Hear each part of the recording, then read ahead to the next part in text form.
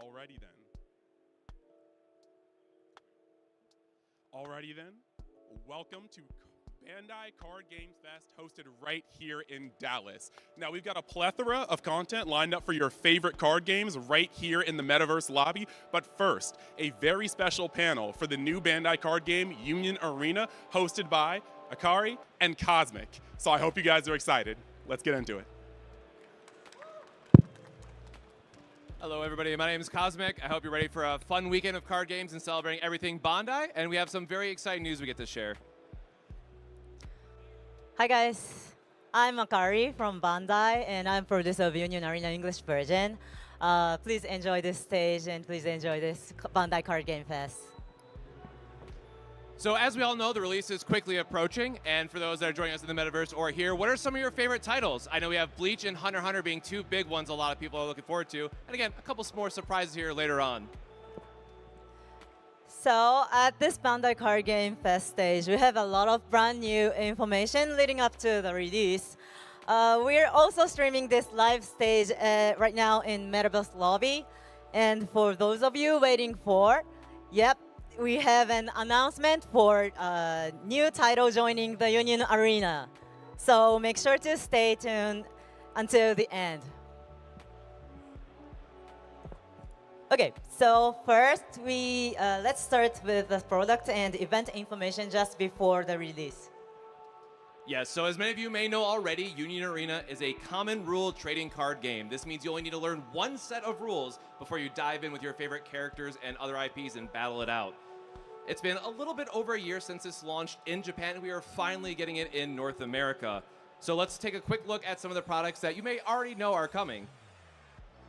So yes, up first we have Bleach, the 1,000-Year Blood War, as well as Hunter x Hunter. Starting on September 27th, the starter deck as well as the playmat half storage sets will be released at your local game store. These are also available here at the retail booth, so if you want to get them early, you can as well. 1 week later, October 4th, the booster packs will also be launching to help you power up your various decks. And then, as many know, and we have on display here as well, Jujutsu Kaisen launches just 1 month later.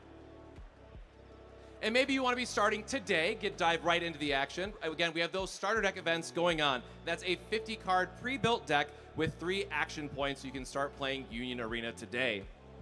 As a special bonus, sometimes you'll get to see a little bit of an extra shiny card join you in your starter decks. These have 3 action points, which are all going to be foiled, as well as a North American exclusive alt art that we have for the Gon and Ichigo, and the other 2 SRs in this set as well.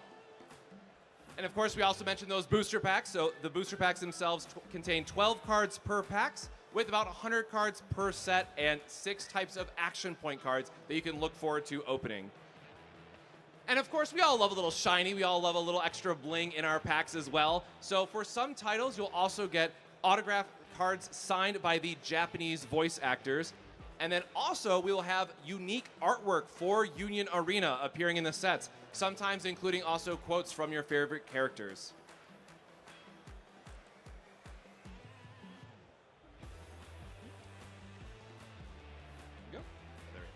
Also, when you purchase a display box with 16 packs, you'll also get a special box topper package. These are some glorious foil cards that are, again, another NA exclusive, which I love.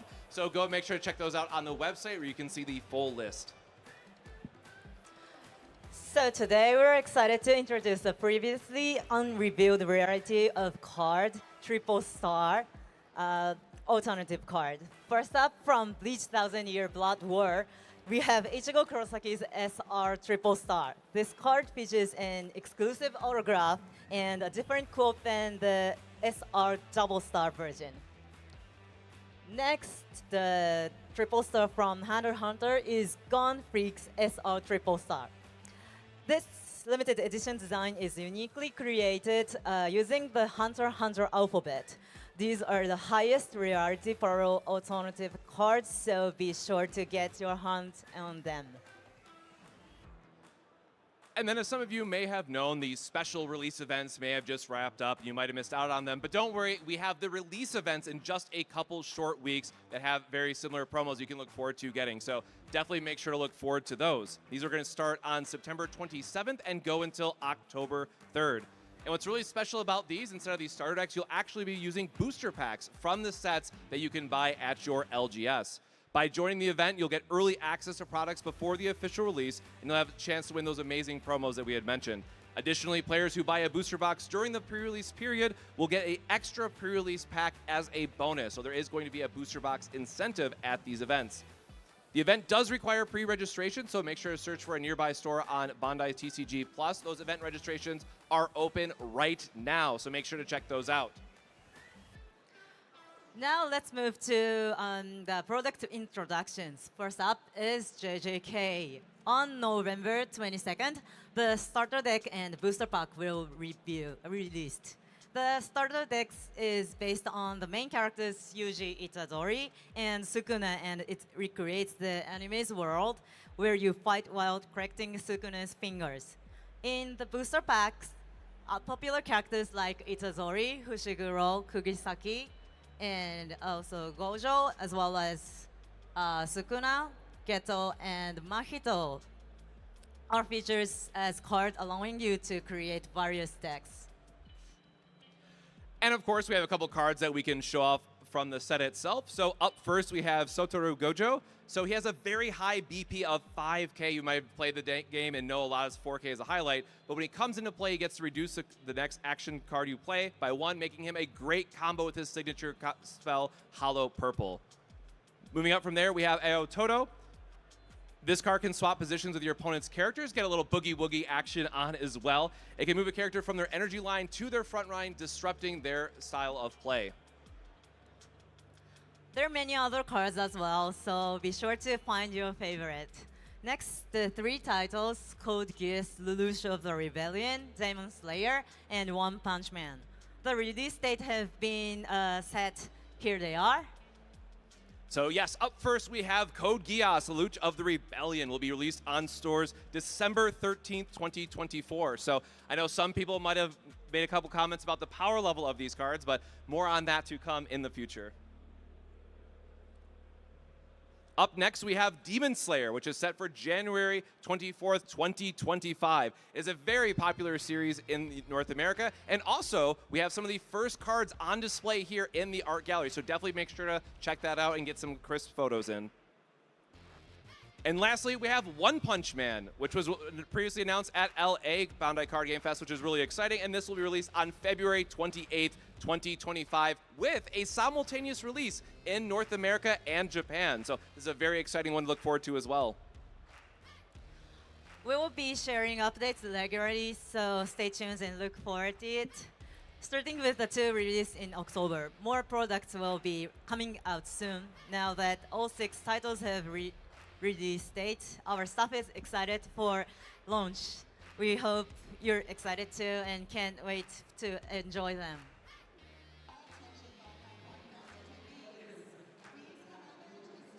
Now,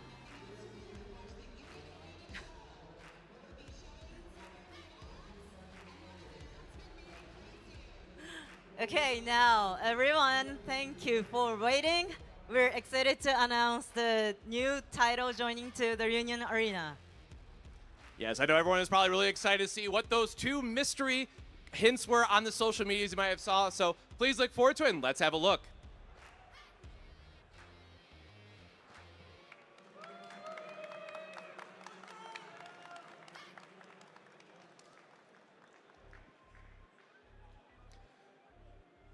So there might be a short video that plays while I talk about this, but yes, the first one is Full Metal Alchemist. And maybe you might have seen on the surveys, a lot of people got a couple hints at what the first titles might be, and this was massively, massively asked for in a very special release. So very excited to announce worldwide that Full Metal Alchemist, appearing here first, will be joining us in Union Arena. And the next title? And then also Black Clover, woo! Yeah, so this will also be joining us. And yes, this title does exist in Japan already, so you can look forward to your favorite characters. And this is one that I know is going to be very popular as well. There's a very fun deck that I'm looking forward to in this one in green. Each series will have exclusive illustrations and maybe autographed cards, so look forward to them.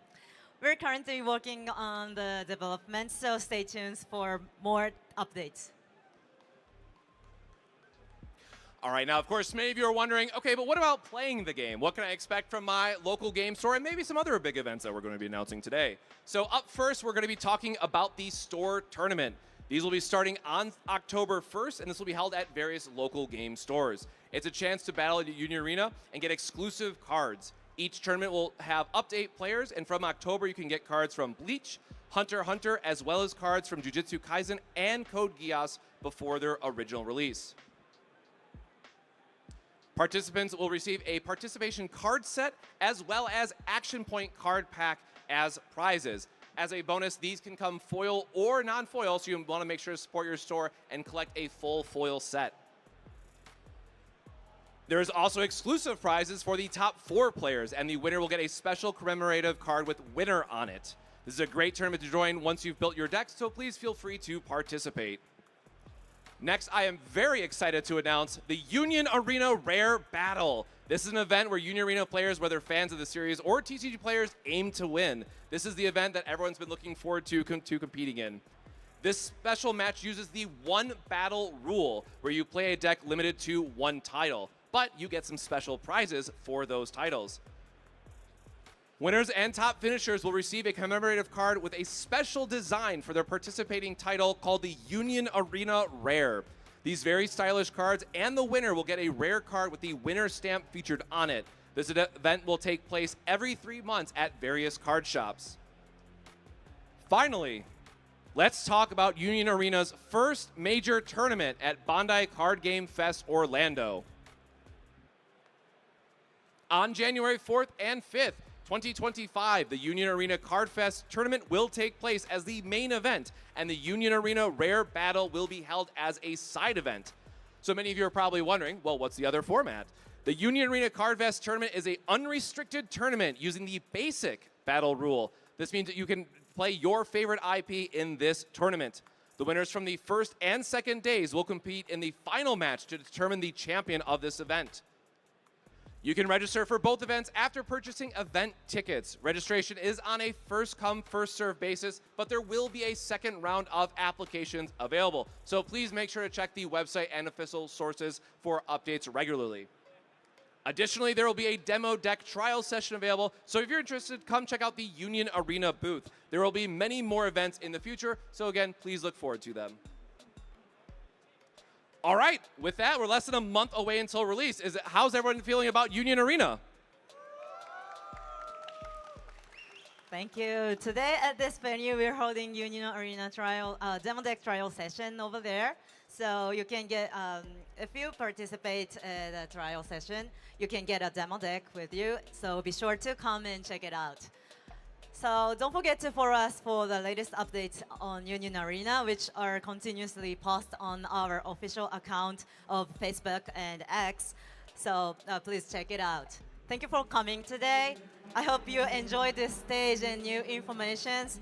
The pre-release will begin in just 2 weeks. Please continue to support Union Arena. Thank you for coming. Thank you, everybody. For watching. Thank you.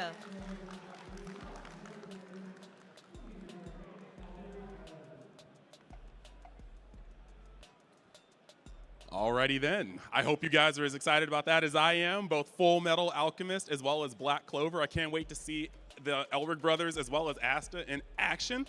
But we're going to go to a quick break, and when we return, we'll be starting with some live footage from One Piece Nationals. So get excited.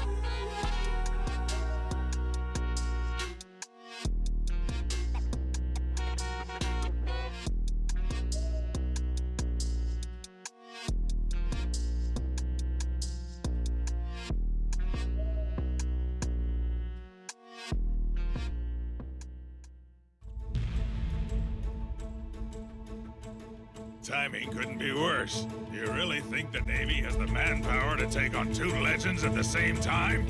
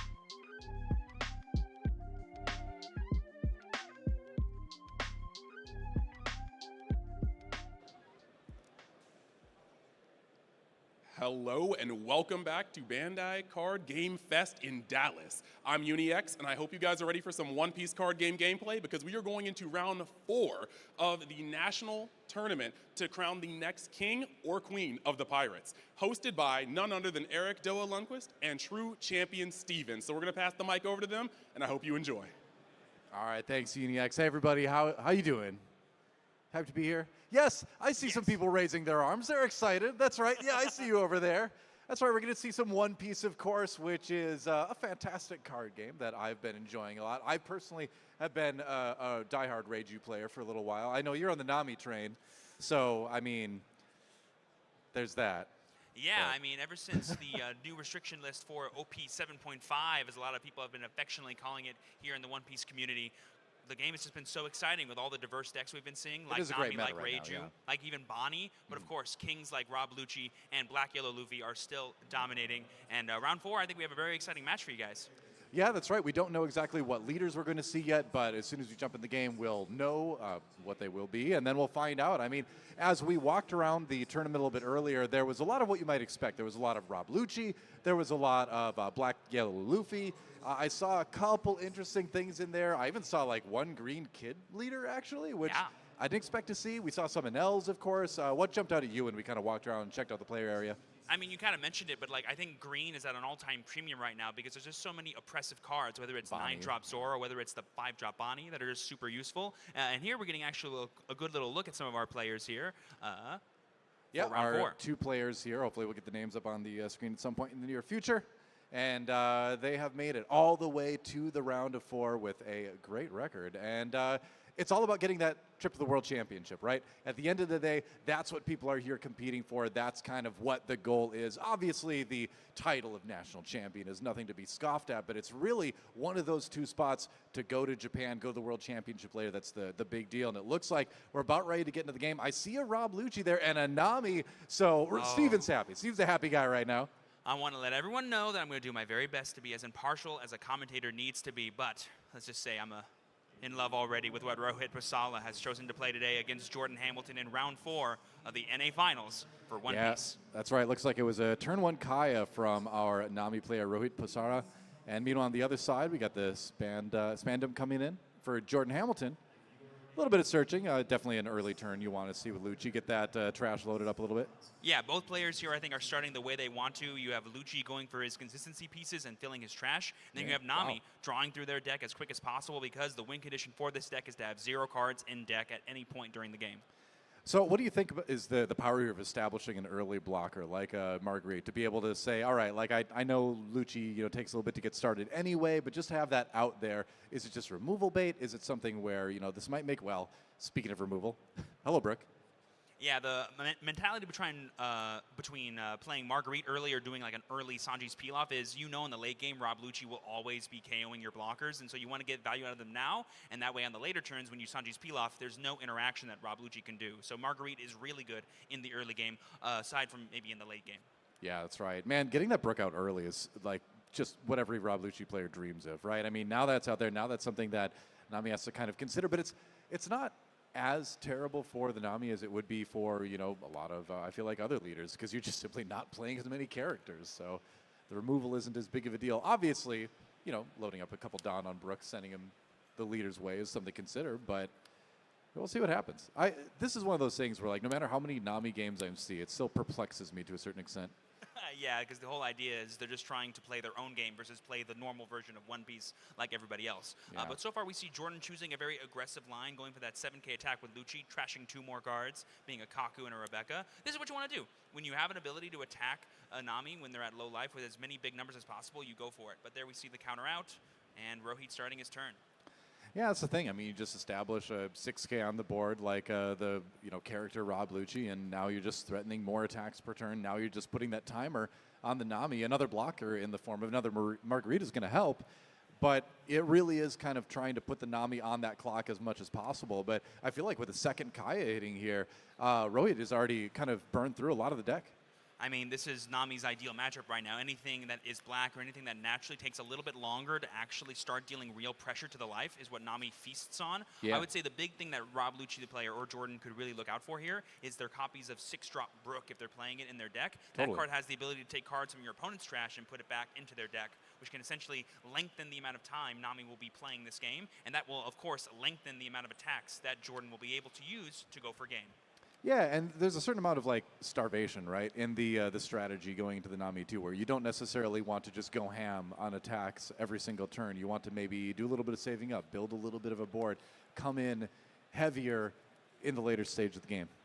And something, too, that we're noticing here is Brook is continuously getting value as it stays in play. That's something that I'm sure we'll be fighting for as any black deck in this format right now. And in this deck specifically, you can actually KO all the Kayas that come down, so they cannot be bounced back to the hand with cards like Snake Dance, which is normally a really valuable thing that Nami players use in Set 7 format to just cycle through their deck as much as possible. That's right. Another white snake on the way. What's the plan going to be? There's the first Moria of the game. I say first Moria because you always expect more than one. Brings out another Rob Lucci, and that's just another big body on the board. Obviously, can take out the Marguerite when played, but I'm not gonna lie, that's a scary board on the side of Jordan right now. Yeah, on the next turn, I wouldn't be surprised to see Jordan just use all the Dawn that he has active, commit them to his cards, and attack with that magic number of 9 into Nami. Basically, you want to really start pressuring Nami when you have the ability to take 2 cards out of their hand, which Jordan seems primed to do. Yeah, I mean, Rohit with the peel off there, at least you're kind of like prepping yourself as much as you can. A third Kaya already. I've played against your Nami enough to know that that smile you have on your face right now appears magically when we see this many hit the board. It's the same smile that Kaya has. She's just happy to be here and draw through the deck. She doesn't need to do anything else. This is a moment where I would really love to have a live deck count. Usually, you want to be at around 10 Dawn, like 20, 25 cards in deck. But a better metric for a lot of Nami players out there is actually the cards they have in life. If you have 3 or less life, but you have 15 or less cards, that's a really solid position for you. So hard to really say here. I haven't been keeping that much of a count, but that first Brook attack, getting rid of yet another Kaya so it can't be bounced back, is super huge. Yep. That's right. Gum Gum Giant Cavill comes in. That's going to trash a few more cards there and stuff that attack from Brook. Here comes another 6K from Rob Lucci. And countering a little bit there. Mellow coming down, going back to a 3 cards in hand, drawing even deeper. There's the 6-drop Brook I was talking about. Shame to see it hit the trash. Maybe we can go for a Rebecca or something to add it back to our hand. That's possible. What are the attacks all going to be? There's the Rob Lucci as well. Okay, another Love Mellow comes in with the alt art even. And then a 9K from Moria. That's finally going to hit the life. So a lot of cards out of hand, but yeah, I feel like not a ton of damage was done. That said, another Moria comes down, so this is just kind of the beginning of the beatdown in Jordan's mind. I think Jordan is debating whether he wants to actually play anything off of this Moria effect. Like you said earlier, his board's already stacked. Getting rid of it at the behest of Nami there just seems kind of pointless. And yeah, it's just an 8-drop 9K body, which is kind of all you need in this matchup. I mean, you don't really want to replace the Brook because he's got such great, KO potential on attack. So then it's just like, yeah, you have your 6Ks, you have your 9Ks. I agree, and he does too. Nothing played off of that Moria, just happy with the board as it is. And there we see an amazing inclusion for the Nami deck in that Gloriosa that came out in Set 7. Being able to add cards like Love Mellow or your Marguerites to your hand is super awesome. Yeah. Oh, and a hanger as well. Okay. Some people teching this in there. I've seen it I feel like you see a couple in most lists, but not every single list right now. It's normally just in there as a tech for the mirror match because basically you're never allowed to attack each other in that matchup because you give up so much advantage when they have counter up. So basically just using Hanger as an extra way to draw through your deck every single turn is just great because you'll naturally race your opponent to 0 faster. Yeah. I mean, the question now is, can the series of attacks each turn from Jordan just burn the Nami player down? Does Rohit have enough? And again, with the Brook, it's such a perfect board right now for Jordan, right? You've got the 2 big 6Ks, you got the 2 big 9Ks. Like maybe you want to add another Moria in there if you draw it, but it really couldn't be much better as far as the basic setup needed to hammer down a Nami player. Yes, exactly. And at this point now, I think the biggest question is going to be what is in Nami's life? Because if we do have any powerful draw 2 triggers, I haven't seen a lot of copies of things like Impel Down R-Stars. There we see the Deathwink actually being played in Rohit's list. That's a card that's kind of been in and out of Nami lists for a while now. It's a really powerful way to, when you have low cards in hand, draw 2 cards on defense and have a natural 11K leader, because normally people like to attack for 9 and 10 in the late game when they want to guarantee a damage. Right. So now doing a little searching through the trash right now. Yeah, no all-stars in there, so there could be some pretty powerful effects in the life. Yeah, that's always the danger, right? You want to take the life cards away, but at the same time you have to deal with what ends up in their hand because of it, or what triggers happen because of it. There's another one. And here we see a 9K attack with the Moria. That's just going to be okay. Yeah, Rohit does not want to lose 2 cards from hand unless he has to. Another 9K coming in. It can be a little awkward to guard out of these sometimes. He's just going to choose to take it and try to go for as many draws as he can on the next turn of defense. I feel like it's looking a little bit rough, but I think this one could end up being a little bit close. Oh, it the always Nami is. player is getting close, I think. And here we see the drop of another 8-drop Moria. This time it looks like we do want to play something out of the trash, being that Rebecca, this could be that thing that I talked about earlier, Yeah. using Rebecca to add back the 6-drop Brook, and there it is, going into Jordan's hand that he will Very most likely nice. play next turn. Basically, by playing that card, he guarantees himself another turn of attacking, which when your opponent's at 1 life is super huge. Right, and I mean, now with just 9Ks on your board right now, you don't need to commit as much Dawn every turn. That gives you the luxury of playing something that costs 6 from your hand. Works out pretty well. Another Marguerite comes in, but it's like, it feels like, trying to dam a river with like a pebble, right? Where it's just one blocker against the face of so many 9Ks. I will say the one benefit to this Marguerite right now is that if Jordan is to answer it, he would need to commit Dawn first, and that will then lessen the amount of Dawn he has to put on his attackers to make them potentially uncounterable. Yeah, fair enough, yeah. And we already know that he's committed to playing the Brook this turn, which gives him even less Dawn. But there we see the shuffle. The one bad thing about this is that Rohit does get to pick which cards go down, and Yeah. it could just very well be 3 Kayas, which can just drop themselves Definitely anyway. is. It's really like adding 1 card versus adding 3 cards. Yeah, but it's the thought that counts, right? That's what they say. But we've got a lot of 9 out there. We've got enough Dawn to put a very scary series of attacks into Rohit's Nami right now. 1 blocker out, decent. Well, like 5 cards in hand. All right, going to go 7 with Rob Lucci to start things off. It looks like it's going Ooh, to and demand, yeah, there we see Giant the- Gavel. Okay. Yep, discarding. There's the All-Stars, milling Sanji and another Gavel. Would have loved to have that Sanji's peel off in hand, I think, if I was Rohit. Yeah, there. I was going to say, yeah, you just hit the board this turn, right? Ah, yes, Brook was played this turn, but he did already attach the Dawn to it, so sadly he must leave that there. Yeah, I guess so. All right. Well, that's going to mean 7K coming in for Rob Lucci, another 2 in the trash to work with. It's going to be the response of another Love Love Mellow, it looks like. I think it's the alt art for that. Yes, gorgeous, gorgeous altar. Yeah. All right, 9 from Moria. That's going to claim the last life. 0 life now for Rohit. There we see White Snake going down, increasing ourselves permanently to 6K for the rest of the turn. We have 2 Dawn remaining, but there is another 9K swing on the follow-up after this. Can we stop it? We have Marguerite, though, to block, which is very useful. The big question. And in the end, like you said, the blocker's there, so ultimately it doesn't matter as much if it was a 9K or a 10K swing. Obviously, attaching that Dawn to Brook's got to hurt a little bit. But like you said, with the Brook, it does kind of buy 1 more in 3 for Jordan Hamilton here. We have 8 cards, but in theory, we only need to get 5 deeper to get to all those Kayas and automatically win the game with 1 Dawn remaining. So let's see if That's the Rohit has scary any part. ways to, on his turn, draw cards. Yeah. The unfortunate thing, though, is that if he doesn't draw more effects like Kaya or Hanger, it's going to be really tough for him. Ooh, but there we see the Gloriosa coming down, which will actually cycle through those 5 cards automatically, and now we know the next 3 cards in our deck are 3 Kayas, which could, in theory, draw out the rest of our deck. We know we have a peel-off left in deck. Let's see That it. could be huge. Another Kaya. That's Kaya number 4 right there.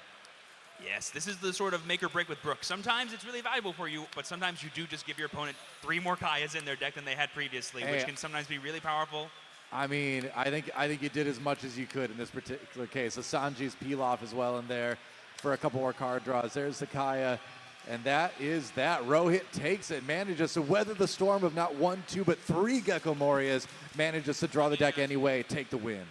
Honestly, both players played absolutely out of their shoes, and this just goes to show sort of why playing Nami is so appealing to a lot of players. You force the player across from you to play in a way they're probably not used to playing against any other deck in the format. Oh, yeah. They could make mistakes, but you've already well established your game plan, which is I am playing my game, you are playing your game, and your game is to beat me, my game is not to beat you.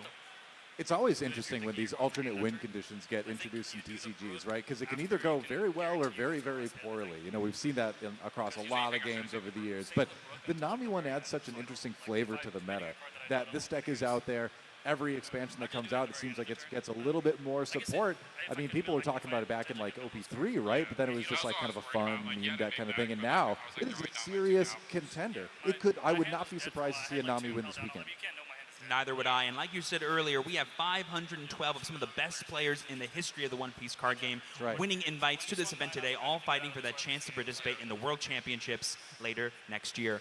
And that kind of play between both Rohit and Jordan, that expert level play in a matchup that's pretty hard, Black into Nami, is what I'll imagine you're going to see for the rest of the rounds all throughout this tournament. Yeah, that's right. So exciting first round to take. We're going to do, I believe, 4 it is on the stage right now. So still 3 more games to go. I believe we'll end up with a bit of a break now before we jump to the next one.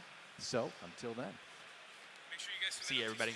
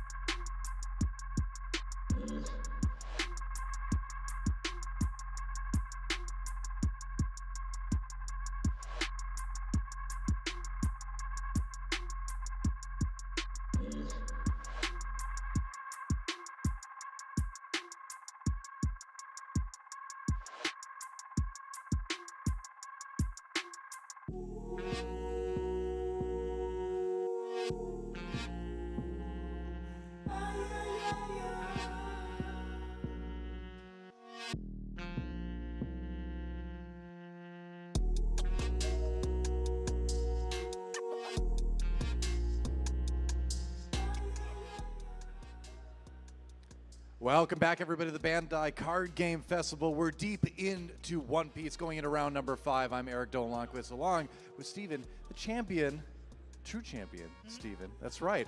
We just saw a Nami versus Lucci. It ended up being a close affair. The Nami ended up taking it, but I've been told we have something very special coming up in our next round.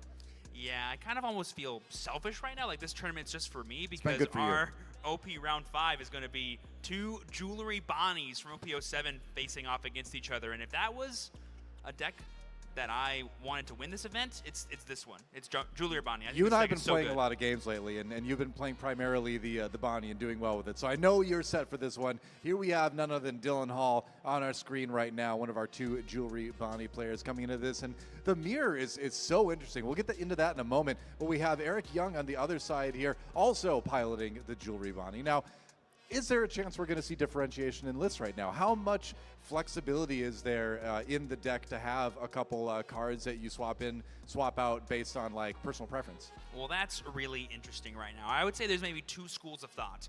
There's players that really love the 10-drop Don Quixote do Flamingo, and there's players that don't.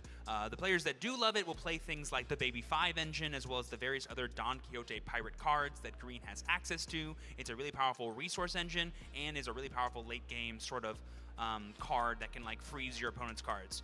The other school of thought is Supernovas all the way, plus 9-drop Zoro. All we need in this deck are 9-drop Zoro and Supernova cards.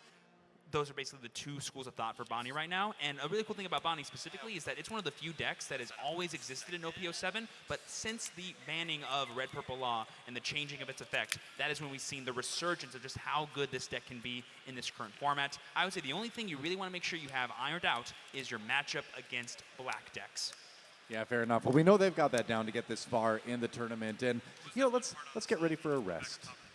And yes, that was a pun because there's going to be a lot of wrestling going on. There's going to be some game. naps. I'm so sorry. I'm so sorry. There's going to be some fencing with Cavendish. That's And right. he's going to take a nap. It'll be great. You know, the other card I see in some lists and out of some lists, it seems like, is the 2-drop Don Quixote Rocinante as well. It seems like some lists aren't running them. Some like to have it. It's just a nice little blocker in there. But like, how necessary do you feel like that card is yourself? You run it, don't you? Yes, I am currently a 2-drop Rocinante believer because it's one of the only ways you have to protect your 8-drop kid in the late game from being KO'd while it's rested, which can be a really powerful tool for sort of stymieing away damage. And there we see Dylan doing one of the best plays ever in Bonnie, playing a 1-drop Bonnie. Yeah, I mean, get the searching going right off the bat. Essentially, Dylan is going first here. You see the Dawn activation. Then we see on the other side the Baby 5 coming down for Eric. So speaking of more searching, this is kind of the deck, though, you know? You find your tools early on. You spend the first couple turns just kind of chilling, and then the big, scary stuff starts coming down. And there we see the add of the 0-cost option that adds 3K when you discard a card. And this is what I was kind of talking about, right? We have the Supernovas versus the Baby 5 engine. We haven't seen Dylan's deck entirely yet, but I wouldn't be surprised if this is the only searcher he has in his deck. But sometimes Jewelry Bonnie lists will play both Baby 5 as well as Jewelry Bonnie. Right. Yeah, you see the other 1-drop Baby 5 sometimes as well. And here comes the kid over to hand, searched for by the Bonnie. And then is it going to be just 5K into the Baby 5? Why not? That'll clear that. Yeah, this is the really powerful thing about cards like Baby 5 and Bonnie. They're not just searchers, they're sometimes blockers, because your opponent is just going to choose to attack them, then attack your life, which Bonnie being a deck that naturally thrives in the late game with all your really powerful, high-costed cards, like 9-drop Zoro, like 8-drop Rosionante, like 10-drop Dovi, you love when people do not attack your life. Yeah, that's right. The Eroge coming down too, which is kind of it's a core card for this deck. Like if you don't see one of these at this point in the game, you're feeling a little bit bad. You always want to just have that one Don available for the leader ability. And yeah, good pickup. Here we see Dylan going in for life. We don't see Eric activating the effect because there are currently no cards in play for him to rest. I believe we see a Eroge of Dylan coming down as well, giving him a Don back, passing it back. Yep, it's a Bonnie mirror. Yeah. We're going to see a lot of this, for sure. I think you're probably right. So what's it going to be now?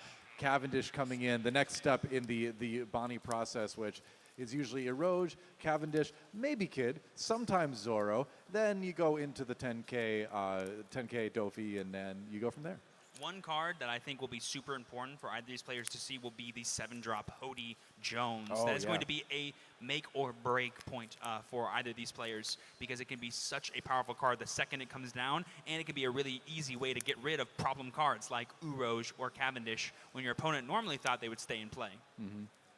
So now we get to the point where the players have to start thinking about attacking a little bit, you know? And you get to thinking, all right, well, who am I okay with being rested? Who do I need to worry about being rested to get attacked next turn? You know, what do they have in their hand? We saw the event grab by Eric a little bit earlier from that first Baby 5. So, you know, Dylan's got some good information about what's in the hand right now. And for now, just playing a little bit passively. There's the 8-drop Kid, which, again, you see a lot of times at this stage in the game. And that kind of changes everything, right? Because once a Dawn is on him, then now you need some way to just get rid of that ASAP.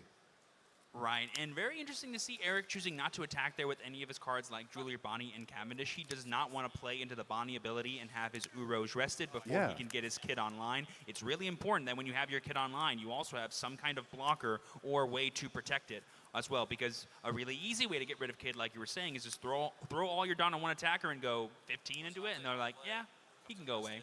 Yep. There we see the 8-drop Rosionante coming down. This is a card that's sort of been a new inclusion for a lot of Bonnie decks, because you have a lot of powerful 5-drops like Cavendish here, or even your own Julie or Bonnie, and it can be a really cool way to get multiple characters in play at one time to help combat the black removal. Yeah, and just being able to protect the Cavendish, protect the 5-drop Bonnie as well, if that ever hits the board, you know, it's just it's nice to have, you know, especially again against black, right? But in the mirror, it's kind of an arms race, right? Where it's like, I'm going to just try to build up the biggest board I can ASAP, try to protect whatever I need to really protect that ends up being rested. How do you drain the resources of the other Bonnie player in this matchup? It's like you said, you know, find an opportunity when your opponent has cards that are rest and just harass those cards with attacks and eat up as much of their hand as possible. I would say the one big problem for Bonnie right now is that it's severely lacking in counter power. A lot of the lists that I've seen run anywhere from 20 to 25 cards that do not have counter. And so if you can just harass their life when they don't have blockers in play, or, you know, just continuously pick apart their board after they attack you, it can be really hard for them to keep up advantage. But there we see a huge play. Wow, yeah, it's another Kid in a Rosinante. So talk about the arms race. That board on the side of Eric Young is absolutely stacked right now. Little peek into the hand there as well to see what may or may not be coming here. And yeah, with this board, I think now you do have the ability to start getting some attacking done. He's going to do the attack that's going to let him ready some Dawn. Kind of the main goal there. Something interesting here is that we do see Dylan using the effect of Bonnie to rest that Eroge. And right now, all we did was attack with Cavendish into the 8K Rosionante. We did not deal any damage because we just do not need to. Now we're attacking with the Kid. We played last turn for 12 into the Erosionante, and that is going to be super valuable, eating up the first blocker. Right now, we do have that Basil Hawkins in play, which is also still a blocker, but we're choosing to value him over the Eroge. Yeah, I think it's at the point in the game where, like, you've got enough Dawn that the Eroge is not as necessary as it is early on to get that Dawn at the end of the turn. But this is scary, right? We've got not just one, but 2 Kids out. Gets to swing with one, gets to have a huge swing against whatever he wants to, and have that you know, ability to kind of protect the rest of the board. Yeah, and I think the really important card that he is protecting is this copy of Cavendish, because essentially Cavendish last turn allowed Eric to play 8-drop Kid, give 4 Dawn to his Kid, and still have 1 Dawn up for his Bonnie ability to stymie one of his opponent's attacks. That is such a valuable card. And here we see Dylan's 8-drop Kid coming down. Yeah. Unless we see a 9-drop Zoro coming out of one of these players, it'll be really hard to get the attacks necessary to actually deal damage. 3 years later. One of these kids went away. Oh no, there's 2 more. It's a lot of kids. It's a whole. They're starting a whole school at this point. Yeah, the daycare is in session and they're running wild. That's right. Yeah, that would be kind of a wild daycare of 100% captain kids, wouldn't it? Eustace, you behave. All right. Well, over to Eric again, and like this is one of those moments where I'm like, I'm glad I'm not the one playing this game because the decision making at this point is very complex and very difficult, right? Because when you're in a Bonnie mirror, you know you need to put pressure on, but at the same time, the pressure that you put on opens your board up to being removed, right? I mean, how much risk do you expose on your side versus pressure you put on your opponent's side? And that is a very complex math problem. And both these players know just how annoying playing a Bonnie deck can be towards your opponent because you're essentially never allowed to attack in the way that is efficient or optimal. You're always forced to attack with your strongest cards first. But when you have so many strong cards in play, like multiple kids or multiple Gecko Morias, if it was a black matchup, let's say, all of a sudden your math for eating cards out of your opponent's hand in the most efficient way possible is no longer existent. And that's what these players are trying to figure out. Like, who do I attack with first, if I even choose to attack at all this turn? Yeah, I mean, you just send, looks like it's going to be 9 life right now for that kid. Again, turning on the ability. Roj gets rested again, and it is going to be a life taken by Dylan right now. That is first damage for his side. We have 4 life for Dylan, 3 to Eric. I think that life premium will be super important to keep track of because eventually this game will come down to a tempo match of one of us is attacking and the other one is not. Oh, look, another Roj. All right. Is that just a pass from Eric right there? Yep, it looks like it was. Played another Roj. Got the pass, it looks like. Yep. You know, these are things I often think about whenever I'm playing One Piece is like, okay, should I do what's efficient or should I do what is this? And sometimes I can get caught like thinking, hold on, what do I need to do this turn?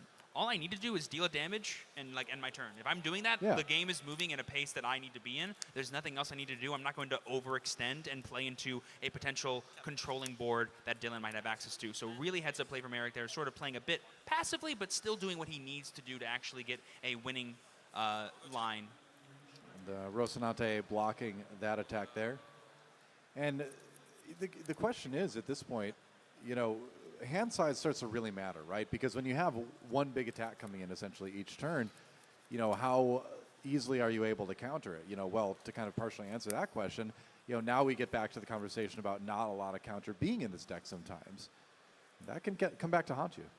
And something I want to make note of right now is that right now Dylan has 1, 2, 3 characters rested, which means if Eric is playing cards like Den Trop Doflamingo, it could be a super powerful card for him to drop right now because that'll essentially freeze those cards and rest. And yes, one of them is a drop kid, and I won't be able to attack his life, but that means on the next turn I'll have 1, 2, 3, 4 cards that are super powerful to attack with, and my opponent's tempo will be all but gone. Right. Now, another baby 5 comes in, finds the 2-cost Rocinante blocker. So we know that's going to be probably hitting the board pretty soon here. It's going to be an attack from Basil Hawkins. Looks like he tapped 1 Don there for the 8K just to pull a card out of Eric's hand. He's going to go ahead and counter out with the Jewelry Bonnie. Man, One Piece is such a different game when you have to attack for 8 just to eat 1 card out of your opponent's hand instead of 5. Yeah, that's you wild, can really right? tell.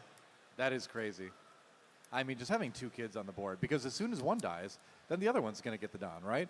Like, you just never attack with the second one. You just always attack with one of them, so you just have the ability on, and so it's just like another door to have to go through before you get to the party, you know? Oh, boy, and there we see Eric thinking 10 Dawn rest. That is saying to me he has the Doflamingo, and there Seems it is. that way. He's going to target the kid. He's going to target, I would imagine the Cavendish here would be a really premium card to target. He's going to choose Basil Hawkins, and he's going to choose Rocinante. Huh. Those 3 cards will not be allowed to refresh during Dylan's refresh phase. They will stay rested. Here we have Cavendish attacking the kid for 6. We just want to get those 2 Dons back active. Maybe give 1 to a kid of our own. Yeah, I mean, just having the ability to have those Dawn to either use the Bonnie ability, leader ability, or just play something from hand event-wise on your opponent's turn. It's worth it to have that. Okay, there's a rest on the kid. Interesting. After the attack on the first kid. So he is going to attack with the second kid now, put some Dawn on that. So now that kid, you know, must be attacked on Dylan's turn if he's going to be doing any attacking. Swinging for 10K, though, it looks like at life, and that's going to draw out the block from the 2 costs that hit the board last turn. Yeah, very interesting that Dylan chose not to rest the blocker Rouge there, because that was the only Ray that Eric realistically had to protect one of his rested kids. But I think Dylan's thought was, well, if I get rid of the Rouge and rest it, he'll just put both of the Dawn on both of his kids and rest both of them. And he'll be doing that while attacking into my kid and eating cards from my hand. So he chose, I'm just going to stop one of the big attacks and try to make it to my next turn. Hopefully he does not have the second Doflamingo. I think that maybe is what Dylan's hoping for, because Doflamingo's fine the first time you play him, but if you play a second one on the following turn, all of a sudden you have 3 less attacks 2 turns in a row. That's 6 attacks you could have had that you just do not. That's a huge loss in tempo, which right now I think is going to be what's huge. That's a great point. I mean, you add into that having the 10K body on the board for the Dofi too. That's just a lot of power coming your opponent's way next time you want it. Yep, and we saw earlier that both Dylan and Eric have opted for the Baby 5 and the Bonnie engine in their decks, meaning they are probably playing a pretty healthy mix of Don Quixote Pirate cards and Supernovas. And there we see a second copy of Basil Hawkins coming down. Not the best card in the Bonnie Mirror match. It's more of a card that you play for the removal heavy matchups like Black. But here we see a 10K with the Cavendish going into a kid. We have the Bonnie ability resting the Basil Hawkins. That can be sometimes the awkward thing about playing a Bonnie Mirror, is that when you have Cavendish in play, you want to play cards before you attack with it. But if you play cards before you attack against Bonnie, they'll just rest the card you played, and now you have no value out of it, which it can sometimes be problematic. Yeah, for sure. I mean, the big advantage that last turn is that Dylan just simply couldn't ready 3 of his cards, and that created a very kind of low-pressure environment for Eric. I mean, sure, that the 10K attack still came in, cost him the Eroge blocker, but you're still coming into this turn as Eric Young with this Dofi able to just swing 10 natively into that Cavendish. It looks like that's going to get eliminated there. There we see Dylan targeting the Eustace Captain Kid with Bonnie's ability. I personally would have gone after the Cavendish and rested that, so that way Eric wouldn't have had a way to, if he had 10-drop in hand, get 2 Don back. And here we see him playing that 10-drop again. This is a thing that happens with Bonnie sometimes when you get this command of the board. And now we're going to swing Cavendish, get 2 Don back, and I have a feeling I know where those Don are going. I mean, yeah, it's just crazy, right? Because the board is just so locked down on the side of Dylan. The 9K coming in on the Basil Hawkins right now, the one that the Basil Hawkins, the ones that not gonna that would ready next turn, so that's going to demand cards from hand. Something to note is that Dylan's Eustace Kid does not have a Dawn on it, so it is not redirecting any attacks, meaning that Eric is perfectly allowed to attack that Basil Hawkins, and Basil Hawkins can only protect itself from being removed from the field by abilities, not by battle. Yep, that's right. Got to fight it out straight up. But things are looking good right now for Eric Young's side of things. But that's not to say, you know, that Dylan Hall doesn't have some tricks up his sleeve as well. We know there's things like his own Dofi. We know there's things like the Hody Jones, right? Which could still cause some chaos just because you can produce such big attacks with the rush effect on that. Yeah, and if I'm looking at Eric's hand, he only has about 3 cards, 4 cards in it, meaning that if we can maybe mount a big attack on the next few turns here against these kids, we can start actually removing them from play, because Eric has to rest them every single turn. Otherwise, his life is at risk.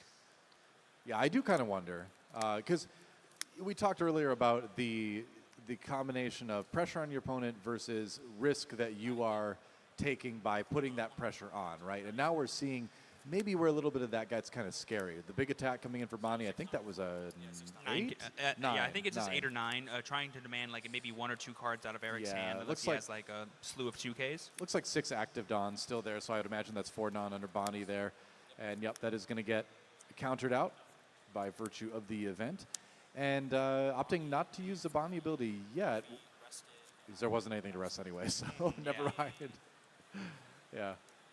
And there we see the 5-drop Bonnie coming down. It's essentially a mini Doflamingo effect that can freeze 1 card or freeze a Dawn if you wish. It's a really useful card for, again, a lot of the black matchups. That's kind of what this deck is sort of teched out to beat.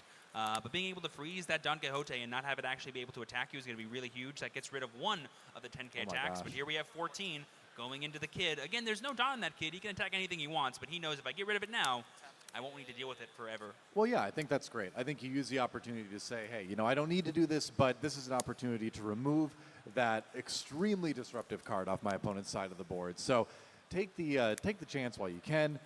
I got to say, it is nice. You're living the good life if you're one of your Dofis gets rested and you're like, no problem. I got a spare. I think you're living the good life when you have 4 characters in play that have more than 7,000 power. I mean, that's just crazy, the Yeah, amount of power that's on that board. It's not too bad. Yeah, it's not too bad. We did see the triple Moria board just a moment ago with our last game, and now this is a board that I think is even bigger here. Cavendish was 7K into the Basil Hawkins, it looks like. Very interesting here. We're not going to be able to restand Counted. anything because all of our Dawn is attached. Yep. That's right. So another just really trying to remove the Basil Hawkins here. It looks like Kid once again. Yep, going into Hawkins. And that's finally going to do the trick. So the board growing ever stronger, ever larger for Eric Young. Meanwhile, on Dylan Hall, seems to be on the ropes here. What has he got I'm in surprised. hand that might turn this around? I'm surprised with how long this game has gone on. We haven't seen any copies of Hody Jones, but there we see Dylan finally playing his copy of 10-drop Doflamingo. It's Yes. time for him to equalize this board state in a way, but I feel like at this point the amount of advantage that Eric has might be just too much to go over, but we'll see as the game goes on. He has nowhere near the amount of attacks that he had last turn, and Dylan still technically has the life advantage, so time is on his side. Yeah, exactly, right?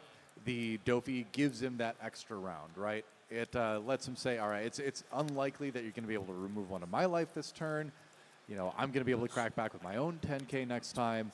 So on the Eric Young side of things, you know, how do you best construct a board that's going to be durable enough to last to your next chance to attack with everything?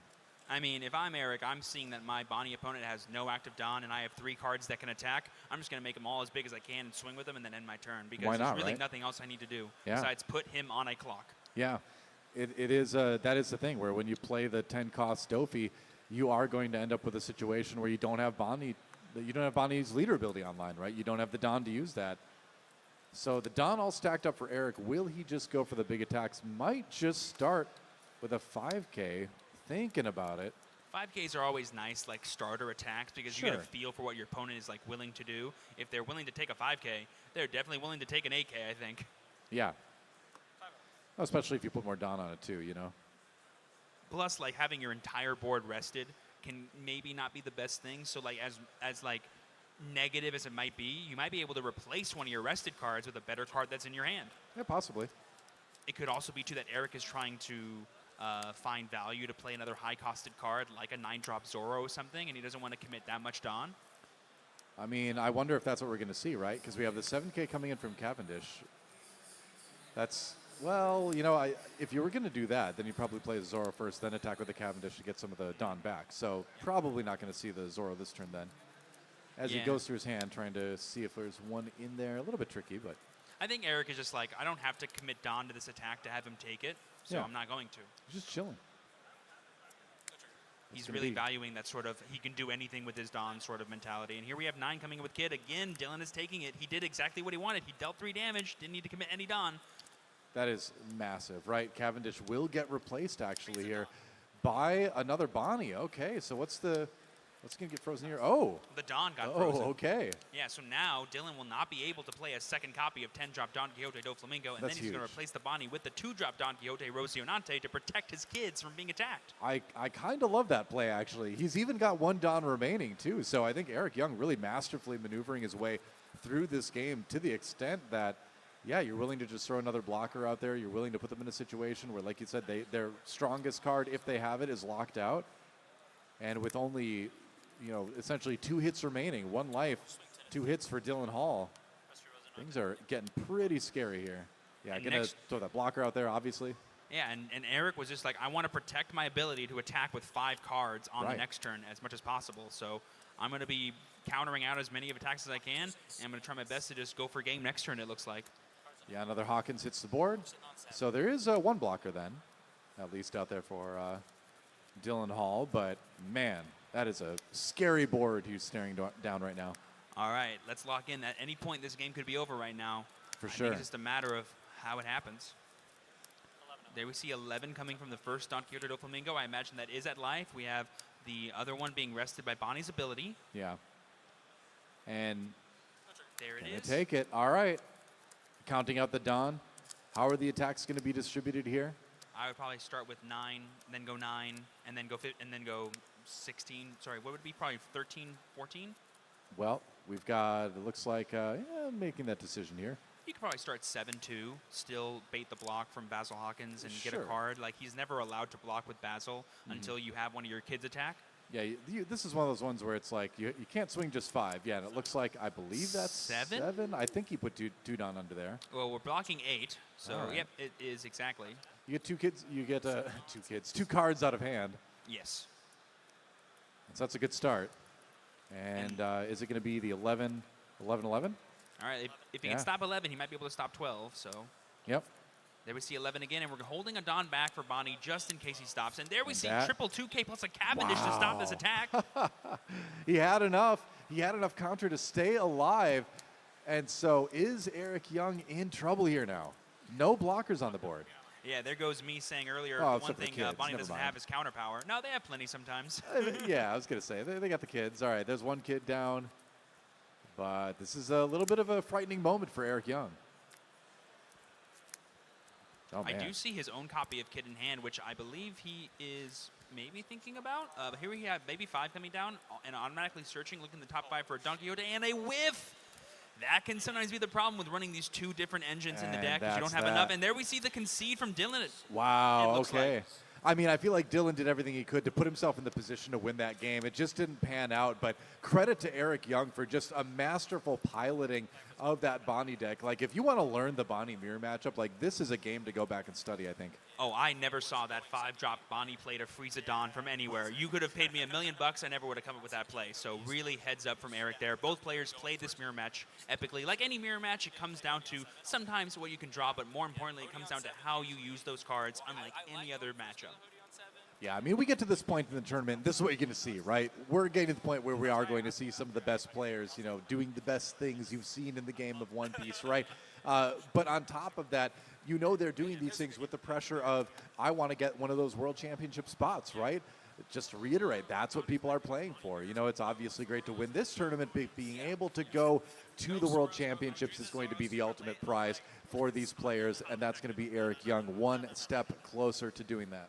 Yep, congratulations to both of our players for round 5. I believe we have round 6 and 7 to still show you guys today That's on right. the stream, which will be super exciting. Again, the best players in the entire country or region of North America are here, and I imagine we're going to see some great gameplay. Yeah, that's right. So that's going to be it for this round. We're going to take a little bit of a break, and when we come back, don't go anywhere. More One Piece action happening here from the Bandai Card Fest in Dallas. We'll see you in just a few.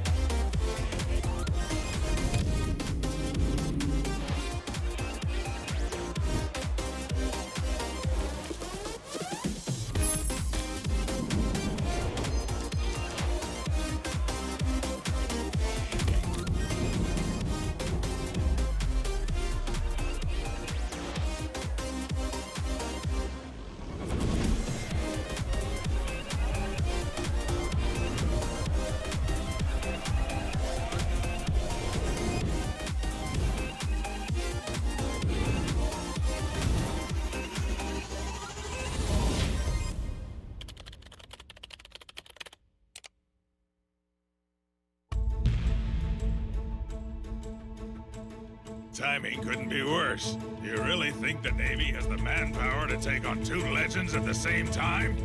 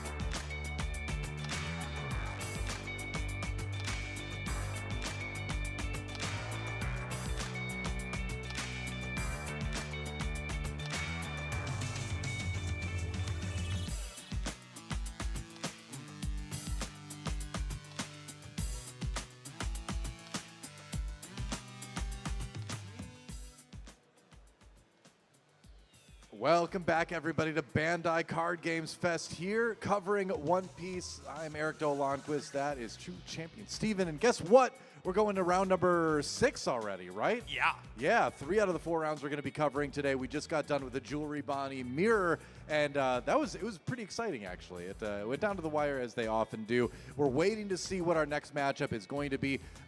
You've already got a Nami. You've already got the Jewelry Bonnie. So we've spoiled. Already got like all the decks you play. Literally, all I of them. would like to see a Reiju. I don't know how likely that is today, but I'll settle for a black yellow Luffy. Yeah, I will settle for almost anything the players are choosing to play in this format right now. Everything from a Rob Lucci to a black yellow Luffy to a blue Doflamingo would be equally exciting. I think I see a Rob Lucci right there, but I know I see Andrew McCluskey as well, representing one of our 2 players in this round 6 match. And his Yeah, opponent. I'm not sure what that leader might be. I do see the fist though, which usually is Rob Lucci. It looks like an alt art Rob Lucci. We'll see. We might be wrong. Might be very embarrassing. And then Kyoto on the other side of the table. Don't know what he's piloting quite yet, but we're going to find out very, very soon as we get into the game. As we've been saying all day, these are some of the best players in the entire region of North America. Whatever they're playing, I'm sure the match is going to be amazing to see. Oh, and actually, I'm being told that is a Luffy versus Reiju. So we are getting Reiju. I'm so hyped. All right, You that's brought great. into existence. We're all getting our it's favorite just, decks. there it is. Yeah, all right. The purple-blue Reiju, just a fun aggro combo deck. And on the other side, we have none other than Luffy. Very exciting. I'm And not it sure what looks color like- Luffy that might be. That looks like That might be is that the SD14 Luffy, actually? It looked like it was all Yeah. black, but it was kind of blurry, so I couldn't see exactly what the card was. Yeah, it could be right that it is like an alternate art version of a leader that we already know and love very well. But I guess we'll find Oh, out no, as they draw. it's a purple Luffy, I'm being told. Okay. It's the purple Luffy. That's okay, right, So we have 2 yeah. purple decks fighting up against there. Yeah, there we go. Oh, Normally when you interesting. see a fist like that, it's almost always Rob Lucci. Oh, yeah, exactly. I was thrown by the alt art. I'm a minimum rarity gamer, ladies and gentlemen.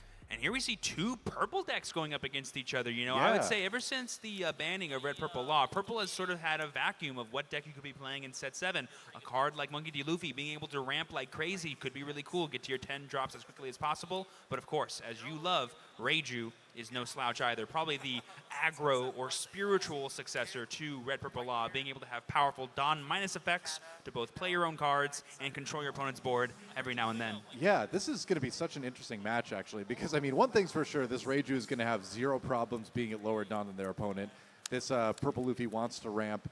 It wants to get up to the high-cost stuff fast, like you're saying. But it also has the ability to play, a pretty wide board pretty quickly, too. So there could be a lot of very interesting, trading decisions being made in this game. I'm excited about it. Looks like it's a 1 Dawn pass for Andrew on the other side, and then Kyoto gets his 2 Dawn. And what will it be with the Reiju? Yeah, the really important thing for Andrew, I think, will be when he chooses to activate his effect to take a life and ramp some Dawn. I think usually in a matchup like Reiju, which is going to naturally be more aggressive, you want to maybe prioritize your life a little bit because the best premium you can get in this matchup is the number of turns, not necessarily anything else. Yeah, looks like maybe a little bit of thought. No, it just passes a turn right back again. So no stage, nothing like an early 2-cost Reiju to find the 4-cost in hand. Didn't have that available. Yeah, didn't have the stage as well to be able to do a little bit of searching. So a slow start for Key so far. It's going to be attack that's going to remove 1 of the 4 life from our Vinsmoke Reiju player. And there we see Andrew moving his own life to match his opponent to ramp a Dawn. And he's going to be playing a page 1 from his hand for a cost of 4, establishing that powerful 6K body. Yeah, and this is kind of what I'm talking about, where this purple Luffy deck has the ability to ramp the Dawn to be able to play big power characters fairly quickly here. And with a slow start for Vinsmoke Reiju, it's a little bit concerning. Now, one thing that can catch you up to speed in a hurry is a Porsche, right? So we're going to search for the Foxy Pirate and then see what he's got in the hand.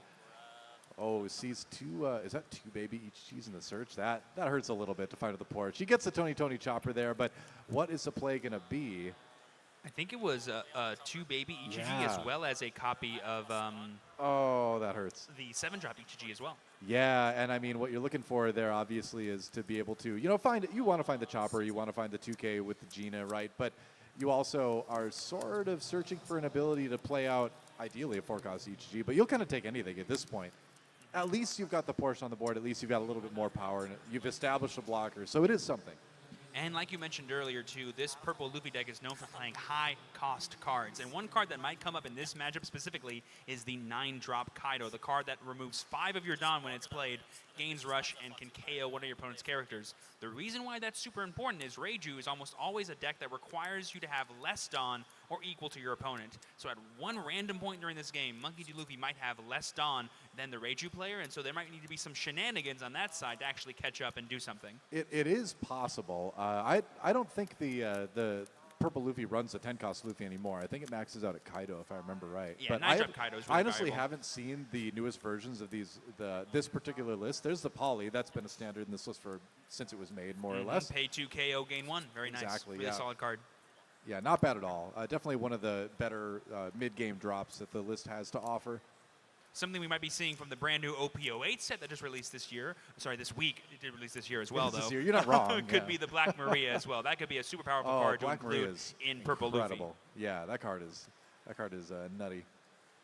All right, what's it going to be over on the Reiju side of things? Kyoto thinking about it a little bit, looking for those matching pieces. And the thing with playing Reiju is when it's on, right? When you're finding your combo pieces, you're playing a ton of stuff. You're feeling good. You're going through your deck really, really quick with the Reiju character, right?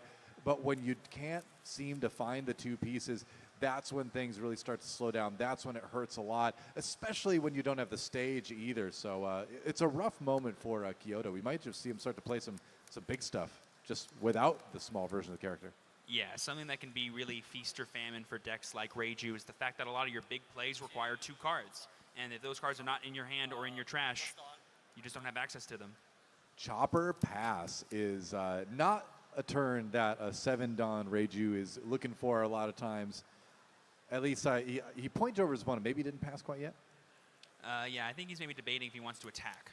I took the nonverbal cues wrong. But now he's got a Judge in hand too, but you kind of, again, you need the pieces. You really want your trash stacked a little bit more for that.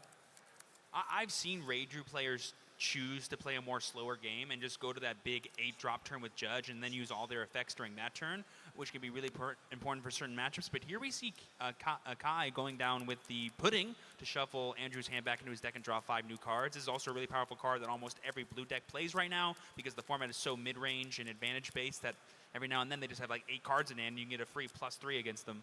Yeah, there's times where Pudding will just win you games, right? They have like a 9-card hand or something and you Pudding them and then they draw into no counters. You've just got like a ton of power there. But I think it's also a good stalling mechanic, right? Where you don't necessarily know what was in their hand. You might be giving them a better hand, you might not. Either way, you're kind of disrupting their sort of mental flow as they prepare for the next turn. It's not as great with 2 big bodies on the other side as well, but I kind of think Kyoto is just kind of doing what he needs to do in this particular stage of the game, which is just throw some speed bumps in front of his opponent, try to stay alive, try to find those other pieces of the combo, because as soon as you can find a couple of EGGs, this deck just like comes online, right? So it's looking rough right now, but it's far from over. Yes, and there we see Kai, I think, passing over to Andrew right now. His hand did get reset, and I did see earlier he had a 9-drop Kaido in his hand, which would have been a super awesome card to play on this turn, get that damage through by KOing that blocker Chopper, but maybe he doesn't have it now because those cards are not searchable in this deck, and he did get a couple cards out of his hand. I'm looking at the hand. It's hard to read upside on the side. I think I see like maybe there's a Magellan in there. That was a card that was kind of in and out a little bit of some lists there. Set 2 Magellan being a really powerful way to sort of set your opponent back on their own Dawn, but Reiju is used to doing that themselves, I know, so right? they might not care. I mean, sometimes you care if you can't combo out with the Dawn you have left. So, because you can get to a situation where it's like you're deep into the game and you have 3 Dawn, right? Yes, exactly. Yeah. So that Magellan can be impactful sometimes, but don't know if we're going to see it in this particular list. I mean, the best thing Andrew might just want to do this turn is get as much damage in as he can and then play like a really high drop card like the 7-drop Vanilla I see in his hand. I forget the name of that card. It came out back in set 1, but it was really useful in a lot of going second Kaido decks too when that first came out. Oh, yeah. I don't know why I'm blanking on that too, but I know what you mean anyway. He's a big guy. He's got 9K and he's 7 cost. Really, really good in this deck because you can get to 7 real fast. Okay, he's going to counter out with the Niji. That's in the trash now, right before bring it up. And the Sora as well, something you want to keep if you can in the late game, but hey, if you need to counter, you need to counter. Takes 1 life at the end as well. something that I've always really loved about the Reiju deck is it's one of those aggro decks that can like play their entire hand and still have like randomly 7 cards in hand because of the combos with like the 4-drop Reiju and stuff, and as well as the Reiju leader just to draw as many cards as you need every single turn. Well, so I want to point out that he's prioritized keeping the 2-drop Reiju in his hand for a long time, which is great because he just drew a 4-drop Reiju out of life, right? So now that's something where he can play it next turn. He can finally get a little bit more card draw, start to look for those HGs, and maybe get back into this one. But man, look at that. Magellan hits the board, another Poly. That is just such a strong collection of characters on Andrew's side that it's going to be tricky to deal with. And sadly, that Magellan was not enough to keep Kai off of the 8-Don. He needs to maybe play a Judge this turn, which is maybe what Andrew was kind of hoping for if he was able to play that card. But being able to get 2 5K, 6K bodies is pretty awesome. Yeah, I mean, the Judge is big, but to really maximize that, you know, you need the stuff in trash. You need the little guys in trash. You need the pieces to evolve them with. I sound like I'm talking about a different game, but I assure you, this is how the Reiju deck works. Yes, you trade out the little ones for the big ones. They get their costumes on and they go to town. And it's smart to just play the 4-cost Reiju and not decide to play the 2-cost and then convert it, right? Because now when that 4-cost Reiju goes away, you can play the 2-cost and bring it back from your trash too. So that works. And there's the Ichiji. We've finally seen him, and then we see the one coming down from hand. Those cards have been in hand the entire game, and sadly they have no counter power. You want them in the trash or on the field. Finally did get that 4-cost Ichiji. Now the 2K reduction in power given to the Poly, and it looks like maybe we'll attack into that. Yeah, 4K into 4K. We love perfect math like that, and now we're going to Andrew here to see if he can use those hands that he got from the pudding last turn to maybe protect his cards. But he's like, you know what? If Poly goes, I still have Page 1, I still have Magellan, I still have Poly. Maybe we don't need that much. Maybe. I mean, this is the point in the game, too, whereas as the Luffy player, you're like, all right, it might be really important to keep this Poly there because now that we've seen an Ichiji come down, now that we know the Raijus are online and he's drawing a lot of cards, we might be in a situation here where the board could swing in a big way. So you can see him taking a long time to think about it here, and I think that's smart. It was Urorushi. That was the name of that 7-drop. I finally remembered it after he got comboed here to protect the Poly. And I think something that's interesting, too, I've seen a lot of players when they try to combat against Reiju is they actually will not choose to attack any of the characters because they're just as good in trash as they are in hand. And so you just give your opponent an ability to cycle them again. So it's almost always better just to race Reiju and deal as much damage as possible with. So Andrew is, I think, choosing to prioritize that game plan and protect all of his characters if he can. So where is the 7K going here? There is Rush again, of course. I mean, 6 cards in hand against 5 attacks is not great. So maybe Kai wants to maybe try to mitigate some of the aggression that could be on the crackback. But at this point, this is why they're here and we're over here. You know, I honestly do not know what the best decision is at this point in the game. But if I was Kai, I'd be afraid of those attacks. So maybe controlling the board would be the best. Yeah, I mean, I think the plan might be to sort of just set things up for that Judge play in a couple turns here. But in the process, you can be okay with exhausting some of your characters to take out some of the characters on their side and then maybe losing the crackback. Because again, it's like you said, when they're in the trash for this Reiju deck, as long as you have the lower cost version, you can bring that higher cost back from trash. And there we see the attack on the Poly, and Andrew is debating whether he wants to protect it. He would need 4,000 counter to do so, and he just lets it go. Honestly, he didn't take any damage that turn, which is still a big tempo advantage from him. Yeah.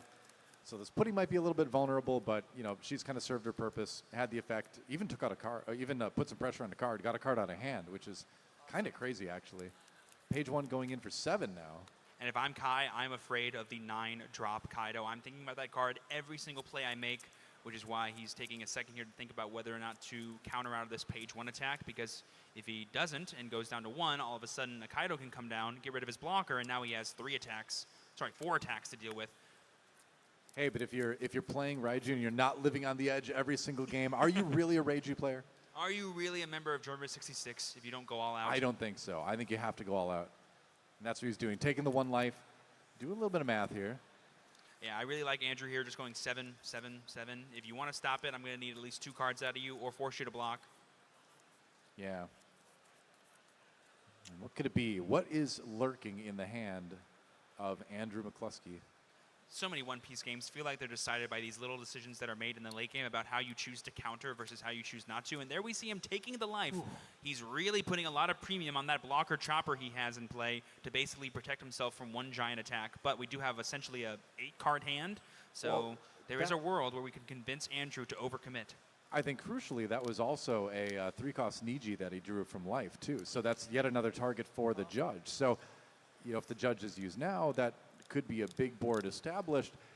The question is, you know, will that board be enough to swing things in his favor at a 0 life, you know, status right now? That's a tough ask, even with as powerful as the judge is.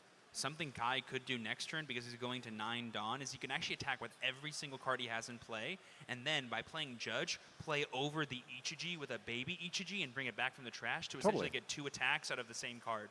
Yeah, that's a really fun play to make, actually. Fun because of the look on your opponent's face when you do it in any way. But like, it's also strong. Yeah. They're like, I didn't know he could restand. Is that 9-drop Zoro? What the heck?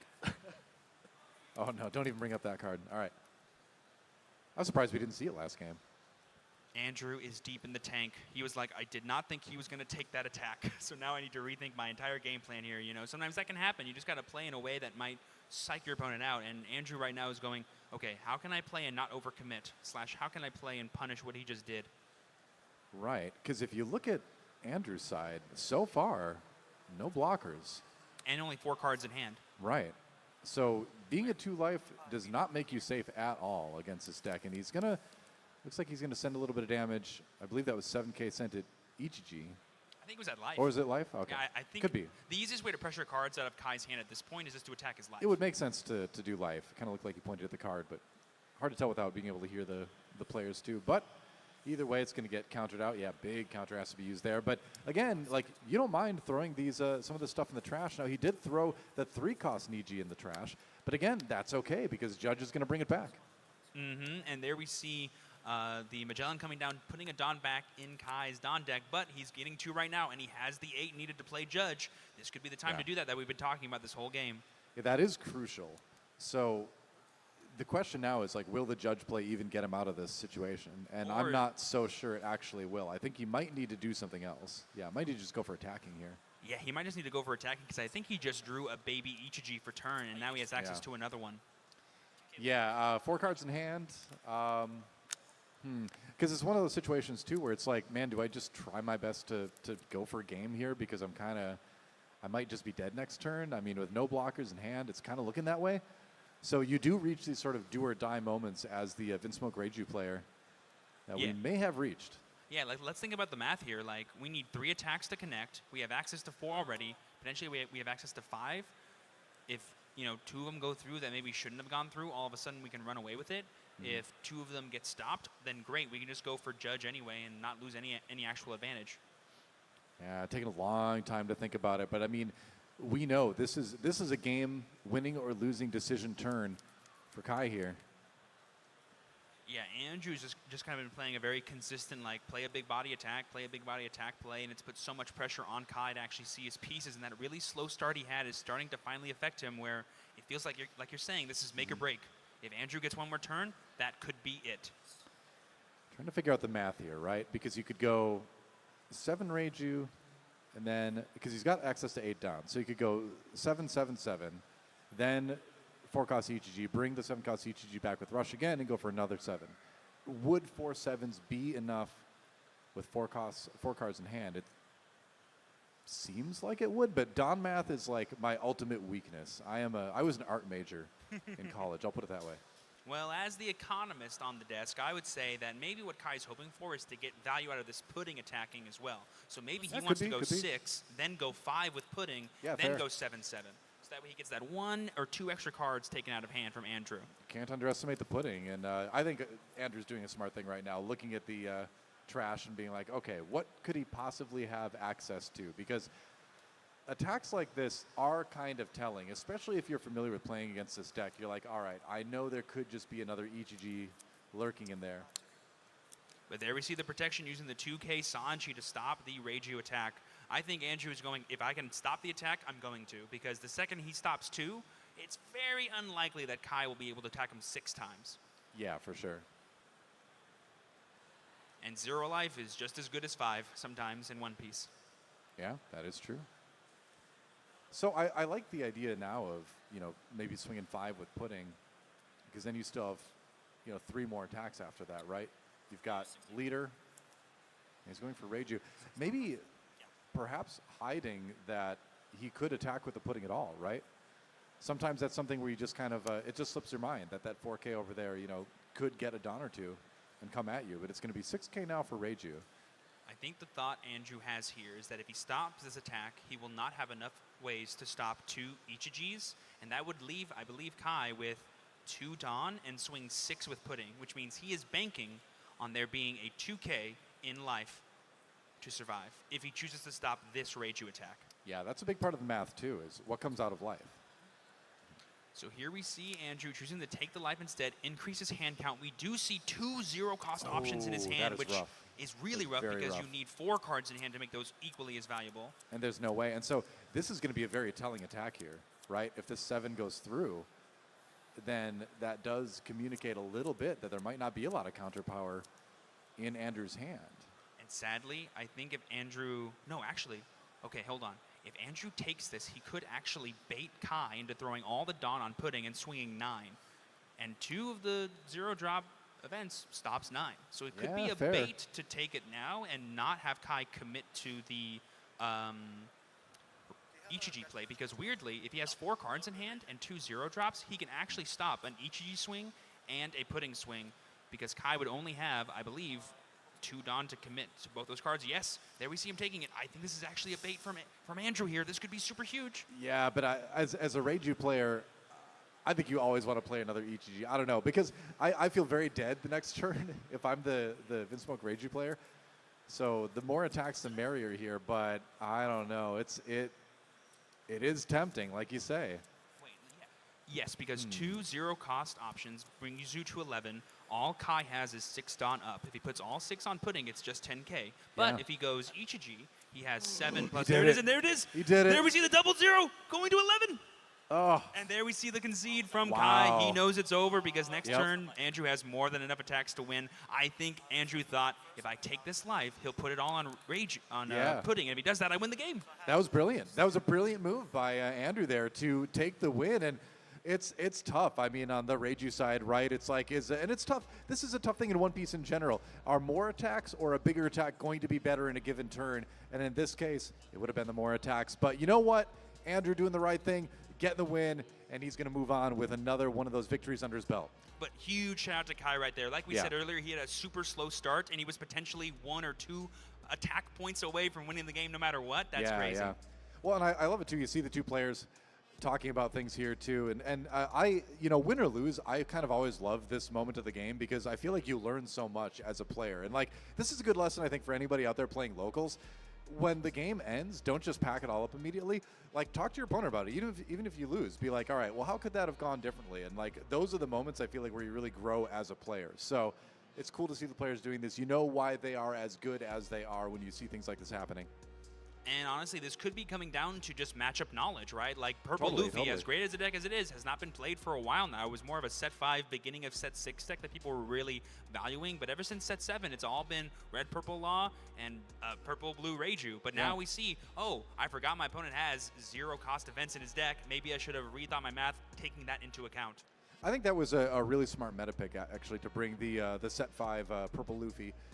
It's just a deck that, again, was so powerful for so long, but kind of got overshadowed by some of the new shiny toys, right, that we've gotten in the last couple expansions here. But it is still being proven, as we've just seen, to be a relevant meta contender. I mean, it's going first curve is probably one of the best in the entire game. Being able to go poly into 7 drops that are super powerful to 9-drop Kaido is just unbeatable most of the time. Yeah, I really wonder, too, about, now that I think about this deck into other matchups, how things like the Magellan have effects on some of the black decks that rely on getting Moria out as quick as possible, too. There's a lot of interesting stuff to think about when you consider that deck versus the rest of the field right now. So I'll be very curious to see how Andrew is able to kind of keep things going over the course of the day. Or if anyone else was smart like him and brought Purple Luffy as well. Yeah, we'll find out. Well, that's going to do it for this round. Don't go anywhere, though, because we have one more round of One Piece happening here at the Bandai Card Game Fest. Don't go anywhere.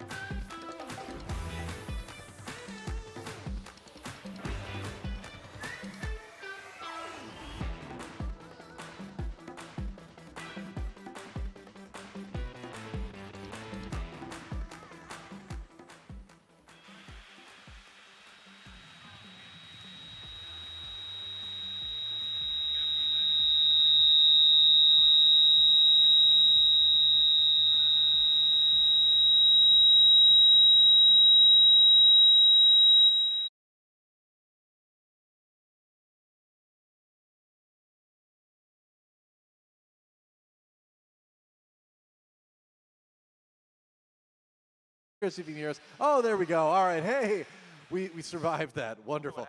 Welcome back to Bandai Card Games Fest. Eric Dolank was here along with Troop Champion Steven for our final round of One Piece for the day. And it is going to be a very, very good one, isn't it? Yes, it is. We have one of our former runner-ups for the NA Finals in the last competitive season, Jackson Wong, playing in this game. And he also got third place at the World Finals of also the same competitive season.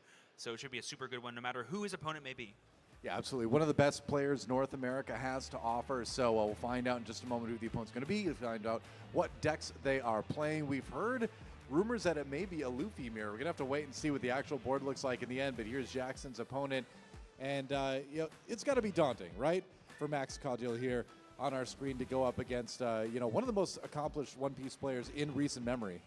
Especially if it is going to be a mirror match like we've seen today, whether it was the Jewelry Bonnie mirror, it can be a really big test of skill and showcase of how the players have prepared for this potential matchup. That's right. Like we said, there is Jackson Hong, the second place player at Nationals way back in January. It feels like a lifetime ago. And then third place at Worlds. So performing extremely well over the last year or so now, and with a chance to make top cut, make day 2, and make another run at one of those top spots. And potentially getting a run back against other players that he's fought in tournaments in the past.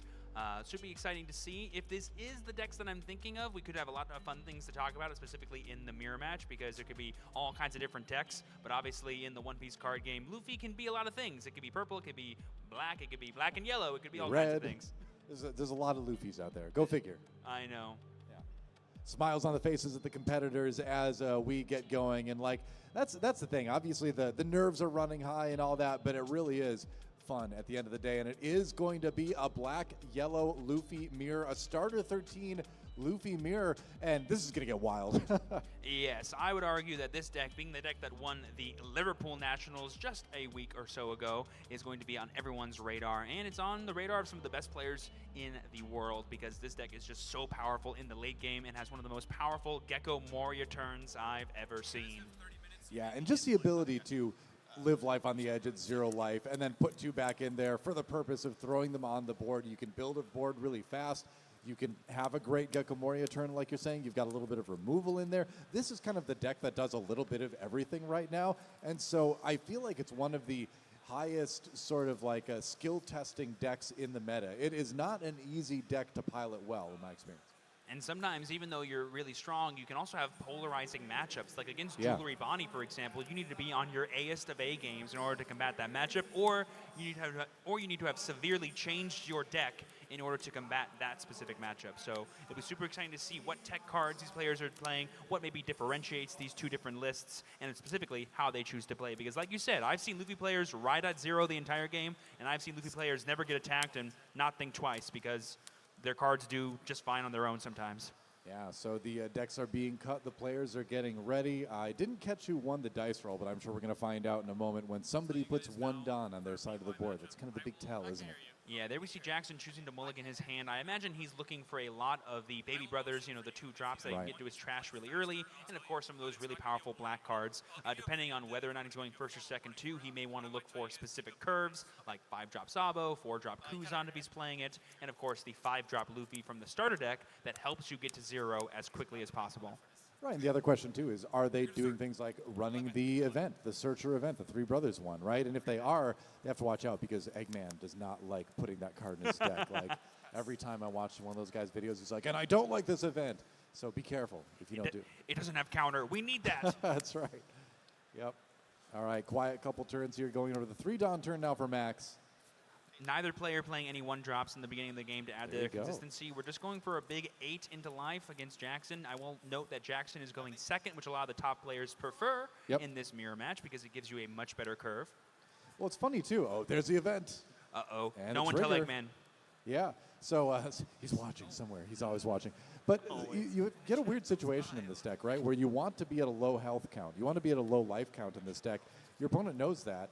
So neither of you want the other to be low health. So you do get this kind of strange dance where it's like you need to remove the health of your opponent, but you don't want to remove it too fast. But that's a card that demands a response right there. Kuzan going down for Jason, or Jackson rather. Kuzan on 4 is definitely the ideal play, going second in this deck. And yeah, it's actually super interesting too. So many players chose not to attack Black Yellow Luffy that Black Yellow Luffy players were like, okay, then I'll just play cards like 4-drop Kuzan and 10-drop Kuzan and punish you for not doing that. Yeah, yeah. So it's the whole reason for going second, being able to play that 4 cost, being able to be able to reduce the cost of your opponent's characters so easily with a simple attack. Uh-oh, and it's looking like simple Max trick. is going to be committing a Dawn here, which takes away the only option he really has, being that 5-drop Rocket Luffy that came out in OP07. That is the main way that you can get rid of 4-cost cards like Kuzan. Oh, I lied! Or is it? There's a new one that people have been playing, and that's the Finger Pistol that comes down. 4 cost, trash 2, KO a 5-drop or less. Really powerful card that Black has been given. A Rob Lucci lore special coming into play for this Black-Yellow Luffy leader. Of course, works great in any black deck. That's going to deal with the Kuzan quite nicely. Yeah, both these players choosing not to commit too much to the board in the early game. They're just going for that damage like we talked about, because the quicker, weirdly enough, you get Monkey D. Luffy to 0, the quicker they need to have their combo established. All right, so Kuzan number 1 didn't work out. How about Kuzan number 2? You get to draw a card, and you get to do the searching with the Garp that was played right after that. So pretty solid turn here. Grabs a Sabo. Something, too, I want to point out is that I feel like, given the current board texture we're at right now, cards like Sabo, the 5-drop from set 4, could be at an all-time premium because they can either be a really powerful blocker, attacker, or whatever you need, and maybe sort of help solidify your board presence against the mirror match. Because while Kuzan may be strong, it's only strong if you can KO your opponent's cards. Yeah, exactly. I mean, anytime you run into a black versus black mirror, right, whether it's yellow-black or just plain old mono-black, like the Sabo is going to come in so handy in terms of just making sure that your side of the board can stay safe for at least one more turn here. It's like, obviously it's one of the best cards that have ever entered the game, and we still see 4-ofs in like almost every list that can run it. I mean, besides Gecko Moria, I would argue to say it's the best black card we have right now. Yeah, I mean, there are things like Great Eruption that aren't around anymore, but but we still got Ice Age at least, so there you go. Max just really thinking about his turn here. I saw a little bit of a flash of his hand there. We did see the 5-drop Rocket Luffy, so he does have an answer to this Kuzan if he wants it. But do you attack first or after you do that? And there we see it coming down right now. Yep. So I was going to deal with the Kuzan, so another way to do that. See, you were right about how to deal with the Kuzan. You just had it flipped, right? Where it was the Finger Pistol first, then the Rocket Luffy. You were just thinking Rocket Luffy first, yeah. Right. Max was like, let me use this 1 Dawn that I have extra to attack, and then let me use this 2 Dawn, I guess, to maybe attack again. That way he got 6 and 7 versus just committing his whole turn to KOing Kuzan. Both players right now down to 2 life, and here's where the deck kind of really comes online for both sides, the 2 or less life count. And so things should be heating up here in a moment. Yeah, Jackson, if he takes 1 more life, could very easily go Flambe and to activate leader ability and to play like a bunch of babies. But he's just going to choose to pass, actually, because I think Max sees that if he, has a card like that in his hand, he can just rush down there. So it could be really interesting. All right. Max showing the number of cards in hand. A lot to work with because there just hasn't been a lot of action yet on either side, and that's kind of how this matchup, like we said, wants to be. It's interesting that we got the Jewelry Bonnie mirror, and now we're seeing the Serta 13 Luffy mirror, because there's similarities there where both players kind of have to be a little bit hesitant about how they put the aggression on. And they naturally run answers to each other's cards already in their deck because they know that this matchup is bound to happen during this tournament. Something that Max might have also taken into account last turn that I'm just now thinking of is he doesn't want to give Jackson an opportunity to put cards in his trash that he can bring back with Gecko Moria. Because right now the best thing that he can get is a 4-drop Kuzan, and we've seen how easily Max can deal with that card. Oh yeah, for sure. I mean, 2 Kuzans hit the board. 2 Kuzans are already in the trash. The only trash, in fact, for Jackson so far. Another life taken by Max. These little 5K swings from Jackson have been getting all the damage he needs throughout this game so far, but I think Max is perfectly fine with it. And there we see the Garp going in for another 5K attack. I like this. I was kind of wondering if we were going to see a Garp attack here, because it's a character on the board. You can swing for some damage with this with a bit of Dawn. It's going to manage to pull 1 card out of the hand for counter, which is kind of the design. And there's a 5-cost Luffy. So now things are going to get really scary as far as the numbers, the power that this deck can produce on Jackson's side of the board. And there we see Jackson drawing a card and trashing a life using the effect of the card, increasing its power by 2,000. Yeah. I mean, and that's it, right? Until the end of the opponent's turn, yeah. Yeah, exactly, yeah. Which makes it very hard to remove, and which makes it very easy for you to put a big attack on your opponent. Something, too, that I really like from Jackson is he's realizing how to beat these black decks. You just attack their life, right? Because oftentimes they need so many specific cards in their hand that just don't have counter power that they can, counter out of attacks with. And because this deck naturally goes to 0 really quickly, you can just start pressuring their hand like crazy and stop caring about their board. And now, what's Max going to do? Attack this Garp? That's like a really low value play, I think, for him at this point in the game. So Jackson recognizing that and getting some really cool pressure is awesome. Yeah, establishing the board seems to be sort of the plan for Max this turn. It's like you have to answer this, Taking out the Garp probably will, not really pay dividends because then, what if that Garp is just going to sit there for the rest of the game? It may never attack again, so. I think Max is debating whether or not he wants to go down to 0 life and use his ability to go up to a 7 to start putting some cards back in life. And there we see the Hiyori adding a card from life to hand, and there we see us putting one back down, face down. Right, so just a little bit of cycling there. And Baby Sabo. We just put comes the out. Sabo back down, we reveal it to our opponent, we play it back out. Yeah, I mean, you know what the play is going to be there. You can stack that. Don't even need to put it face up. Obviously, Luffy can do that now if it wants to. But getting that Sabo out is big, right? Because you prevent your characters from getting KO'd, and you have that big body, that big blocker to answer anything coming at you the next turn. And here we see the leader ability. Oh, sorry, no. We see the Sabo discarding 2 cards, but I think Max is getting ready to activate the leader ability to put 2 more cards in his life face up from his trash. That's the thing people kind of talk about, being the big combo of this deck. You put 2 cards face up. They're usually 2 5-drops like Luffy and Sabo. Right. You play Moria for 8. You summon out 2 baby bros of Monkey D. Luffy and Sabo, and you play those 2 cards you just put in your life, and they're oftentimes blockers or removal pieces, which are really powerful. Yeah, and I mean, now that Luffy is 7K as well, so he's protected in another way that next turn. So Max well insulated, and it does kind of throw a wrench into Jackson's plans next turn. The pressure obviously kind of has to stop a little bit, at least until the Sabo is removed, and this is going to be one of those things where Jackson is kind of on the bubble as far as answering with his own baby conversions, we'll say, baby Sabo, baby Ace, all that kind of stuff, baby Luffy, to get his own buff on his leader. Yep, so at the end of this, Max will have a 9K leader, 2 6K bodies, Wow. and 1 life still in his deck that has a trigger ability, which will go to the bottom of his deck because that's how Monkey D. Luffy works. Yeah, I mean, that's a swing that Jackson just can't do anything about, so down to 0 life for him. Luckily, it flips over to his turn now, and what is the answer going to be? Obviously, the Luffy that he has on board can become very large, but you need to find a way to just simply live through the next turn now.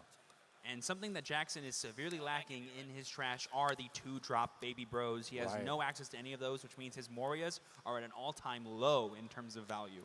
Yeah, I mean, it's going to have to be just something drawn from the hand. It looks like he's got one of the babies in there. Is that? And it's so, I get them confused so many times, I'm embarrassed to say, when I just see him in a hand like that. All right, so yeah, I believe that was a Rocket Luffy in there, and then something else that is now blinding us. It's a 5-drop Sabo from set 4. Okay, got it. Yeah, he has Sabo and Luffy in there right now, one of them being Rocket Luffy that can KO 4 cost or less. Right on. All right. So Jackson does have the ability, it looks like this turn, to get a little bit of stuff out there to get his leader power buffed up in preparation for his opponent's next turn. Also an Ice Age in the hand as we kind of peek a little bit there. Kind of eyeing it up there. We see him actually activating it. So I think I was a gonna say. very important thing to note here is I believe the Sabo was played before the 5-drop Luffy came down, which means I believe it is vulnerable to being KO'd, which we see Jackson going for right now, using the Rocket Luffy's ability to get rid of it. That just gets rid of one of the attackers there, which is very huge for the next turn because he was not able to increase his leader power, but he was able to increase his life. Basically, this deck goes, if I can't do my big wombo combo and get a ton of advantage, I could at least buy myself 1 more turn of attacks because I can just get 2 life out of nowhere. Right. And he could still do it. You know, we see him really tempted to put down the Luffy there. The 2-drop Luffy? Yeah, that's right. Oh, he has one in hand. Oh, cool. Yeah, I mean, he even like put it down onto the character area for just a moment. So obviously Jackson thinking hard about this one. I think the only thing that maybe he's considering is that he doesn't have access to Sabo for protection of his cards, and so playing another body that might just get removed or is not going to be the best. All right. He's just choosing that to cycle the card there because he knows he can't get rid of any other cards, but really there's no other value to it. If he plays the card, it'll get KO'd anyway on the next turn. No, you're totally right. Yeah. Yeah, I mean, there's not much else to do besides just use it for that purpose of drawing for now, and that might just be the turn then, yeah. I believe he is 9K right now because he gains the 2K from the Baby Luffy's ability. So he is at least going to pressure at least a card or a block out of Max here. But I see no reason why Max would let this attack go through. Is because he just? Yeah, I mean, I guess he is 9 with the Dawn underneath. Yeah. the only problem would be that this Luffy goes back to the bottom of the deck that's in his life versus in his hand or in his trash, meaning he has no access to it again, which he might want. So maybe he's thinking about that because he can always go use the effect of Baby Luffy, play it plus like an Ice Age or something and get rid of his opponent's Luffy. Right. Kind of win board that way. But yeah, we're just going to see him take it, put the card back to the bottom of the life. He can still get 2 back anyway because he has more than enough names in trash. So I don't see him worrying about it too much. We could see the big 10-Don turn of playing Gecko Moria plus 2 babies and getting 2 life and all that fun jazziness right now. Now that's the dream, right? All right, here we see it starting. We put the 2 Don on Luffy. Yep. 2 on Luffy at the moment. That does let you do the activate main ability to put those 2 5 cost face up in your life. Now we're just adding our Don here. I do wonder if maybe Max is actually considering going for, a lot of attacks here. Given that Jackson's hand is absolutely stacked, given all the draws he did last turn, that might not be the best thing to go for because Jackson chose to prioritize having a life. There we see the effect, discarding the Hiyori, putting in a Rocket Luffy and the 5-drop Luffy from the starter deck. Right. So what's going to come up first? Well, obviously the Luffy on top will come up first, but will we see any attacks in there? No, he's just going to go right for it. Just wants to buff up his leader a little bit, get the Luffy out, and take it from there. No Morias this game from either player. That's like the big card. The big thing you want to be comboing with your leader. But as we can see, the starter deck Luffy cards do just fine on their own. I mean, yeah, this starter Luffy is so strong. Just the ability to get to an 8K so fast, and then obviously a little bit of life shenanigans added in there. It's incredible, right? So it's going to be a 9K swing now. On Jackson's 7, importantly, he's not at 9 like he was like Max was last turn. Very true. There we see the Flambe and the Sabo. Yep. Countering out and keeping himself alive for just a little bit longer. Now it's going to be a swing for 7 with the Sabo. Yeah, so just really pressuring that life. Not enough players attack with their Sabos. People forget he's just a big body. And there we see another one coming down, so the other one was more than fine. And now we will be protecting all of our cards this time, so Jackson will not be able to, out of nowhere, snipe one of our big characters.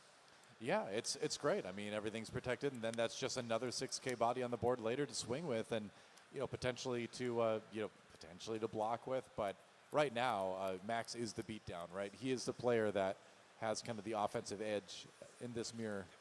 There we see Makino and I believe a Flambe hitting the trash. Those are 2 2Ks right now, so that could be telling to Jackson of how defensive Max's hand is or how confident he may feel about not being able to be threatened on the next turn. The one thing that these decks do lack, which could make them a bit more powerful, is because they've been cutting cards like the 5-drop Ace from them, they have no access to rush attackers, meaning what they have in play is what they can attack with, which can sometimes be not enough. And there we see the Moria coming down from Jackson. Yeah, now it's time for the Moria. This is going to be a big leader Luffy now at this point. Because you'd imagine the Monkey and the Sabo or the Luffy and the Sabo are going to get upgraded, which they will. And there we see the national finalist difference, making me have egg on my face because Jackson did just discard the 5-drop Ace, meaning he could have used it last turn. I feel like people still run 2 in the lists I've seen lately, but if you were going to cut something, that's something where it's like, is the rush kind of icing on the cake? Is it completely necessary? Jackson feels like it is, but it is one of those cards that does seem like it's on the bubble a little bit. That said, we have a huge Luffy swing coming in right now. 10K able to go through, actually 11K able to come through from that Luffy now. And like we said, it looks like Max has not had access to his Gecko all game, meaning going down to 0 life here is going down to 0 life. But he can always go back up to 2 with Monkey D. Luffy's effect on the next turn. But at this point, Jackson is definitely threatening him with potential lethal as the turns go through. And it's one of those turns, too, where it's like Jackson has such a powerful character as you're 9K right now in your opponent's turn because those effects from converting the baby Luffy and Sabo last until your next turn. So unless your opponent really wants to throw everything they've got at you, you know that you're going to be fairly safe. Yep, and there we see Max just getting the obvious out of the way. We're adding our 2 Don to our Luffy. We're increasing our 5-drop Luffy's attack by 2,000 because now that our life is at 0, we essentially have no cost for that ability. That's right.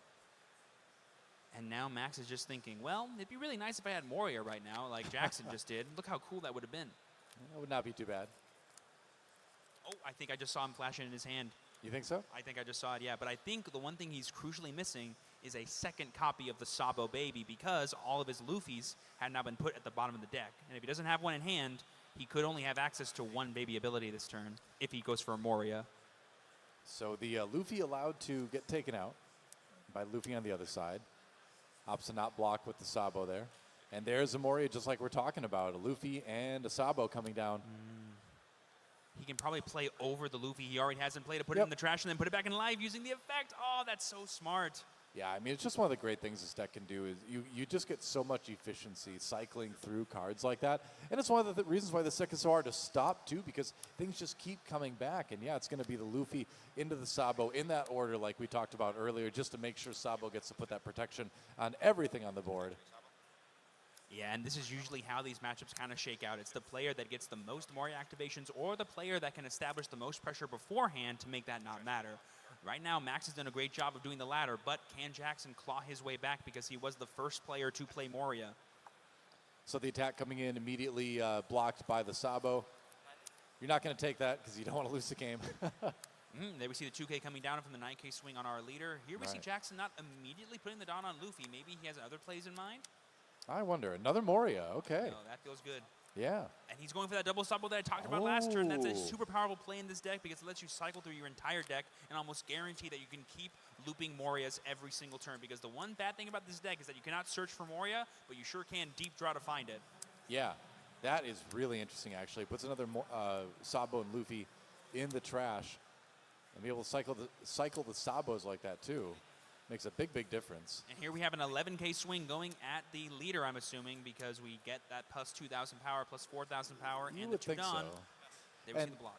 Speaking of two Sabos out there for Max as well, so easily blocked. But it's a battle of the boards, you know? It's a battle of who can slowly gain strength there while maintaining their life. Luffy activation there on the side of Max as the turn swaps back over to him, and now we're in it. We're into this game super deep at this point, and here's where it gets very complex, right? Because there's a large variety of different things, different orders you could do things in this game right now, and the smallest miscalculation, the smallest mistake will cost you the game at this point. And having such a gigantic leader at base 9,000 power with 2 blockers in play, that cannot be KO'd by effects. Even though you're at 0 life, it feels next to impossible to actually pressure Jackson enough to win the game. Yeah, I mean, we see him counting out his Dawn. Like, there definitely are scenarios where he has enough attacking power to go through those 2 blockers. That said, you do run a little bit of a risk there, too. It's going to be 11K to Morio. That's going to claim 1 Sabo naturally. It's going to be another, it looks like, I believe, 10K into Moria, or 11 again into the player, which will cost the other Sabo. And here we see Max potentially being punished by not having access to another 11 Dawn, but no, it was all part of his plan the entire time. He's only going to put the 1 Sabo back using his leader ability, and I believe he does have a Sabo in hand. No, he's going to go for the full 11 at life, using a Hiyori from his hand to go up. Oh, no, sorry, that was 10K at life. Yeah. All right. And so back over to Jackson now, barely weathering the storm that last turn. But here we go, 7K swing, and Max plays 1 Yep, card in hand. that's That's it. this game. Wow. Jackson was able to claw back after that a little rocky of a start, but through the power of looping Moria turn after turn, he was able to get enough resources and enough pressure to win the game. Congratulations, Jackson. You are definitely showing why you were a finalist earlier this year, but congratulations as well to your opponent. They did a great job. Absolutely, like a close game there between the 2 players, and Jackson was on the ropes, right? I mean, we saw Max come in with so much power in this mirror match, but again, Jackson showing why he is considered one of the best one-piece players in the nation right now, making his way again towards another day 2, towards perhaps another finals appearance at a Nationals at a Bandai Card Game Fest here. And I was super happy we got to see this mirror in the last round that we're going to be showcasing today, because this deck, in my opinion, is the deck to beat. I mean, It is. if you have a deck in One Piece that not only doesn't mind being at 0 life, but almost thanks you for it, thank you for making my job a little easier, it can be really scary and really demanding. So super happy we could watch that match, and maybe we'll see a lot more tomorrow. We certainly will. That's going to be our last one-piece match here on the main stage today at Bandai Card Fest. But don't go anywhere because we've got Digimon coming up next. So lots more to look forward to, lots more great gameplay here on the stream, here in the venue as well. Thanks so much for watching. We'll see you in just a few.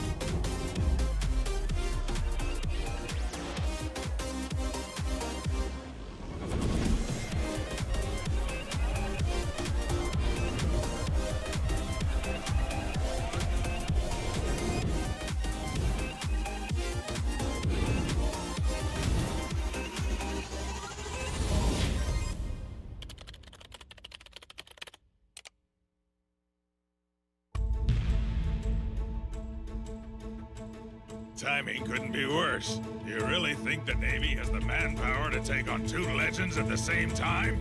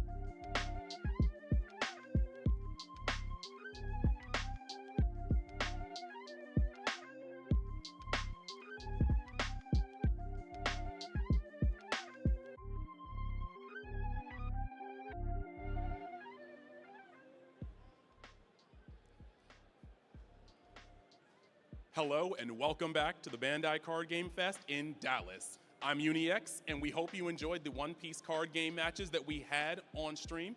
But now, we are going to shift gears and serve up some entertainment of the Digimon variety. commentating these Digimon matches will be Antics as well as DigiPanda. So I hope you're ready to rock, and let's get into it. UniX, thank you so much for that introduction. Welcome everyone today. Ladies and gentlemen, we are here for the 2024 Dallas Regionals. I'm joined again with Antics. And we are here to go over some game staying Digimon. We are, I believe, in round 5, if I'm not mistaken. And we've got a really fun match that's coming up. Hey, I'm very excited. So far, the metagame has been very diverse today. I've seen a plethora of different decks, and I just can't wait to get into this match. You know, with the newest restriction list too, we've seen so many decks that were, you know, the all-powerful ones, and now with the fact that Imperial Dramon was supposed to be the boogeyman, as you could say, for this current format, we're seeing actually a lot of deviations from that, and there's one particular deck that a lot of players want to see right now. Yeah, I believe that is the Mirage Loop deck, which, funnily enough, I haven't had the chance to see in action, so I'm very excited. And it's going to be intense in some ways because there's a little bit of a setup. You want to try and, you know, set up 5 specific pieces on board to try to just start looping your opponent, gaining memory back, drawing more cards, and then going for game at some point, or just decking them out.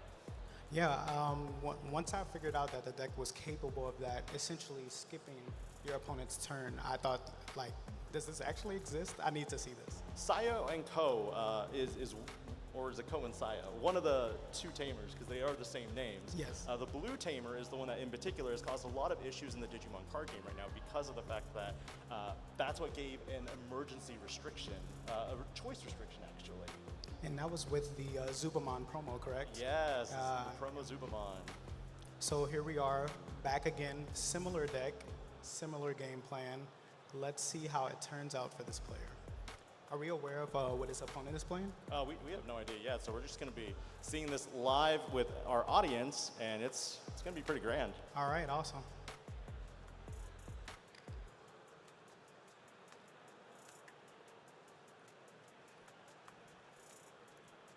Looks like our players are getting ready.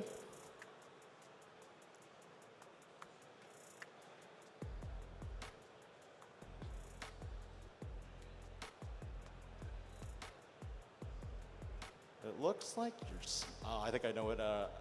So we have Christian Hose on one side, and we have Kevin Ball on the other. It looks like our left player is the one who is the particular interest here. But based on what I could glean from the early information from Christian, it does appear to be what I think is Blue Hybrid. Okay, this is a very interesting matchup. The ancient Guru Hybrid. My apologies. No, absolutely. Yeah. I think this is a great matchup to watch because we have on one hand a deck that could be very aggressive and maybe establish some kind of tempo and maybe not give the Mirage Loop player time to do their loop. And it looked like the red-yellow variant too, which means that we could see, okay, so we got yellow. Oh, no, it's Shine. Wow. I thought I saw something else completely. Okay, so we got Shine going in. We got Koro, yellow Koro, going into the Agumon from straight into Geo, giving 2 memory. Now, what are your thoughts on kind of giving up that playing of the Marcus Damon for that When Digivolving effect there? I believe when you're going up against a deck that is actively trying to loop you and be aggressive, giving them the least amount of memory as possible and giving them the least amount of playability as possible in the early rounds or in the early turns, it means a great deal when you're here. On Kevin's side, we do see the Bukamon from, I believe, BT 6 or 7. We go into the Gaomon, and then afterwards straight into Luna, which reveals Coronamon, Mirage Galgamon, and that Saya and Ko. So we already have 3 of our big pieces in this loop. So the Shine player is going to have to establish some kind of tempo here. And the real only counterplay to this is going to be, kind of getting those tamers or having a security bomb in that security that will delete a certain digit. Absolutely. So here we can see he's going to play out the Marcus for free. He's going to suspend it, gaining a memory, and also doing -3K. The Agumon is going to be able to snipe the Lunamon, so to speak, getting rid of that extra piece that the Mirage player needs. And Kevin has to be careful here because he only has so many Lunamons in the deck. So if you run out of those, I don't think that was a Lunamon. I think that was a Lekismon, actually, now that I'm seeing it now. I see. Okay. Lekis. So we have 4 Lunamons that are still in the possible rotation. So Kevin here is probably going to have to be just a little conservative with his pieces because, again, Shine really likes to remove things from the board. So Kevin is probably not going to be pushing out from raising unless he absolutely has to see more cards, draw more cards, maybe with his level 4s. We are going to frequently see Christian laying out his cards because Kevin's always going to ask cards in hand. I need to see groups of 4. I need to see 4, 8, 12. That specific number that will help with this loop. And I think the Shine player is in a very interesting place because the Shine player is able to play Tamers from hand and kind of, so to speak, empty their hand to maybe keep their hand size low. And there's also a BT14 Patamon on the Shine Greymon side. We are going to see the potential of, the vaccine Digivolutions, that free Evo, because all the Geo Greymons are vaccine trait. We see the Shine Greymon from BT12.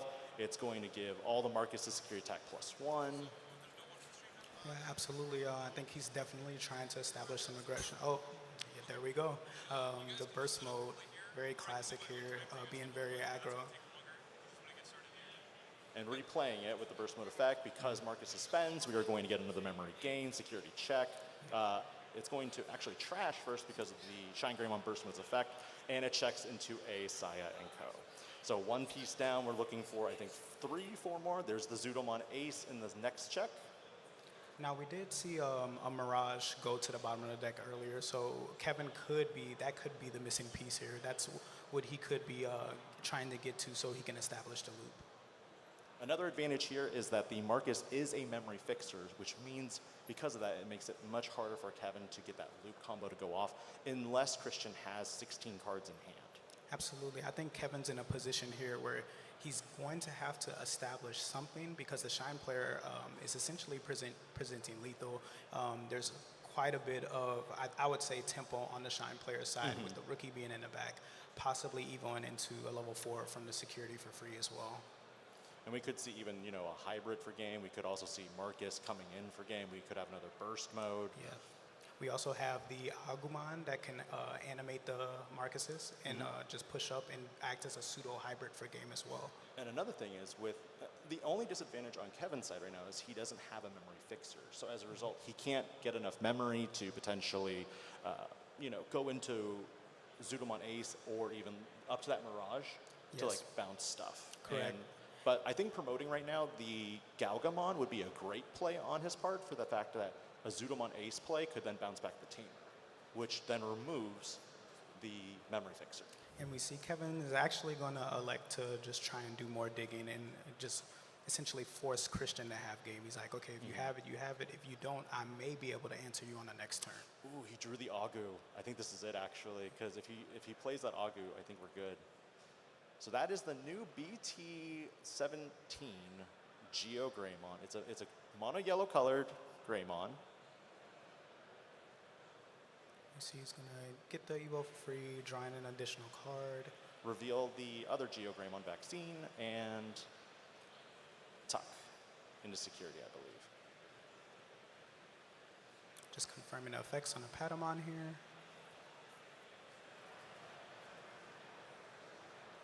Players are working out the resolution of their effects right now, showing the Geo Greymon and then placing it at the bottom. And then effective Patamon, gain 1 memory. So much value. Yeah, incredible, honestly. And he's also in a place where if he just swings out in case he hits anything unfortunate in security, he should have enough memory to have another play. Ooh. Losing the Geo Gray here, but I think he's just... I think he's in a good position. I think he's fine. Yep. There's and the then Luna. If he has the Agu... An Agu for game. Absolutely. Agu makes Marcus into a Digimon with 3,000 DP, and that's it.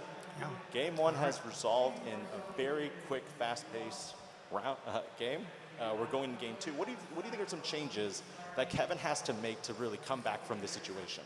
I think if I'm Kevin here, I'm definitely going to choose to go first because, again, this deck is so piece reliant, right? So I have to be the first player to draw my cards, be the first player to promote my rookie to maybe possibly draw an additional card on the following turn.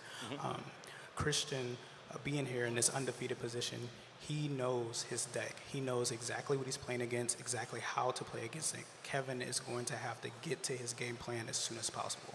And I think also for a lot of our Shine Greymon players out there, they are going to be running the 4 Marcus Daemons from BT13 because it's a great floodgate deleter. It'll just delete the floodgate. It'll delete, smaller bodies on board. Absolutely. You also have the ability to DP reduce. You can also incorporate additional Digimon that can further DP reduce and then snipe specific DP Digimon. And then what we're also we haven't seen it, but I wonder if he's playing the burst mode ace. That is going to provide him with a little bit of defense if Kevin decides, hey, I have to be aggressive. I have to start swinging at security. If Christian has the burst mode ace, that could prove punishing for Kevin. So we'll see if he decides to take some risk. I'm unsure if he's decided to go first or second. I think Kevin will likely want to try to mulligan into a hand with the Zudomon ace, because then you can set out, Lekismon and then immediately have the potential to Zudomon ace the opponent's board. You can bounce, spin a Tamer, you can spin out one of the smaller pieces. Yeah. It could be viable. I think you're absolutely correct. Being able to mulligan into some of those defensive pieces to maybe stall out the game a little bit more until he sees what he needs to finish the game out or start his game plan, so to speak. Looks like Kevin kept.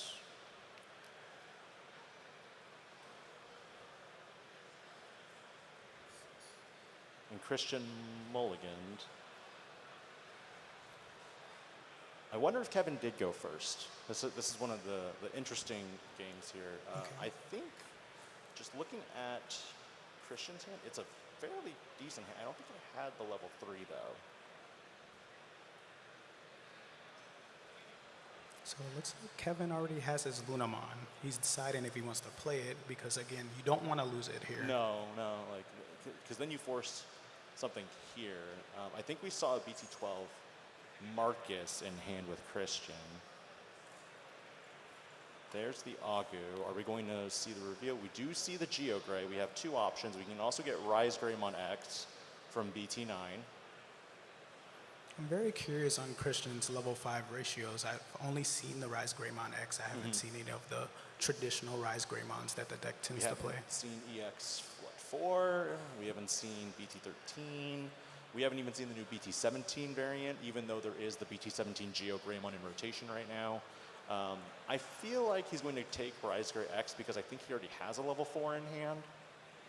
But I think the Geo Grey from BT12 would be the right choice here because I did see a Marcus in his hand. Absolutely, I agree. You really want to get that Lunamon off the board. You don't want to give Kevin free access to the pieces he needs to start doing his combo. So Christian does opt for the Rise Greymon X. And then training? All right. So Christian just says, hey, you had a slow start. I'm just going to get to where I need to go. And we see that burst. I got what I needed. Yeah, exactly. We'll move with the other one. All right, so we're actually going to see Kevin promote here. Looks like he has another one of his pieces in hand, being that Homer Tamer. Homer Tamer being pivotal for the combo. So no effects are resolving right now at the start of main, or start of your turn. Okay, so we've resolved. Corona digivolves into Lekismon for a cost of 2, revealing the Mirage, a Flaremon, and I believe a Huankunmon. Yes. And I may be wrong, but I believe that level 5 is a part of the main Mirage stack combo as well. So it looks like he's just going to be drawing and cycling until he can get there. Going into Flaremon, Flaremon effect, reveal more. We found Saya and Ko, and unfortunately we can't grab the Galmon, but we did grab Crescentmon? I believe, yes, that was Crescentmon, the blue level 5. And keep in mind, there are at least 2,500 cards in the Digimon card game right now, so us trying to remember all these names is, just by art alone, is fun. Super interesting. Kevin is playing Paladin Ace in this deck. I didn't expect to see that. I would think it'd only be his combo pieces, but Paladin Ace must have some kind of relevancy to his game plan. I think the reasoning is because you're so set on finding 5 specific pieces that if your opponent does go wide, the Imperial Dramon Paladin mode ace, or Fighter mode ace, or Paladin mode ace is absolutely the answer. All right, so we will see the Sion code come out. It's going to allow him to play the Lunamon and search the top 3. He's grabbing, I believe that was another Crescentmon. Bottom deck and Pseudo Ace of note. The arts are also very similar too. Yeah, Absolutely. It just depends too. So using that site and co though, that is how the Lunamon did come out. So at this point, that Lunamon should return to hand at the end of the turn. So it's going to be Christian's turn. Christian has one memory. I think he's going to decide, do I want to dig further here? Do I want to try and get closer to some kind of game plan? Or do I want to maybe answer Kevin's board to not give him more options on his next turn? I think the issue right now is Christian does not have the BT13 Marcus Damon. He only has the BT12.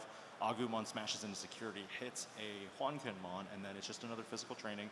Your yellow source is actually that red-yellow Agumon in the raise, so you have both options, red and yellow, and still not finding that Marcus he needs. Yeah, this is one of the tough things about Shine Greymon, because there's a lot of options you have in a deck, but not all of them are always correct at the right time. The BT13 one, as you noted, being the most notable one here. It's a little risky right now also that Christian is adding more cards to hand, drawing, physical training, so it's a net zero gain, but you're still increasing your hand size with each turn, and that's going to result in the potential of Mirage being a problem. And we can see Christian has the 7 cards in hand, so he will get to the 8 cards here with the Galgamon, or the Galgamon, excuse me. And there's the 8. So we may start to see the loop here. There's a few more cards we need to get this loop going.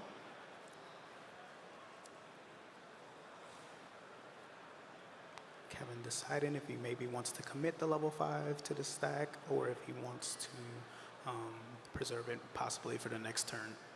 There's nothing to bounce, unfortunately, if there is a Zudomon ace in hand. They might just go straight into a Cressimon here.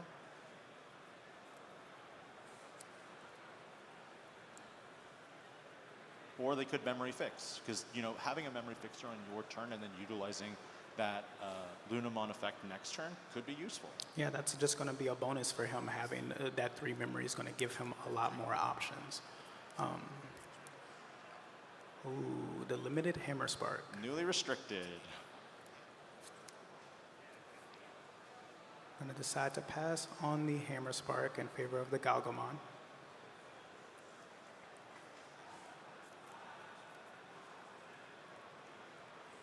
Thinking here on the turn, I'm wondering whether they're debating on digivolving in the back, digivolving in the front, or going memory fixer. I think memory fixer is the right play just to stabilize your memory, but you're also giving 3 to your opponent with double trainings on board, and knowing that your opponent also already grabbed Rise Greymon X, they can play a Tamer and potentially do deeper reductions if you have that Rise Greymon in the sources. Absolutely. I think where the issue might be for Kevin is he's like, my opponent doesn't have what he needs yet, so I maybe don't want to give him enough memory to find it. So I'm going to memory choke him as much as I possibly can until I can get where I want to be. So it's definitely a tough decision, but the memory fixer being great for him on his next turn, absolutely. And it's a drastic shift from what we saw in Game 1, because Game 1 was hyper-aggressive. There was a lot of security being checked in one go. We're not seeing that much this time around. I think, on one hand, Kevin's scared that he'll give Christian those Marcus Damons that are in the security, and Christian's a little scared that if he can't game in a single turn, then it's kind of like, okay, I gave you all your Tamers now, and here's the crackback potential. Absolutely. So what we could see from Christian here on his turn is he could attempt to start emptying his hand, right? If he has a lot of Tamers, he could start playing the Tamers because they're not going to replace themselves and give him another card in his hand to maybe decrease his hand size so Kevin doesn't have as much availability to his combo to loop. And it's also interesting that this Flaremon or the Cressimons or all the searchers that have been played so far, we've seen the Mirage Galgamons being revealed, and at the same time, they're just going straight to the bottom of the deck with no use. I think at this point for this particular game, 2 of them have gone to the bottom, which means that there's only 2 left to really use for the loop if you're going for that as your win condition. Absolutely. And I think Christian has probably decided to promote from raising here because he thinks this board is becoming threatening, the game state is getting a little out of hand, I need to find some way to stabilize or at least get the power level of my opponent Kevin down just a little bit lower. I also think the 4 memory might have been an overstep on Kevin's part because with 2 physical trainings, 4 memory means that you can go from level 3 to 4 for 0. You can then go to 5 for 1. In this case, it's going to be 2 because it's the X antibody variant. Absolutely. And then the 3 memory could have been for that level 6 Digimon. But here, Marcus is nice. And here we're going to see the EX5, if I'm correct, Marcus come down.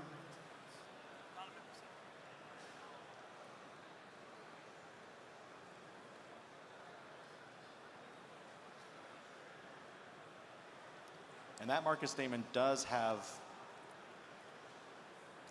sickness. I don't know really what to call it. Digimon doesn't really have a phrase for, you can't attack the same turn that it's played. Exactly. But there's no real official term for it. Which is going to be an issue because that Marcus, we really want to be suspending it so we're allowed to be able to digivolve into our next level for no cost. And we did finally find the Marcus Damon from BT13, so now we do have our memory fixer. This is an easy grab, in my opinion. At this point, do you play a Shine Greymon that can potentially play the Marcus? Oh, you just play it outright. Play it. And I think this is a fair play, right? It's good, four memories, not that too different from 3, especially against a deck like Kevin's, where he can kind of generate his own memory. He already has a training on board. He's already going to 3 with his memory tamer.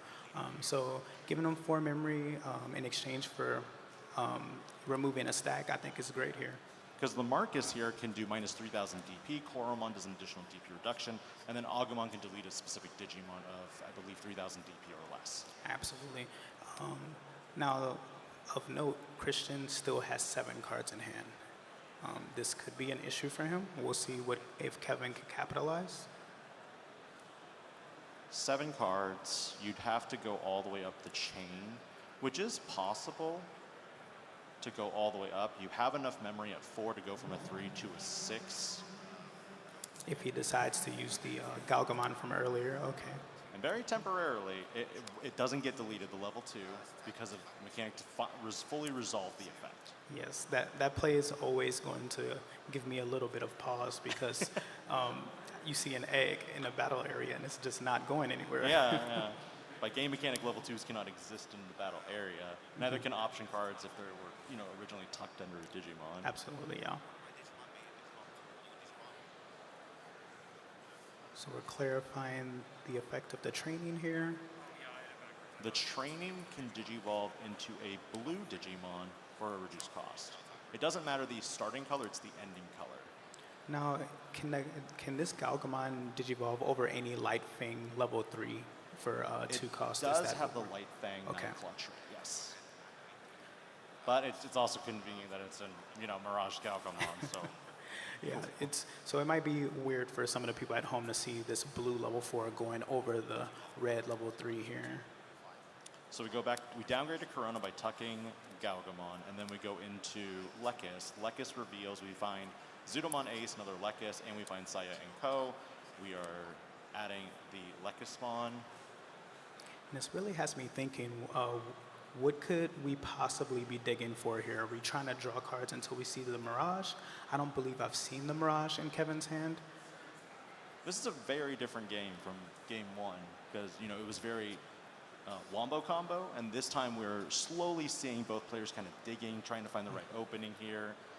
With 5 memory left, you can't go all the way to the 6, but luckily we do see Christian has 8 cards in hand, which means even if there is a Mirage Galgamon in Kevin's hand, we do know at this point that he would be able to maintain turn.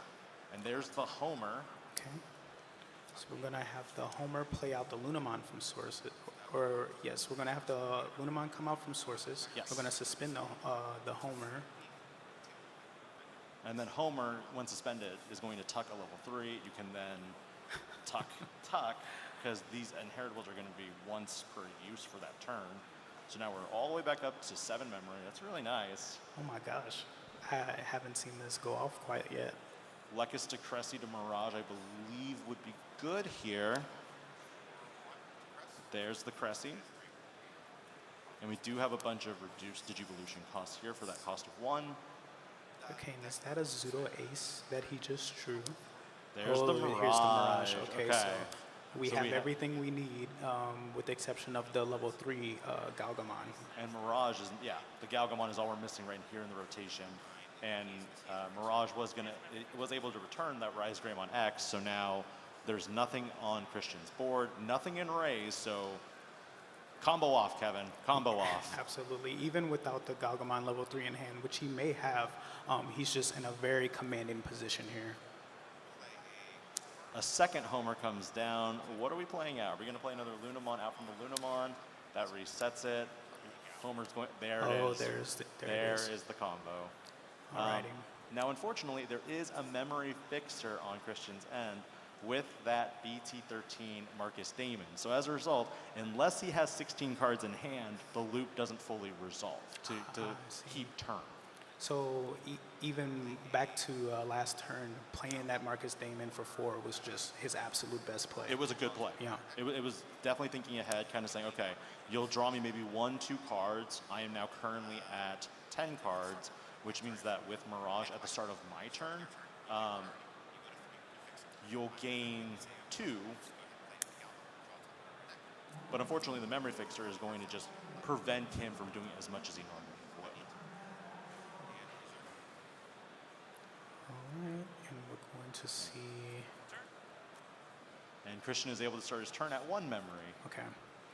So the start of turn happens. He goes to 3, and then he's gonna gain. Kevin's gonna gain memory before the draw phase, essentially. Correct. All Yeah. right. Because it will be start of turn, draw phase, start of main. I think if I'm in this position, I'm probably just going to hard slam another tamer. Hopefully he can't get me to 16 cards in hand on his next turn, and maybe I have another turn to essentially play against. The main thing here for Christian that he needs to do, get rid of Mirage Galgamon or Absolutely. Crimson Blaze the board. One Yep. of the two. And we're just going to Evo in the back, sending him to 1, but he is going to go to 3 with his memory tamer. Christian currently at 12 cards, which means that it will be 3 memory that he will lose. So it will. I'm actually curious about this part. I'm interested in the fact if Kevin doesn't have game here, does Christian have game next turn? There's 4 security in the back. Can he clear the board? Can he get rid of the Mirage and the Luna and establish some kind of comeback here? I feel like at this point, Kevin could potentially establish 2 Lunamons with 2 Galgamons. Oh, I see. So if could he even do 2 Mirage with the 2 Galga and essentially combo from there, not needing the 16 cards in Christian's hand? If you can set up a second Mirage, that's also going to be bad because then you'll gain double the memory at the start of turn. So then, yeah, Christian will no longer be able to ever have a turn. Looks like Christian's up to 12 cards in hand, I believe. There's the tuck for Lekis to Luna. We're going to see Ko and Sayo to gain another memory. What a hand size here. There's the Galgamon. Everybody draw. So what is this? 13 cards in hand for Christian. Now at this point, if you're in Christian's position, do you say, let's go to game 3? Or do you keep going? I definitely would ask the judge for a time check because the loop can be very lengthy. It takes quite a bit of time to get through. I asked the judge for a time check. If the timer is getting a little bit on the lower side, I think I would just concede here and go to game 3. I'm instantly in charge of the next game, right? I get to choose, do I want to go first or second? My opponent obviously wants to go first, so I'm probably going to choose to go first to kind of just hinder them just a little bit. We just saw the nasty combo here because once the Luna popped out, we saw another Galgamon get tucked. And if there is another Mirage Galgamon that's in the hand, I think they just drew it. Yeah. Then they gain double memory next turn. Oh, man. Right now, they're just trying to ensure Christian has a decent hand size to abuse. I don't know if abuse is the right word here. Yeah, no, I think I agree. It's an interesting concept, right? The bigger my opponent's hand size, the more I can do with it. Okay, so we have a Zudomon Ace, nothing really else in the back. I think if you set up a level 4 here, it also creates a dilemma for Christian as well, because even if you combo off here, it's kind of like, okay, now what? So, we did not find the Mirage. There was not a Mirage. That Mirage is going back to the bottom, and I don't know, honestly, how many cards Kevin has left in deck. It could be, what do you think, 8, 9? I think it might even be a little bit lower than that. I'm thinking we might be at about 5 cards left in deck. It's looking pretty thin from here. And just based on the Galmon being played, we see 4 memory gained now. Fully resolve the effect. The Galmon returns to hand, and my turn. So this conceptually is so foreign to me, you know, being able to say, hey, your turn has started. Now I'm going to gain enough memory to grab the turn right back before you even have an opportunity to play. And from here, honestly, if I'm Kevin, I could just swing out. I have so many bodies on board. From what I'm hearing, actually, we have about 18 minutes left for this round, and plenty of time.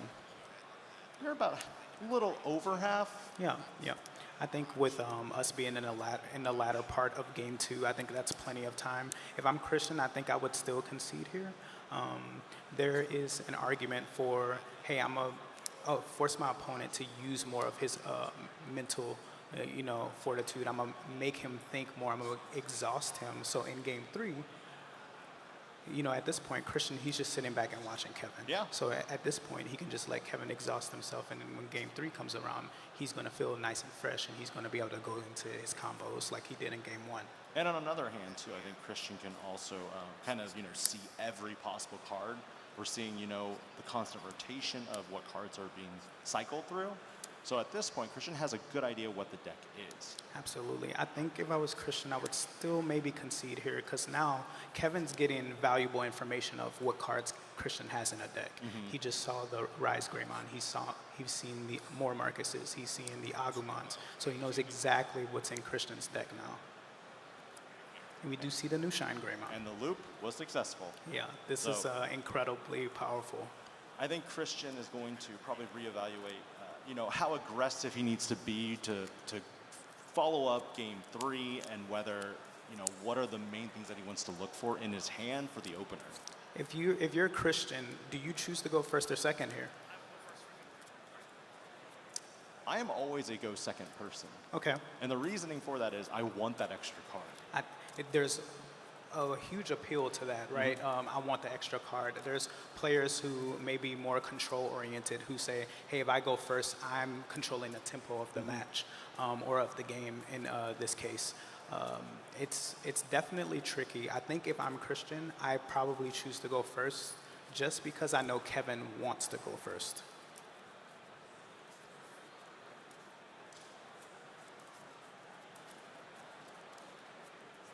And it looks like, let's see here, we also have the fact that this is all also kind of changed with BT16, the release of New Beginning, because of Ukomon.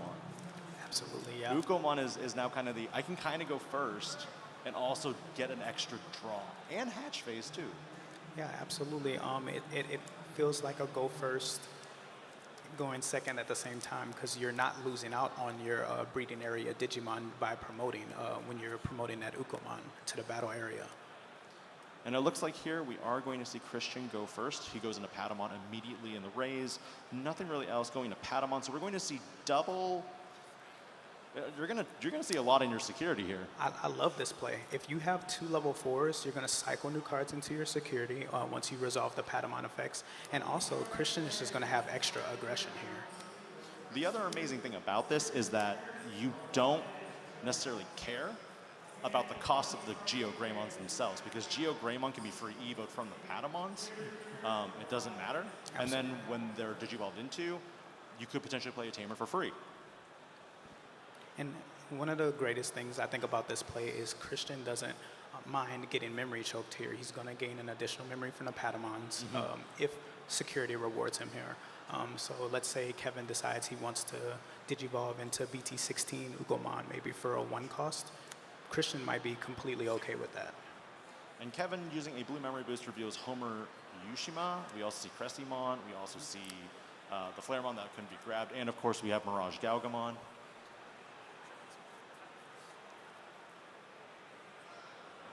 And yeah, then Ukomon.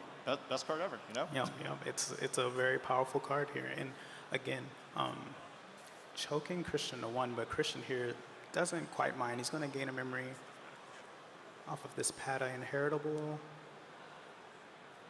And he knows he has the level 4 to go into the second Pata. He probably also put it there himself. I didn't see. Really nice to get double, you know, hits off the board. You also have good security knowledge right now on whether your security is good or you're going to have to end this match as quickly as possible. And security knowledge is like very important to your game plan as a yellow player. You know exactly how aggressive you need to be or exactly how defensive you need to be as well. And there was the Marcus, so we were fully resolving the Patamon first before we did the play by effect with Geogreymon. And then for each Patamon, we gained a memory. That's why we went up to 3. And then following that, we gained a memory from the Marcus, I want to say? No, we didn't gain any memory. The Agumon just gets played and goes to 0. And we revealed Marcus Damon, Rise Ray X, Marcus Damon from BT 12, and another Geogreymon. And I really love how aggressive Christian is being here. He's really cycling through a lot of cards. He's putting a lot of cards on the board as well. And he's going to, I think, be swinging at security for more advantage here in this game. You're really utilizing that new Geogreymon effect to suspend one of your Tamers, and because Marcus Damon's effect triggers when suspending, you can go into the Rise Greymon for free, play another Marcus, and then trigger the Marcus's effect to suspend, minus 3,000 DP, something but there's no target, but then gain a memory. To think, Christian started this turn at 1 memory. Yes, yes. 1 memory, 2 rookies, and a dream. And Christian is going for speed here. He does not care. Yeah, his opponent didn't reveal a Tamer off the memory boost. He doesn't care if he's going to give his opponent any Tamers out of security. He's like, this game is in my control. This is exactly where I like to be. I like to be aggressive with my deck. I have cards that can play defensively as well. 4 cards in hand, it's going to be a lot harder for Kevin to get that combo to go off. And at the same time, because you see all the individual combo pieces of the Mirage loop, you can also get an idea of the DP thresholds that you're looking at, which makes it almost safe to attack with a lot of your Digimon. 100%. You sometimes you run the risk of attacking with your level 4s or level 5s early and losing them. But here, Christian has several. He has 2 level 4s and a level 5. He knows the DP thresholds are a little bit lower in security, especially if he's getting information when Kevin does any searching effects. He sees, okay, this Zudo Ace is going to the bottom of the deck. A Mirage went to the bottom of the deck. Most of your big threshold Digimon that I would be deleted by in security, I don't have to worry about those. I think we do see a Zudomon Ace on Kevin's hand, which I'm tempted to just play the Zudomon Ace here, because then by doing that, you can remove a piece on the board. But I don't think he'll necessarily do that. I think he's kind of just trying to set up for the turn. Or maybe he is. You never know. This is an interesting note, I think, for Christian to take. My opponent has gotten rid of his memory boost. He's played the Zudomon Ace. He's very much aware that I am in control here, and he's trying to do his best to kind of fight back into this game. Wait a minute. We saw 2 Digi-Evolution sources removed. Doesn't Zudomon Ace's effect trigger to bounce a Digimon with no sources back to the hand? I believe that's correct. Okay, so one of these Geogreymon should be gone. I think the judge is reading that now. Yeah. I think we skipped a step because we were like, good. Now I'm going to just get rid of the Rise. Yeah. And what a play to come back into the game by Kevin. Being able to not only, know how to pilot his deck specifically for the combo here, but also know how to fight against his opponent's board, which is, I think, very important, something we all need to know as Digimon players. We're at 3 memory, and this is where, because we saw that Spice, the Paladin Mode Ace. Yes. It's set up for that instance right now. Yeah, a Paladin Mode Ace here could be, I think, very detrimental to Christian. It could be very good for Kevin. It could swing some tempo back in Kevin's favor. I think it's anyone's game right now. A double Ace body, though, with a level 7 and 5, though, seems very risky. I agree here, but I think knowing that Christian's deck, his removal is all DP DP removal based, being able to put a 16K body on board, Christian might have to do a little bit more work just to get to that threshold. And the Marcus is suspended, goes in for the security check. It then evos the Geo Greymon into Rise Greymon from BT17, which allows you to suspend one of your Tamers. The Marcus Daemon from BT13 is suspended, gives a DP reduction there, and then following that, can now gain a memory. So, All right, and counter timing? Yeah, I was just going to ask, do you think we see the Paladin Ace come down in this moment? He's already done minus 5K DP, make that 8K DP to the Mirage so far. We're going to take the hit, go into a mental training. Pretty simple. Do you go into the Shine here is the question, and then the Burst If mode? the Shine removes, the Rise X, this is great. This is a great play for Christian. He's going to gain a ton of memory off of this. Gaining 1 from the Marcus. Gain a memory, DP reduce, effect for each Tamer, more DP reduction, delete, Overflow 3. overflow. Wow. Very nice play by Christian here. And that's 1 Mirage down. So 3 more Mirages, and the combo can't be done. Correct, yeah. Christian is right back in control of the game here.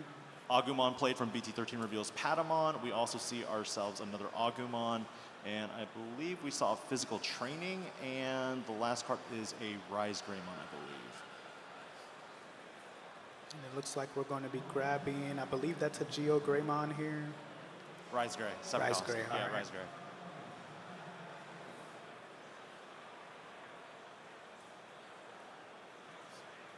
Rise Greymon X attacks and security. Has a lot of DP buffs here. Not multiple checks, but we do see the Saya and Co. Okay, now he just gave Kevin a very pivotal piece to his combo. Kevin doesn't have many cards in hand. I believe it's about 5 or 4. So the odds of him seeing a combo on the next turn, pretty low, but his deck can generate a lot of card draw by kind of cycling those sources back underneath the other Digivolution cards. Christian also has a small advantage right now also for the fact that he's played 3 Tamers pretty much through card effects. So he's not recycling or adding more cards from that. He's just purely trying to dump his hand as quickly as possible. And it's just, it's kind of perfect. If you ask me, this is like almost classic Mirage versus Shine from way back. You know, even in BT13, Shine just being able to dump its hand to stay away from the 8 card threshold that Mirage might want. And at this point, Christian is threatening, game on board next turn because one of those Marcus Daemons can be transformed into a Digimon with DP. He's got 2 bodies out, and he's also got another body that's coming out of the raise. So it's 4 total checks there. And so even if you Zudomon aced one of them, I don't care. Yeah, I have 2 more bodies, potentially swinging with a lot more than that with those Marcuses being present in the back. Kevin, I believe, has no choice but to promote his rookie here. There's the Galgamon into the from the Lunamon. And then Lunamon here is probably going to trigger some shenanigans here momentarily. And it doesn't look like he will be able to get the memory gain from the Galgamon here, with Christian only being at 7 cards in hand. There's the Tuck with Lunamon's effect. Gain memory, gain another memory.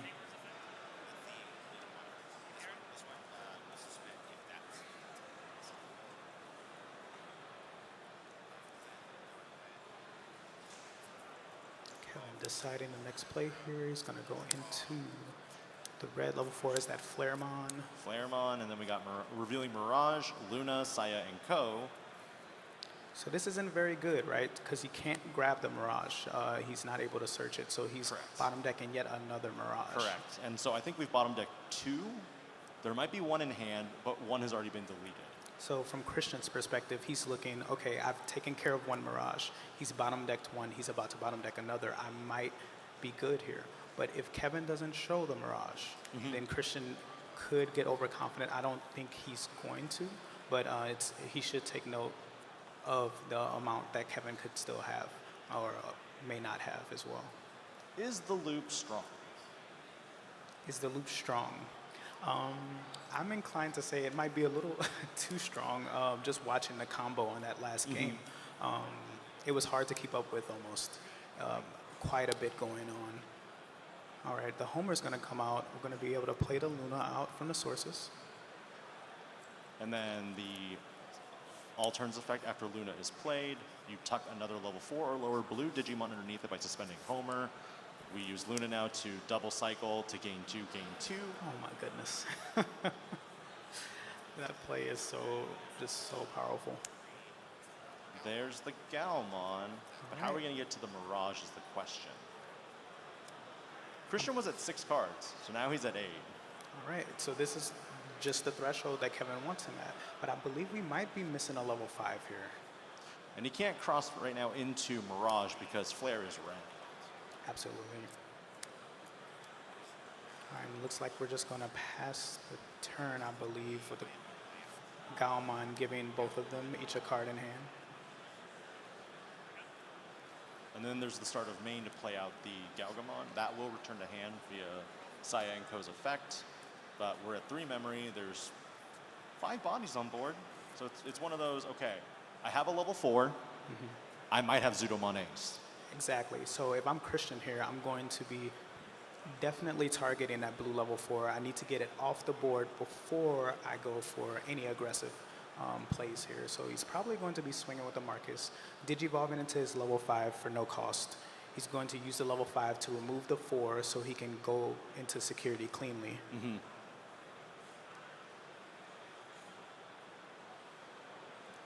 Christian's here thinking, we've got a peek at his hand. There is another Marcus. We saw Rise Gray.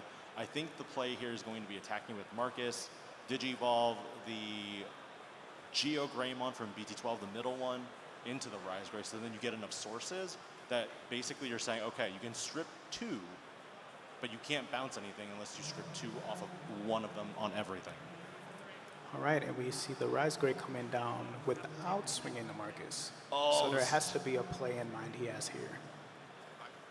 Interesting. I didn't know if suspending the Memory Fixer would have been the right play because when the Memory Fixer is suspended, if you have a Greymon or Agumon in play, you gain a memory. So that would have kept turn.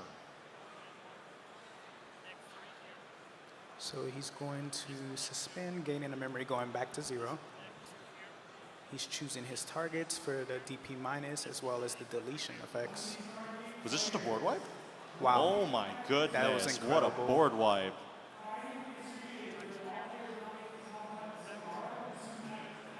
Now, you know your opponent plays Hammer Spark. But did they already reveal it and send it to the bottom? Was that this game? I thought it might have been last, but that could have been this game, yeah. If the Hammer Spark is already at the bottom, then you know you basically have it here.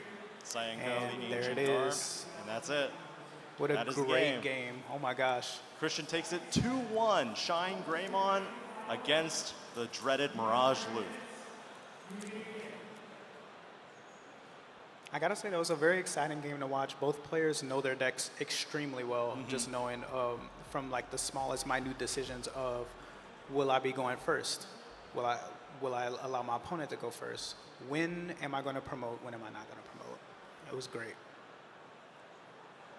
All right. Real quick, we have an announcement for all of our players at Bandai Card Games Fest. If you are doing the stamped rally, the secret word for checkpoint number 11 is Bandai TCG, all one word and capitalized. I repeat, if you're doing the stamp rally, the secret word for checkpoint number 11 is Bandai TCG, all one word and capitalized.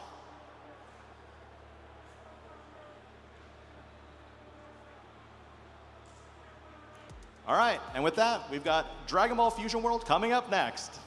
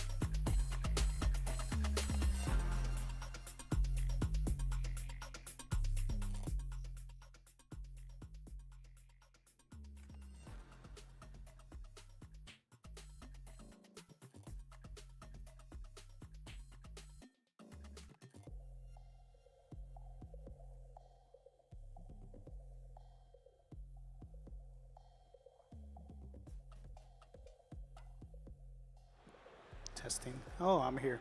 Are we I good? am Anthony Senegal. I'm we the good? Alpha Tamer Antics. Okay. Just double checking microphone. All right, cool. Welcome again. So we are going into round A. We've got a lot of, it was really interesting actually because we were walking around and we saw that in the top 6 players, we saw that each deck was actually visibly unique. Each one was different, each a different color, and you know, it's actually amazing that it wasn't, you know, just a blowout for one particular color after a restriction list. And my favorite part about that is we even said it in the last time we were here, right? The diversity that we saw, there wasn't too much of one thing or another, and that was represented all throughout the undefeated deck list. But yeah, we're going to go ahead and just make one more brief announcement. Again, if you are doing the stamp rally, the secret word for checkpoint number 11 is Bandai TCG, all caps and one word. Please put that in. Again, checkpoint number 11 is Bandai TCG. That's the only announcement we have, but other than that, we're just going to go straight to the game here. So we have 2 players. I'm not going to reveal what they're playing just yet, but both of these players are still undefeated. We're going into round 8. That's a minimum of 16 games they've played flawlessly. I think I'm very excited to see some very high skill level from both of these players, both who are which probably not strangers to being at the top tables. Yeah, and we can already see a brief glimpse of one of our players' hands. Funny enough, it's actually one of my locals back in Kansas City. All right, awesome. Yeah, really cool. We saw a Vmon, so we have an idea of kind of what they're playing. The players right now are currently setting up their security, and looks like, you know, we already had gone through the mulligan process. A fist bump of sportsmanship. Let's go, let's go. Digital gate is open.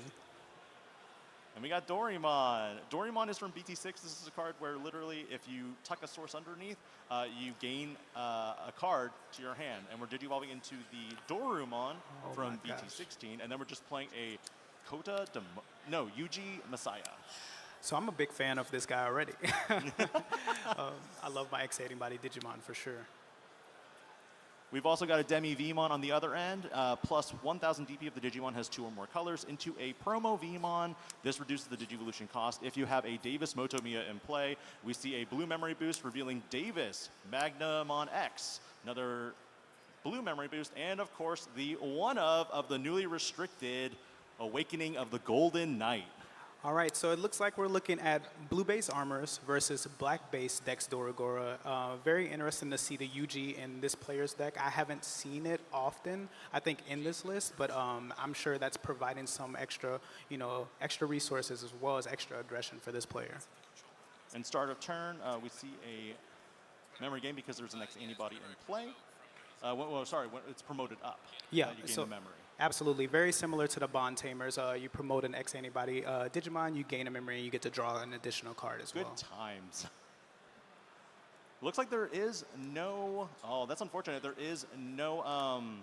What is his name? The tamer, the SOC tamer.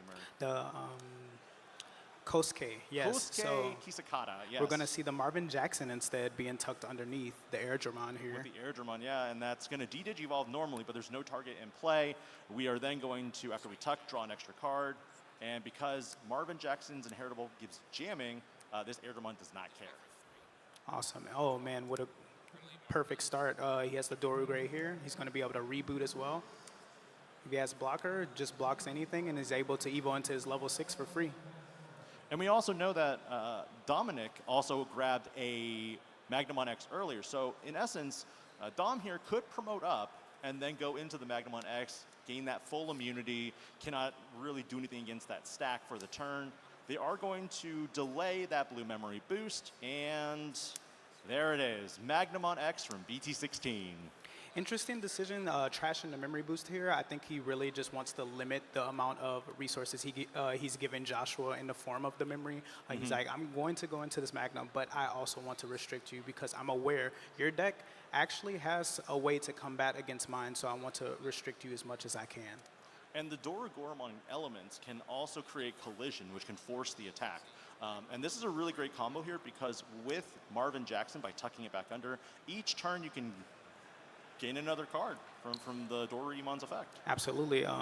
Great way to be using some of those older cards with some of the newer cards in the form of the Mind Link. We're going to play the training here. It looks like he may be missing out on the level 6. Your favorite card just appeared in X Antibody Protoform. We know I love that card very dearly. And another training just continuing to dig, and it looks like he hits the card that he needs. Oh, what do you take here? Megadramon or... Okay, so you do take the Dorugoromon. Yes, and I believe here, if I'm the Dex player, I'm going to keep the Tamer underneath. I'm going to force the Magna. You have to have Blinding Ray to trigger your immunity. If you don't, I'm going to block. I'm going to go into my guy, and I'm going to, essentially have a way to play against your game plan currently.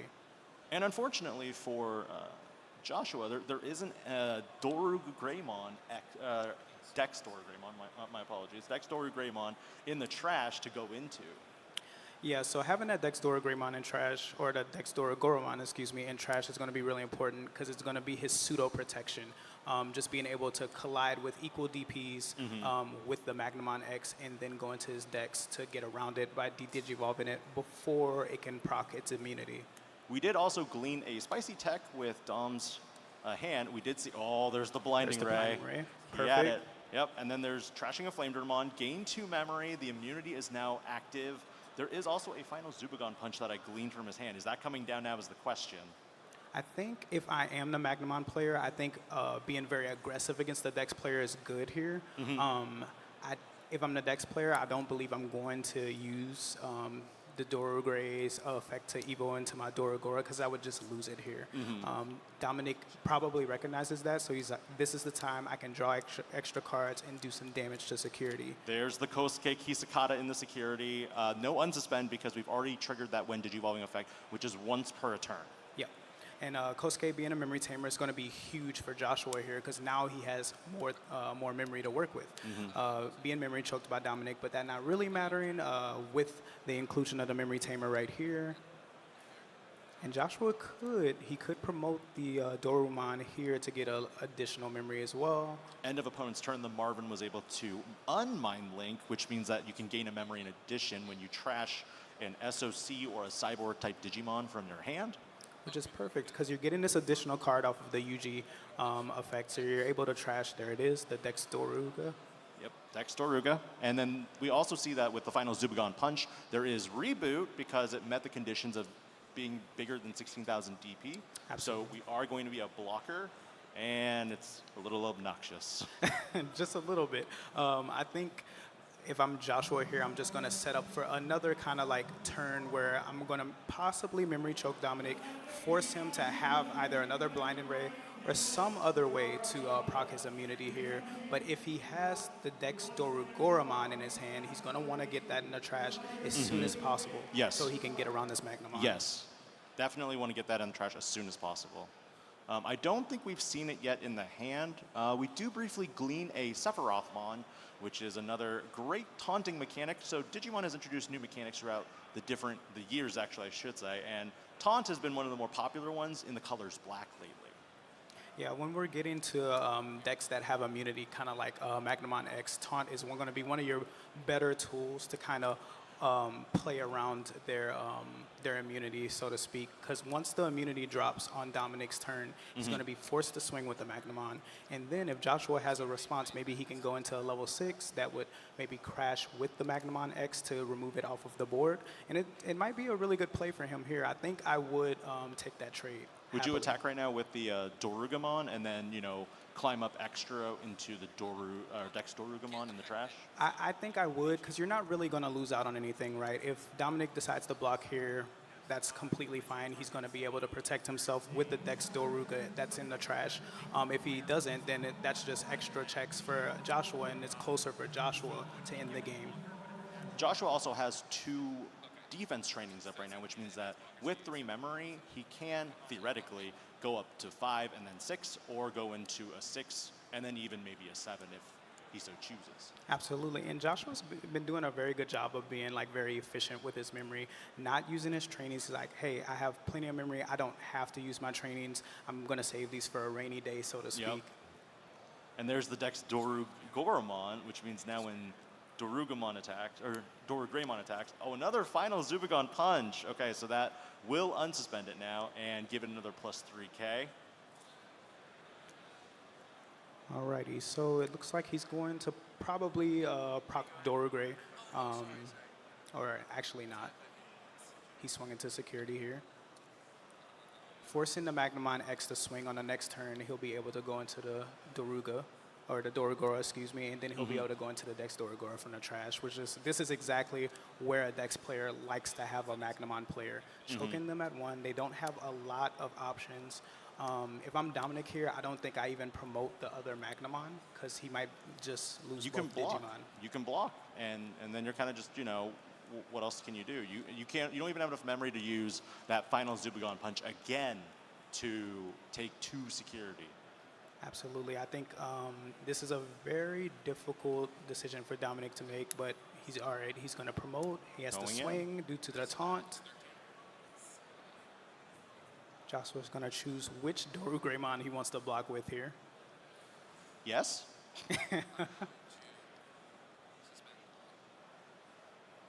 There's the block. And then effect. The free evolution into the Dorugoramon, who is going to attempt to delete and unsuspend it. Armor Purge. Luckily, it's not DP reduction based, otherwise that could have been bad. Absolutely. And so what's happening here is the Doragora would have crashed with the Magnamon because they're crashing and it would be deleted by battle. The Dex Doragora is going to protect the Dorugoramon. Evoing from trash. This is a great play. He just cleared board here. Ooh, Davis. All right, we're getting a quick ruling here on Dex Dorugoramon. And then passing back the turn on Dom's end with a simple Davis, we see Vmon, and I think another blue memory boost. Regardless, we're getting that promo Vmon. I think we wanted that specifically Ramen Vmon promo. So if I'm Dominic here, what am I hoping for by continuing to play? Am I hoping that Joshua is maybe checking into a security option so he doesn't win on this turn? What is the advantage in continuing to play at this point, do you think? From this position, I would think probably just go to game 2, because you got 2 checks here, you got nothing in the breeding area, and without anything in the breeding area, you're kind of just a sitting duck. Even going into 3 memory, you can set up a potential blocker, but that's just 1 block anyway for this game. I don't know of any big removal in Magnamon particularly. You're basically going to be looking at the level 4, and we do know Joshua runs the Sephirothmon, so that's hybrid for game here. Yep, absolutely. There it is. So I mentioned, or I asked you this question because I think just saving information is super important from game 1. If you know my opponent's in a dominating position, they're almost guaranteed game on this turn, I might just, go ahead, concede, go into the next game, save some time for them to not know more about what my deck has in it, not let them know which options I play, how many Tamers I play. I think for Joshua, revealing the Sephirothmon is huge, because it's a hybrid condition that you've now told your opponent, I run hybrids, and if you give me enough memory, I'm going to take advantage of this. So that's actually a great point. Maybe that's what Dominic is thinking here. He's like, okay, I'm going to force him to show me everything he has so I have more knowledge going into next game. Great point. I didn't even think about that. Because, normally if you don't see that one of the hybrid or 2 of the hybrid, for example, then you're kind of like, okay. I feel like if I were in Joshua's position, I probably would have done just 2 checks and then played a little defense because there's nothing in the breeding area. So it's okay for me to stretch it out 1 extra turn. 1 extra turn. I know I have game next turn. There's virtually nothing my opponent can do. Not reveal the Sephiroth, not let him know I play hybrids. Correct. So maybe he plays a little more passively and allows me to go for game in a different situation. Now game 3, it's a completely different situation where it's like, yeah, I'm just going to go for it here. No holds barred there. All right, looks like our... Okay. Oh, just asking, who do you think decides to go first here, Dominic or Joshua? Well, I think Dom is probably going to go first. I think that, decks like Magnamon X tend to want to promote up quickly, start chipping, and getting some damage into the security. I think SOC also is in kind of the same position. I feel like also for Magnamon X, if you can aggressively take multiple security in one go, you're basically putting your opponent on a clock where basically if they have tamers, this is why I think Dom has been so successful today in particular, because you have so many players who are playing Ancient Garurumon, Red Hybrid, and so forth, or Marcus Damon, where their hybrids might be hiding in or not hybrids, their tamers could be hiding in security, and as a result, they can't gain any value from it if they're already lost. Dominic unfortunately missing out on the rookie Digimon, having to play the mental training just to pass the turn, and surprisingly not revealing a rookie. Both players not revealing a rookie here. This is an interesting situation for both. Ooh, okay, so Joshua playing the Kosuke, and then Dom firing back with his own memory fixer. We do find the level 3, though. Finally seen that level 3. We'll see if Joshua can respond with something similar. He's going to play the training. Okay, so they're kind of reversing it. Ooh, double Marvin Jackson. A much slower start for Joshua this time. And then the Marvin here. So hopefully he sees something that next turn he can use the Marvin's effect to his advantage to hopefully get to that rookie. Looking at his hand, there are a lot of like Dex cards in play right now, and that makes it a little bit more difficult.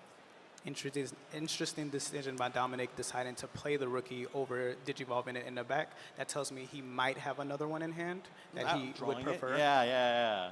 So it'll be a tall tale sign here whether he adds the Vmon, means he doesn't have another level 3. He adds Magnamon X, he does have a level 3. Thinking pretty hard about this. I'm assuming he may not have it. Going for the Magnamon Right. X. I think it's a good choice, though, because you only have 4 Magnamon X's. Bottom decking one means that you don't have access to it, and you want to find that as quickly as possible. Yep, and you have double-digit rookies in your deck. The odds of you seeing another one here, especially with Joshua being so far behind on tempo, pretty high. Now, on the bright side here, notice that he just drew Megadramon. That means that the Megadramon can, in essence, potentially de-Digivolve the Magnamon here. Yeah, that's going to, perfect or play even for Airdramon, him. yeah. It's going to get to tuck in the Marvin Jackson. On playability is going to allow him to de-Digivolve. But interestingly, it doesn't really matter because Dom is going to go to 4 every turn right now, as long as there is a free trade Digimon in play. Yep. And I don't know if I decide to keep the Marvin Jackson underneath the Airdramon here, because if my opponent has the starter deck Magnamon, he's going to just get to strip the source, and then I just lost out on that tamer. Yep. He does have 2 tamers on board, so maybe he thinks, I'll make my opponent have it. I'm okay with my current setup. The main thing I need to do is cycle, play a little defense, buy myself some time to see the rest of my cards. Dom opting right now to use the mental training, delaying immediately Digivolving into Flamedramon, the Fire of Courage. We're going to attack into security, raid into the Airdramon, and immediately force your opponent to add that security to your hand. With such a powerful effect on just a level 4. Finding Ramen Vmon. Vmon revealing another Vmon, Blue Memory Boost, and a final Zubagon Punch. Quickly grabbing Vmon, and then with pretty much the world is your oyster, you could probably go into a Magnamon here. I think Magnamon would be probably his safest bet here, just to play a little defense. Also, just having something that's really sticky. That's one of the great things about the armor deck. It can be so aggressive because with the armor purge ability, you tend to be really sticky. You can stick on the board a lot longer. Yes.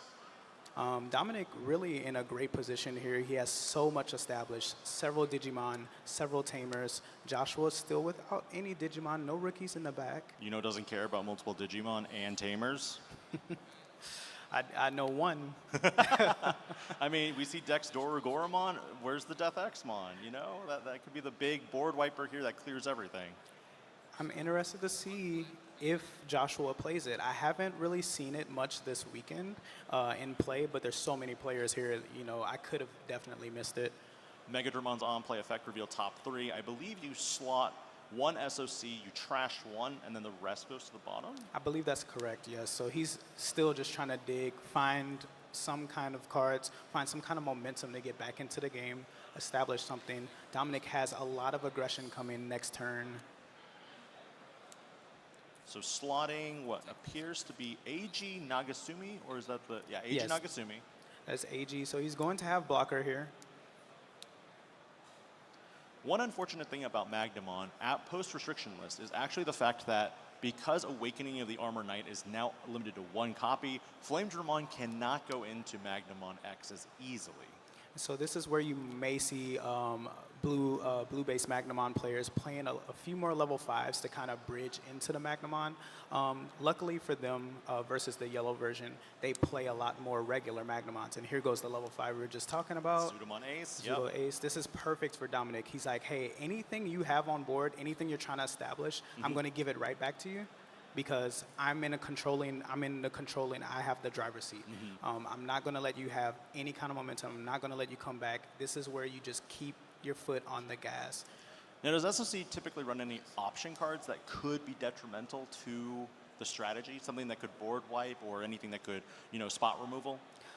There's the occasional metal impulse that you'll see. I'm personally a fan of the Trident arm, which is it only requires the black color.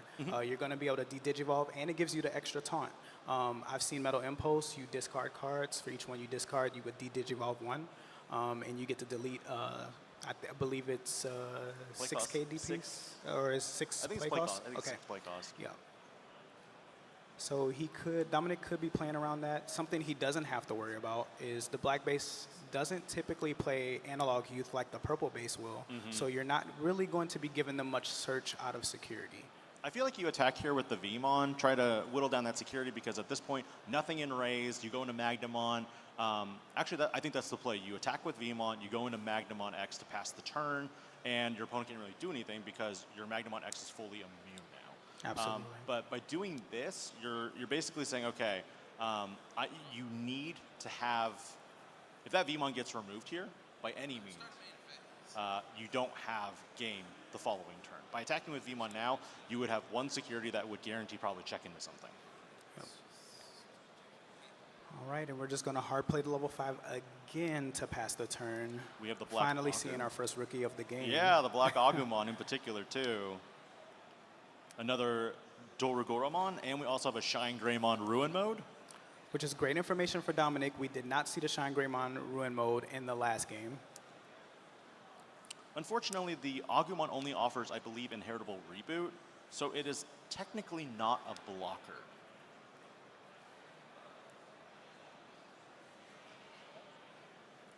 So at this point, do you just attack with Vmon, not revealing any additional information? Because you could also attack with the Magnamon X first in order to proc that immunity effect, assuming it survives, then it can attack again. I think you're probably going to be a little bit safer attacking with the Magnamon X first. Okay, so Dominic's just going to play it safe. He's going to proc his immunity. He doesn't want to worry about anything. I wonder if Dominic plays a hybrid in his deck. This is telegraphing hybrid to me. Could be. Final Zubagon Punch could also be really big here.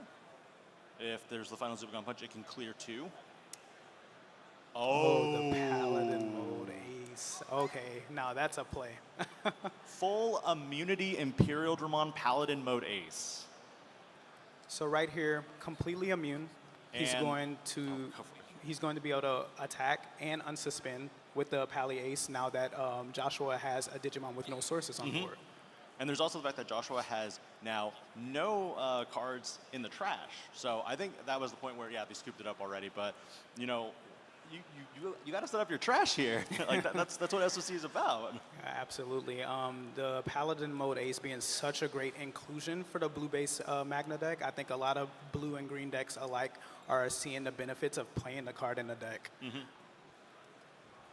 And Paladin mode ace is arguably probably one of the strongest level 7s that Bandai has ever created in the Digimon card game. Yeah, I think I would probably give it number 1. Honestly, it has so much potential to be aggressive, even defensive in some cases. In this case, aggressive, but it provides a lot of utility for all of these decks to do the things that they're naturally probably going to be doing in the first place. Even for the fact that your Paladin mode ace can bottom deck all of your opponent's trash.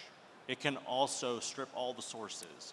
I think the biggest thing about it is that it's reactive when battling. So if your opponent has a level 3, a 4, and a 5 in play, if you have an inkling they have the A6, you bottom deck the 5 first when you attack If you think they have the level 5 ace, you bottom deck the level 4. It's so much more reactive, and it's like, I don't know which one you have, but I'm just going to eliminate the threat first before you can even do it. The range on the card is incredible. It can act as a removal spell, and not a removal spell, but a defensive spell in the sense of I'm playing any deck, and I think, okay, my opponent may be playing Demon Lords, and their trash is already set up. I can just hard drop this ace, proc it's on play, bottom deck their entire trash, and now they're playing from turn 1 again, Agudo and essentially. trash, it's like no more. Now you got to go digging for it again and get it in there. Absolutely. Okay, so we're going to be going into game 3. Super exciting. Both of these players have been piloting their decks well. I think if I am the Dexdor Goramon player here, I choose to go first. I saw my opponent. They loved going first. It worked in their favor. They put a lot of aggression on the board really early. I'm not going to allow them to do that, I think, this game. Do you think the Paladin mode ace was an extension, as we mentioned, kind of with the Sephirothmon from the game 1? Yeah, it's something where I don't think, if I'm Dominic, I would like to show it. But at the same time, if Dominic wants to guarantee the game, I think that was probably his logic. Let me get my immunity. I can for sure go for game here. Even if you know I have Paladin mode ace, you probably can't too much play around it. All right, so we're right into game 3 here. This is going to be Joshua's second turn. Yep, and he just promoted out Dorumon with Dorimon. Do we have the Kosuke Kisakata? Do we have Air Dramon with Marvin Jackson? Those are the most common plays you will see with the SOC trait. Doesn't look like we have it, though. Doesn't look like we have it, so he's not going to be able to get that extra draw from the Dorimon, which is unfortunate. But he is going to elect to trash the train in the Digivolve for 1. I think this means... One turn too late. One turn, or one turn, one draw late. Having to trash the training here, I think he's very much telegraphing, I just need something. I need to see more cards. I need to put bodies on the board. I need to advance this game. And if my opponent has it, they have it. If they don't, I might be in a good position here. Both players have their memory fixers set up now, so both players will go to 3 at the beginning of each of their turns. The question here for me, and for Dom in particular, is will he promote up and Digivolve into that Magnamon from starter deck? 17, I believe? Yeah, I think Digivolving into the Magnamon would be his best option. I think with him taking the time to think, there's a possibility he may not have it here, just with that being like probably his best option. Or maybe he's considering other options, okay, deciding to dig and see if he can grab it. Oh, there's a Death X-Mon. I just said I wasn't sure if it was in the not in blue, anyone's though. deck. Yeah. So he's going to grab another training off of the training. Do you training into training? Or do you have to go into a Magnamon or some form of defensive play here? If I have the defensive play with the Magnamon, I personally think I would elect to do so because you also just get to draw more cards. So on play, we're going to get the V-Mon's on play effect that gains a memory when a Digimon with the free trait is played. We did find a Davis and a Magnamon, well, the exact one we were looking for earlier, actually. Yep, Both players are finding their pieces a little late. That starter deck Magnamon being so important in a matchup where you're playing against a deck that has so many different colors. Being able to control your opponent's sources, being really powerful. It looks like Dorimon, again, goes into a Dorumon from BT16. We are going to Mind Link Kosuke Kisakata with the Dex Dorugamon. Do I see a Mega Gargo Ace in Joshua's hand? I do believe so. Now this is actually kind of threatening. All right, so he's going to go ahead and proc his collision here. Swinging with the Dorugray. Dominic is forced to block. Dorugray's effect is going to allow him to Digivolve into the Dorugoramon for free. Dorugoramon's effect is going to delete something unsuspended. And then piercing because of, I believe, Kosuke? Yes, it's going to have piercing here. And it should be unsuspending. No Dex Dorugoramon in the trash, though, so there is no protection at this time. Yeah, not too bad for Joshua here with Dominic's deck not being very big on deletion-based removal. It's more so like a little bit more bouncing. You might have the Heaven's Judgment for deletion, maybe the battle. I think he's okay here. He's going to reboot. Unfortunately, missing out on a Dorugray Inheritable, not having an SOC of 5 costs or less that he could play from the trash. But because Dorugormon can unsuspend, Yes. if it deletes its target, there's also another body in the back already set up. Yep. Which means, in my mind, I think the only way to really get around stuff right now is to... Honestly, I think you drop a Paladin mode ace here. I 100% agree. I think having a Paladin mode ace might be his best bet. Maybe even dropping a Zudo ace, but I don't know if he would play any level 6 aces in his deck. This is a great position for Joshua. We saw the Sephirothmon earlier, so we know he plays hybrid for game. He can essentially go one swing with the Doragora, one swing with the Daruga, hybrid for game, pending no Hammer Spark insecurity, no Ice Wall insecurity. Ice Wall being another option if he has it in hand. Another silly option here would be to potentially just, delay the memory boost and then hard play Magnum on X. Just have a big, beefy blocker out. It's a lot of memory, but... It's going to be his best bet. This is game 3. This turn could be the difference maker in him making it to the finals of the entire tournament. So sometimes you really have to take those big gambles and do those really big memory plays, as unfortunate as they might be. The Paladin mode ace would be kind of the better option, but I don't see it in the hand, unfortunately. All right, so the memory boost is going to be trashed here.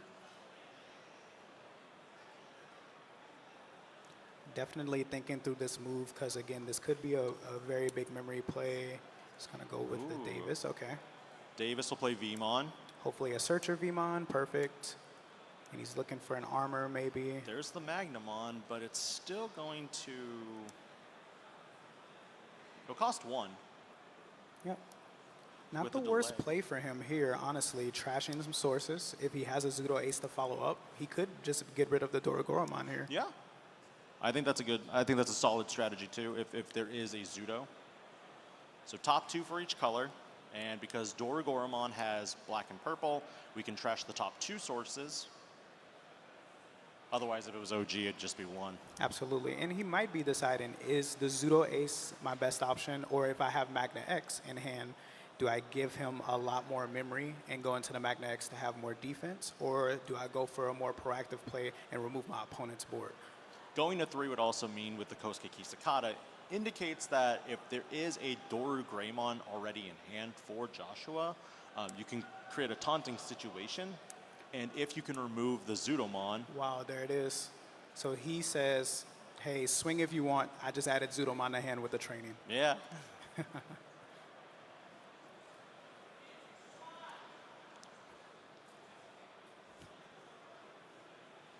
And now Joshua's kind of on the defensive here, trying to figure out, like, what do I do?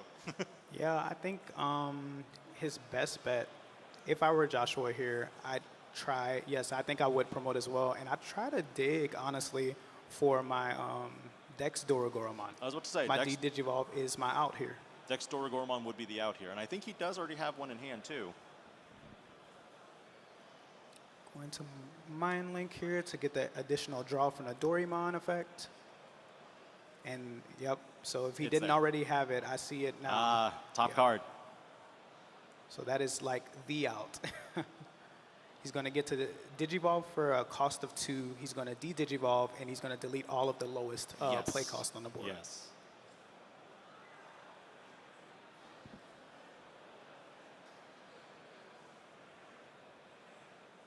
Contemplating if there's maybe a better decision.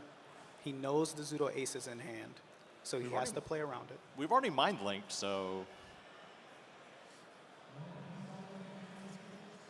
The trash isn't too big, though. I think Dom is curious what's in the trash. We've got Dora Gray, Dex Daruga, Doragora. Dominic reading the Dex Daruga, knowing that this is something that Joshua may be considering. I mean, you just Evo into it, Yeah. de-Digivolve, and There we then go. wipe the board. Yep. That's a perfect situation for Joshua, playing perfectly around the Zudo ace that he knew Dominic added to hand.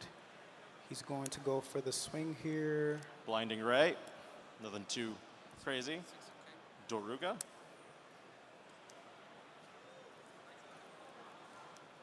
Alrighty, so I would like to think that Joshua maybe spent a lot of time deciding, oh, he's going to go into his level 5. There's the Mega Dramon reveal top 3. We see Eiji Nagasumi, Calling from the Darkness, and Sephirothmon. This is absolutely perfect for him. He's going to get an additional draw out of here. He's going to have a blocker on the Mega Dramon, although I don't believe it's going to reboot here. I don't think he has any of those inheritables. He's going to keep his Tamers safe. Him pulling the Tamers out, to me, means he may have a hybrid in hand that he wants to go for game next turn.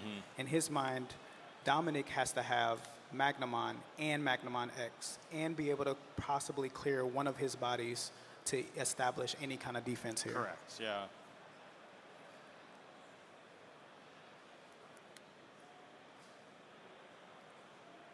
You gain the memory from Davis Motomiya, the promo.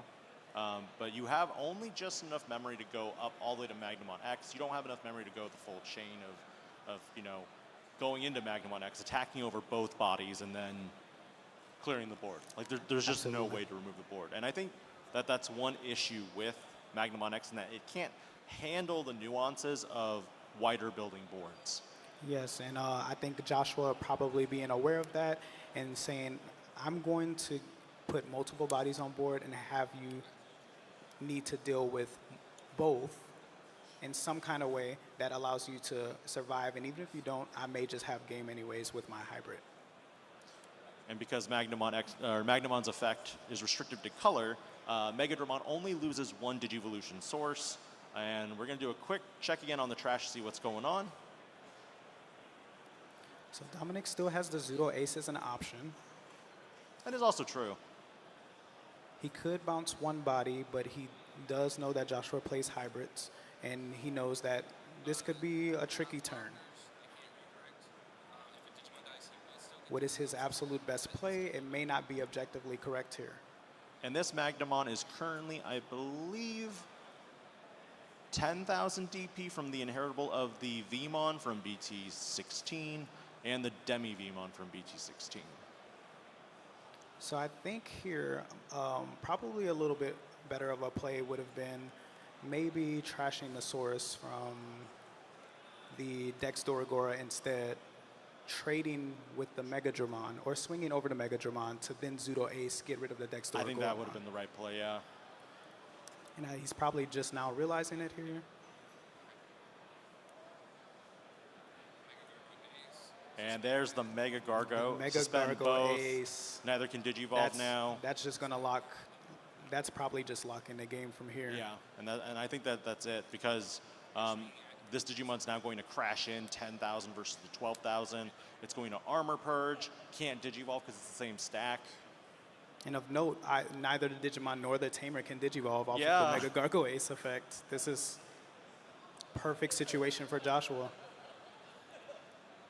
Death Xmon here might do just enough memory to maybe keep turn, but even then it doesn't do anything because you still have level 5 Digimon in play. They aren't level 4 or lower, so they will stay in play. He still has that one last swing he needs for game, for sure.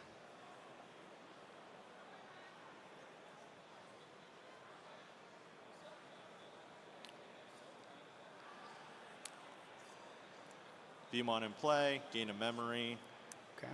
I think we are looking to set up a blocker here, a really big blocker, because look at all those armor Digimon in the trash. I'm not sure if it's going to be enough, though. We do know he still has the Zudo Ace in hand, so he's going to, okay, so he's going to go for another starter deck Magnamon. Unfortunately, I don't think this will work out in his favor either, because even though you trash the top 2 sources of the Mega Gargomon or the top 2 sources of the Dex Doragoramon, the issue here, the underlining issue is Magnamon is the only blocker. Yes. And if you block either of these Digimon, you will Armor Purge, you will lose the level 4, and you can't Zudomon Ace. So I think what Dominic might be thinking here is Joshua has to swing.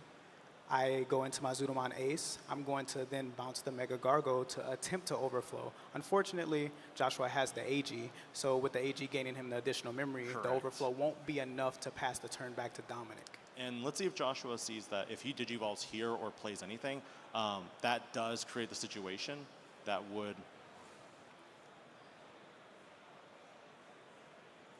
Joshua, Sorry, I was in the No middle of thought worries. when he started mind linking. Yeah. Joshua considering the Mind Link again, which is, again, kind of a tell. He must have a hybrid in hand. If he's taking that long to decide, do I want to draw the extra card? Maybe not.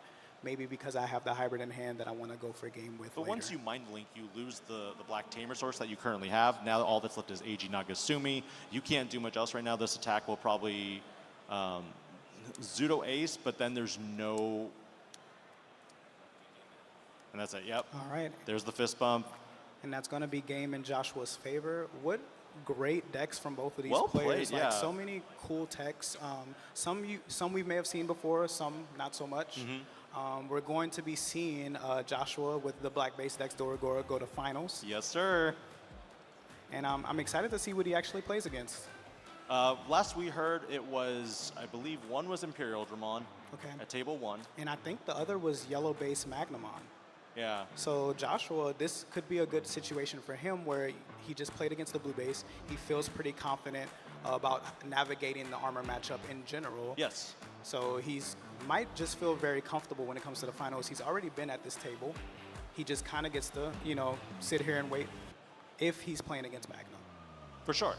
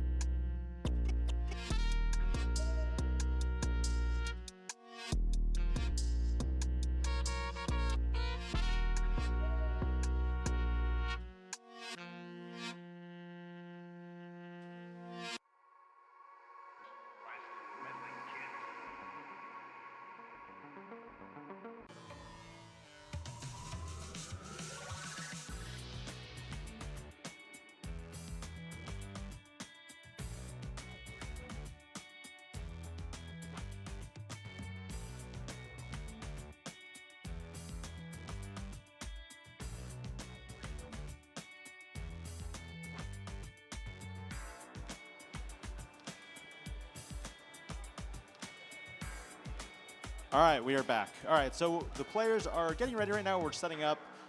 Let's see what's going to happen here momentarily. I'm really curious who's going first and what we're going to see here in the finals. Alrighty, so with both players' headsets on, I almost can't hold my water, and I kind of want to spill it, so to speak. So we saw Joshua on stream. Yes. So we do know he's on the Black Base. Black Base SOC, the Black Sons Base of SOC. Chaos, Yes, featured in Digimon absolutely. Seekers. And then to no one's surprise, also in finals, we have the powerful Imperial Dramon. And there was a lot of discussion with players in regards to, after the restriction list, players wanted to kind of see something done about Imperial Dramon because it would arguably be one of the strongest decks.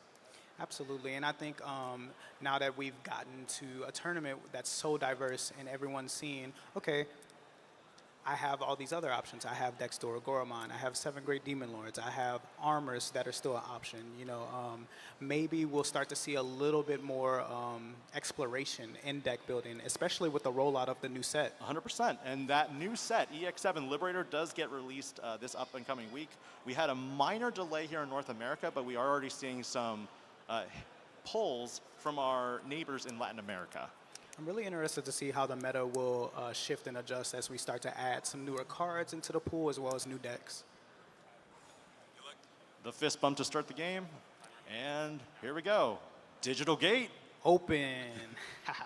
All right, so the Dexter Goromon player is going to start with the Kosuke hard drop to start. Not a bad start, you know, just getting the Memory Tamer online. Memory fixed, but I think the other issue is when you don't have your level 3 on the first turn, it does make it harder. We do have the Demi Vmon from BT12. This draws you a card when you have a green Digimon in play. Similarly, the opening hand doesn't look too hot. Yeah, looking at the Imperial Dramon player, it looks like they also may not have a rookie to start with. Hidden Potential discovered, though. Great card. Great card. It is arguably one of the most powerful cards, and with Return to the Primogenitor, we do have the fact that it is basically another Hidden Potential It's discovered. it's almost an additional copy, especially if you're playing it in multiples.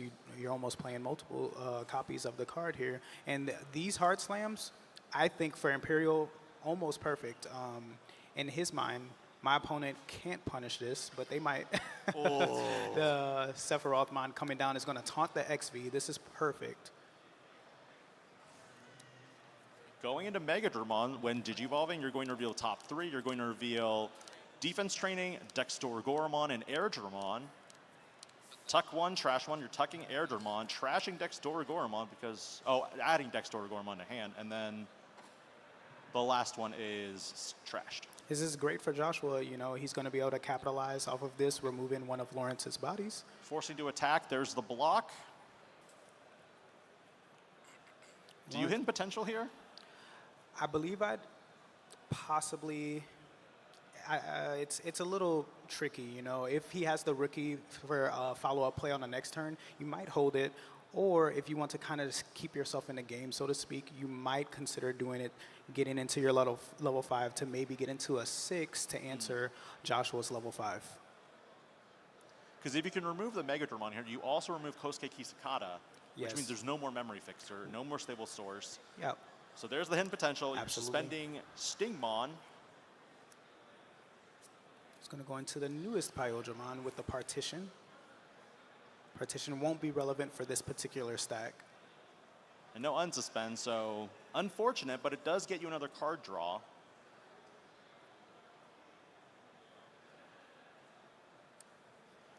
He's going to elect to go into the level 6, being the Dragon mode.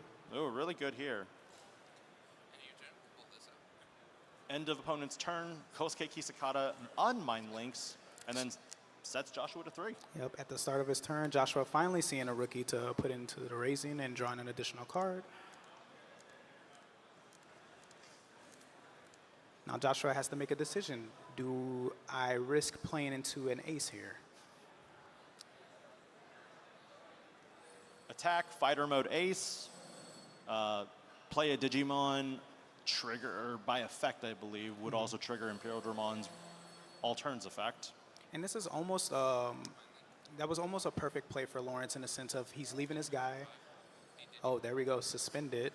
Not going to matter here because the Dex is going to be able to digivolve it. It won't delete it, though, because it wasn't digivolved over the regular Doragoromon. The first level 3 found. There we go. There we go. Lawrence answers with a rookie Digimon of his own. Is this where you would just attack? Well, it's a blocker, so you don't want to lose your Stingmon here, but playing Davis and Ken might be beneficial. Yeah, I think playing a Davis and Ken would be very great here. I don't think Joshua has a lot of ways to answer specifically the Davis and Ken play. He may be able to answer the Stingmon here, but it's a great position for Lawrence to be in. He has the Tamer to give him another rookie. He has a rookie coming out from the back, and he can establish some type of momentum to move forward on the next turn. The end of turn DNA is so important that that's what you're looking for. You need to find your 3s to go open your 4s so that you can DNA end of turn. Absolutely. With Davis and Ken, you're also setting up for the potential source stripping, which will be very beneficial. Now, is Doramon going to Mind Link Kosuke from hand? Looks like we are. All right, perfect. There's a second one. Draw an additional card for the Doraemon. That's great.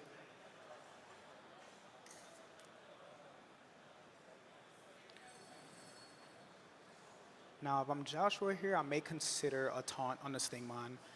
That way I can hopefully remove the Davis and Ken on Lawrence's turn, but Lawrence will be able to use his start of main Davis and Ken to play a rookie before he would have to swing. Correct.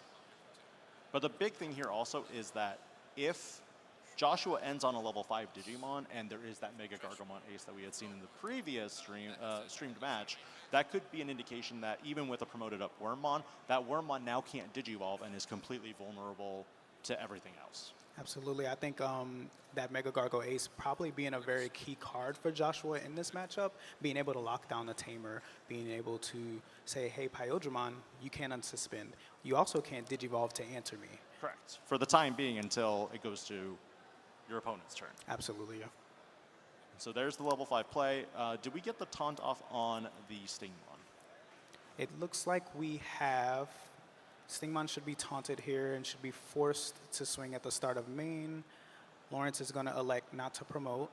Or play a Digimon via the effect of Davis and Ken. Stingmon into security is blocked by Doru Greymon, and then it will simultaneously Evo into Dorugoromon and delete Davis and Ken. And this is ideal for Joshua, honestly, getting rid of the Davis and Ken, getting rid of also the only Digimon Lawrence has in the battle area. With the Davis and Ken off the board, Joshua only has to worry about another one, and it doesn't look like Lawrence is going to have it. A hard pass. No level 4s. At this point, I think Lawrence isn't going to pick up the cards yet. I think he wants to learn a little bit more about Joshua's deck before he throws in the towel for game 1. Absolutely, and even with Joshua possibly swinging into another Davis and Ken in security, or even a Davis, could give Lawrence what he needs to somewhat mount a comeback. There's another level 3. Dexter Agora going in. There's an XVmon. Interesting decision on the attack order.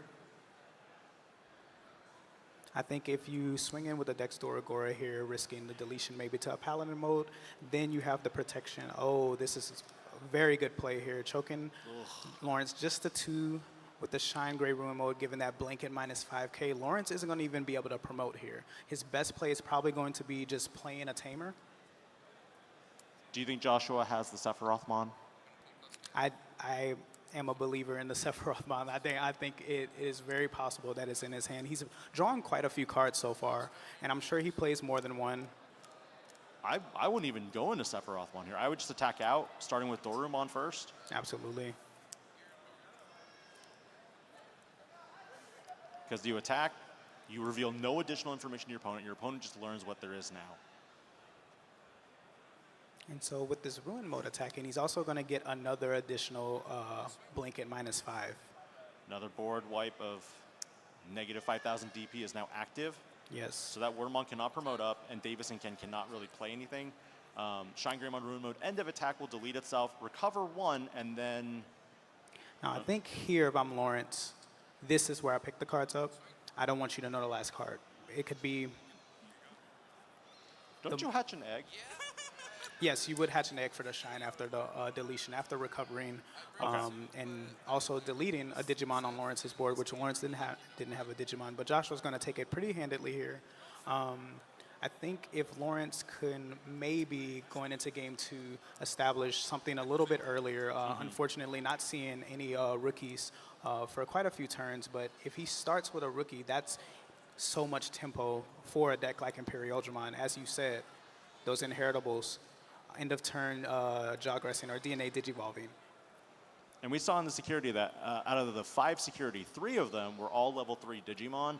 Then there was an XVmon, and then, no, 2 of them. 2 were rookies, XV, returned to the Primogenitor, and then an Imperial Dramon. Yes, the Imperial, or I think the Fighter Ace. Yes. So great game for Joshua here. He's probably pretty accustomed to playing against quite a few Imperials with a lot of the community considering it the #1 deck of the format. I think players who are coming into a big tournament such as this regional that's the deck they're going to practice to beat. You're not going to take your deck into this tournament if you cannot play against Imperial. I think at this point for our Imperial Dramon player, you want to establish a Davis and Ken as quickly as possible, and you want to have at least 2 or 3 level 3s in hand. Absolutely. That's pretty much your god hand right there. Yeah, absolutely. And the most important level 3s being those searchers with that inherited, that end of turn inherited, so he can kind of keep the engine going. Even if you get rid of my level 3 or my stack, I already searched my next thing that I want to promote into my next play or my next combo. We also have information that with Shine Greymon Ruin mode that it's going to be a detriment to even let that Digimon appear on the board, because now you can't end of turn DNA, you can't play your Digimon by effects and make them stick long enough for their on-play effects. Yeah, absolutely. And something of note I would like to add, we spoke about it at the end of last match. Joshua did not let his opponent see his hybrids. His opponent also has not seen his aces. So there's a lot of information that his opponent doesn't have, and he's already at an advantage with a game 1 win. Yes. It looks like both players mulliganed, or were they still shuffling? I believe they both mulliganed here. They're very intent on starting with a rookie this time, I believe. Now, you've played the black SOC variant, correct? Or are you on the purple one right now? I have played it. I prefer the purple variant. I'm, as most people know, a very big Lugamon fan. Yes. I've been piloting the deck for quite a while. But the black version is very cool because it includes some of my favorite Digimon in the form of Dorumon. I think it has some great utility pieces and things that it can kind of capitalize on in the format as well. So it looks like Joshua is going to be going first. He does find the Dorumon on turn 1, and then... So he's going to do the alternate Digivolution. Yeah. Because he's going to set his opponent to 1, which is great for tempo. Yeah, at this point, every level 3 is like, hi, I'm Ukomon too. Yeah, it's like I can choose the Evo for 1, or I can, Evo for free. In this case, I don't want to give Lawrence too much memory, or I want to force Lawrence to play a Tamer and give me more memory so I can do exactly the play I want to do next turn. Oh, what are you at here? You've revealed off of Davis Motomiya the Imperial Dramon Paladin mode ace, the Imperial Dramon Dragon mode from the starter deck, which can play out the 2 level 4 sources, or the Imperial Dramon Dragon mode from BT16. So I think the Paladin mode is coming to my hand for sure. As Lawrence, I'm thinking, okay, Joshua's deck is very similar to a purple deck. Being able to remove his trash is going to be very important for me, very pivotal at a certain moment. Now I got to decide which dragon mode is more important for me. Because there are effects that let you cheat your Digivolutions, they are effects that let you Digivolve during your opponent's turn when something happens. I think the choice that Lawrence picked was correct. Yeah, absolutely. Just having like a pseudo form of protection, having something that's more reactive on your opponent's turn as well. It's interesting also that Joshua did not promote out the Dorumon, but it is also a telling sign that there is no Kosuke Kisakata in his hand then. He does play Marvin Jackson and then goes straight into Dorugamon for a cost of 2. Dorugamon in the back, electing to not taunt his opponent anytime soon. Interesting thing of note as well, he may not have all the rest of the pieces he needs to climb into an entire line, so he might just be wanting to play it a little bit safer here in this game. And then passing back the turn. I don't think you promote out yet. I think if you have the Davison Kin Tamer, you definitely just kind of play it on the board, set your opponent to 1, force your opponent to make a play, then maybe go for a bigger push on the next turn. Because there's not enough memory here. I feel like you would Digivolve into either Stingmon or XVmon and then play like another Tamer or a level 3. Like there's no reason to promote out yet until you have full combo. Choosing a Digivolve in the raising, not a bad idea. Just cycling to get another card, see what more options you have here.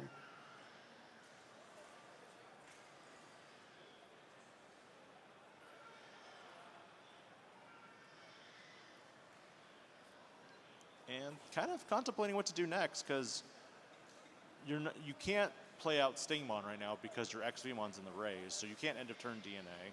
I think the best bet here is to just what? You don't see that every day, so we're going to put our partition Pyodramon in the back. Lawrence playing very carefully. I think he may just be wanting to avoid very specific things from Joshua that he might have saw in the last game. We saw the Dextor Goromon D-Digivolve 2. Yes. And that was problematic for him. The only issue is I feel like when you're not utilizing the full capabilities of partition with this Pyodramon, it feels like a waste. Because on the bright side, Imperial Dramon Paladin Mode Ace has a caveat in that it could be your trash or it could be your opponent's trash. Meaning if you wanted to recycle your cards, you have the capability to do so. Absolutely, and I think Joshua here might be considering maybe I'll play a body at the front, so Lawrence, if Lawrence decides to promote here, he won't get an additional swing because he'll have to suspend one of my Digimon, and he won't get an additional swing with Pyodramon, kind of taking down his aggression just a little bit. And right now it feels like both players are playing a game of chicken. Like, if you promote out, I'm going to get you back. I'm going to get you on the next turn. Yeah, absolutely. I think both players knowing that each other's decks can really punish an early promotion, right? If I don't have anything in raising and you enter both bodies on my board or more bodies on my board, then how am I supposed to come back from that? And both decks are very capable of handling anything in the battle area. They each have an equal crackback potential. Absolutely. That can really just be like, game over. I got it. Both decks can handle Digimon. Both decks can handle Tamers as well. 3 memory, you do have the capability to go into Imperial Dramon Dragon mode from BT16 because it has a special Digivolution condition that lets you Digivolve off of Pyodramon specifically or Dino Beamon for a cost of 3. So Joshua actually decided to tuck the 1K under his Mega Dramon over the reboot. I'm very curious about it. I wonder if maybe he's considering, if my guy gets suspended, I want you to have to trade into it with my Pyodramon. And most players are not on the Demi Vmon that gives you additional DP. Some are running the Vmon that gives you additional DP, and then others are kind of going with the Wormmon that suspends a Digimon. Yes, I've noticed that card be a lot more popular as the time goes on, as the format starts to develop a little bit more. They get a little bit more board control out of it with its inheritable ability. Yeah.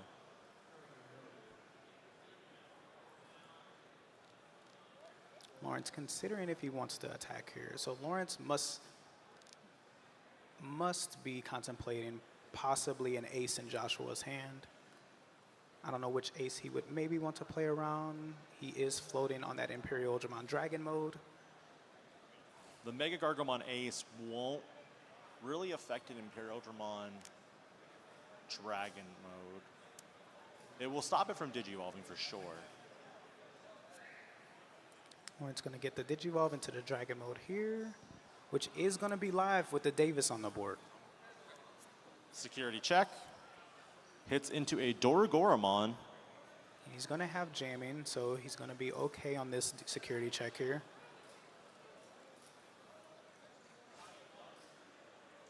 And I think the last game is probably the first time I've seen it, in particular, that Hidden Potential Discovered did not help the situation. Yeah, it was really like a very strange situation for Lawrence, right? Because He only has his 4s to play with. He had a 5, didn't really have a way to capitalize. The Wormmon coming down, though, this is going to be great for Lawrence, seeing the dual tamer, which is so pivotal to this deck's combo. Adding another Wormmon, starting, to climb into another stack in the back. Yep, absolutely. And Lawrence maybe having a new breath of life here, having that dual tamer now in his grasp. Hopefully it won't be too late here. He'll be able to establish something that will get him back into the game. Marvin Jackson gets slotted under Mega Dramon, so we do have blocker and I believe jamming. Is that correct? Yes, and the Dorogoromon is going to come down and delete the Davis and not even going to take a chance with swinging into the Imperial. He's just going to de-digivolve it. He's going to delete both Wormmons, and it's going to be a board clear for Joshua. But both players do have 5 security, so this is actually not as bad as what we saw in the first game. Absolutely. Joshua having a little bit of control here, but if I'm Lawrence, I'm thinking, okay, he's already deleted a tamer. Odds are that he's going to go after another one that quickly. It'll be pretty low. I might be able to capitalize on my next turn.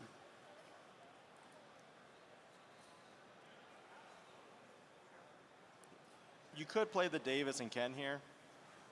I think I would. Yeah, I think this is a great play for Lawrence. Just having, again, a play that he can make next turn, knowing the odds are pretty low that Joshua's going to be able to delete the tamer on back-to-back turns. But he is going to get a little extra cycle with the Marvin Jackson. Yep. And we now have the Dex Dorugamon set up in the trash. Deciding on what to Mind Link. That was interesting. And then with Dorugamon's effect, we get a draw card because a material was slotted. Ooh, Primogenitors. Return to the Primogenitor. The security effect lets you play a Davis and Ken. And there isn't one. Well, even still, having that card in the battle area to use its delay effect later is going to be like pivotal for Lawrence. Yes. Now he has something he can kind of combat with, also with like a pseudo protection on his bigger stacks. The benefit of Return to the Primogenitor as a delay option also means that as your partition effect only protects from bounce, deletion effects of Digimon, the option card now also helps with battle. Which is arguably your Imperial's weakness, right? Correct. Dying to battle, which is why they have the jamming. The jamming is so pivotal to keeping their Digimon on the board. So having the Primogenitor say, hey, even if you collision, I'm going to trash this card, and I'm going to be able to move forward with my combos anyways.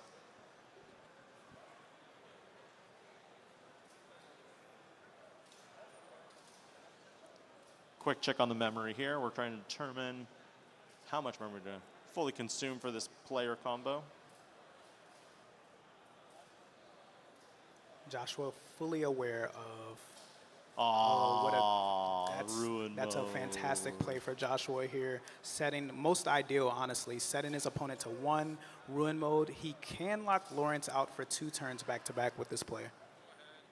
Is the play here? Now we know Lawrence added Paladin mode ace. Is now the time to play it, or is it just because next turn we're going to see 2 attacks, 1 security left for Lawrence, and then a body in the back in the raise? I think if I'm Lawrence here, I'm just forcing my opponent to have it. Like you have to have a way to stop me from promoting and essentially doing my full combo. Now, Joshua's in a great position. He's going to lock Lawrence out for 1 more turn. Lawrence might have to consider hard dropping the Paladin mode ace.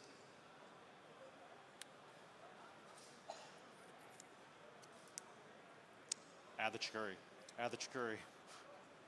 The Chikuri is the play here, because if you go Chikuri on top of Dory, you set up game. That's for the following guaranteed turn. game next turn.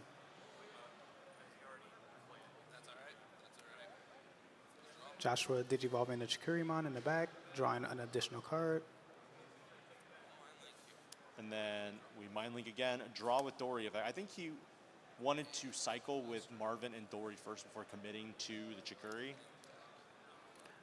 Shine Ruin mode is going to proc its effect. Nothing to delete on board, but it's going to do another blanket minus 5k to the board Stingmon and get the cannot recovery. move out of the raise.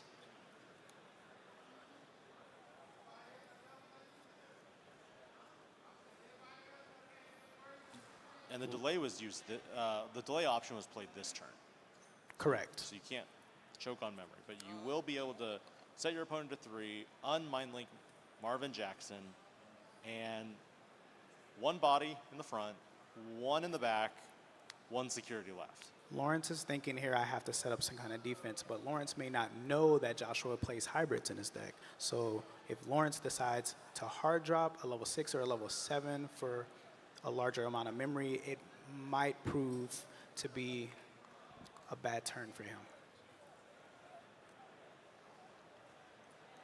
Is it possible here that you would hard play like an Imperial Dramon or a Pyle Dramon here? Because if the Pyle is deleted, your Return to the Primogenitor will proc. Yeah, I think that might honestly be his best play. Force Joshua to proc the Primogenitor. Oh, he's just going to Digivolve in the back. He's going to hope that his security can get him there. Gigadeath, Megadeath here is the only thing that saves you here. Joshua's definitely going to use that Marvin to his advantage.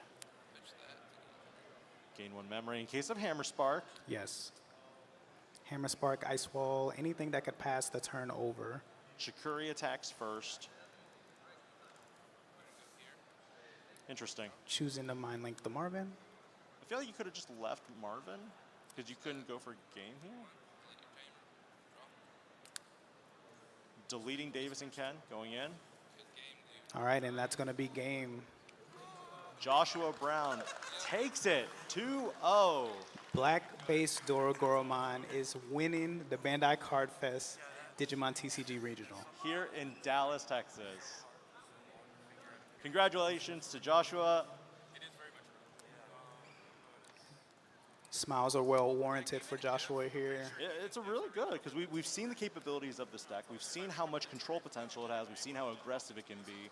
I think right now the main focus of the meta in Digimon itself is that you want to put Tamers down. You want to have, well, you're trying to just set up Tamers. Tamers can give you value for either memory. They can set you up for the hybrid plays. They can set you up for putting the additional bodies down on the board. It's just so much value. And that's where a deck like Dora, or that's where Doragora can really excel, right? It's saying, hey, Tamers, I got that. I can take care of it. Digimon at the front board, I got that. I can take care of it. Shine Greymon Ruin Mode, Digimon in the back, I can also take care of that. So much range for the deck that allows it to perform really well in a tournament like this. But yeah, congratulations again to Joshua Brown. I'm joined again with Antics, the Alpha Tamer. And I'm Ben Wong, DigiPanda. We wanted to thank the tournament organizers, the staff, the production team, everybody here who's made this run as smooth as they can, because it has been an amazing time here. This concludes day 1 of Bandai Card Games Fest. Digimon will not be tomorrow, but we will be coming back with our other casters for One Piece. And with that in mind, we will be signing out.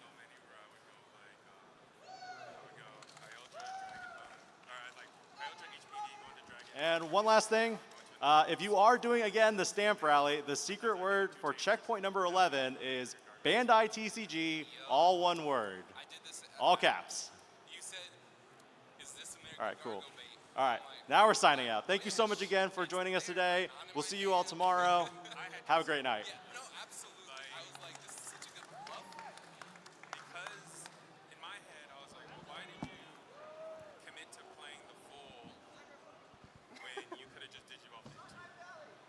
Oh my gosh.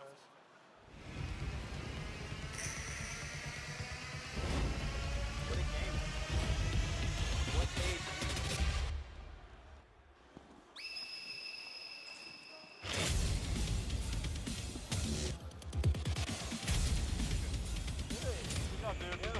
I would not expect it to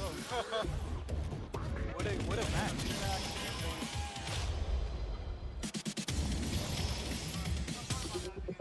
No, you're good. Sorry. I was like, wait. I'm repeating it again. Thank you so much for your help with production.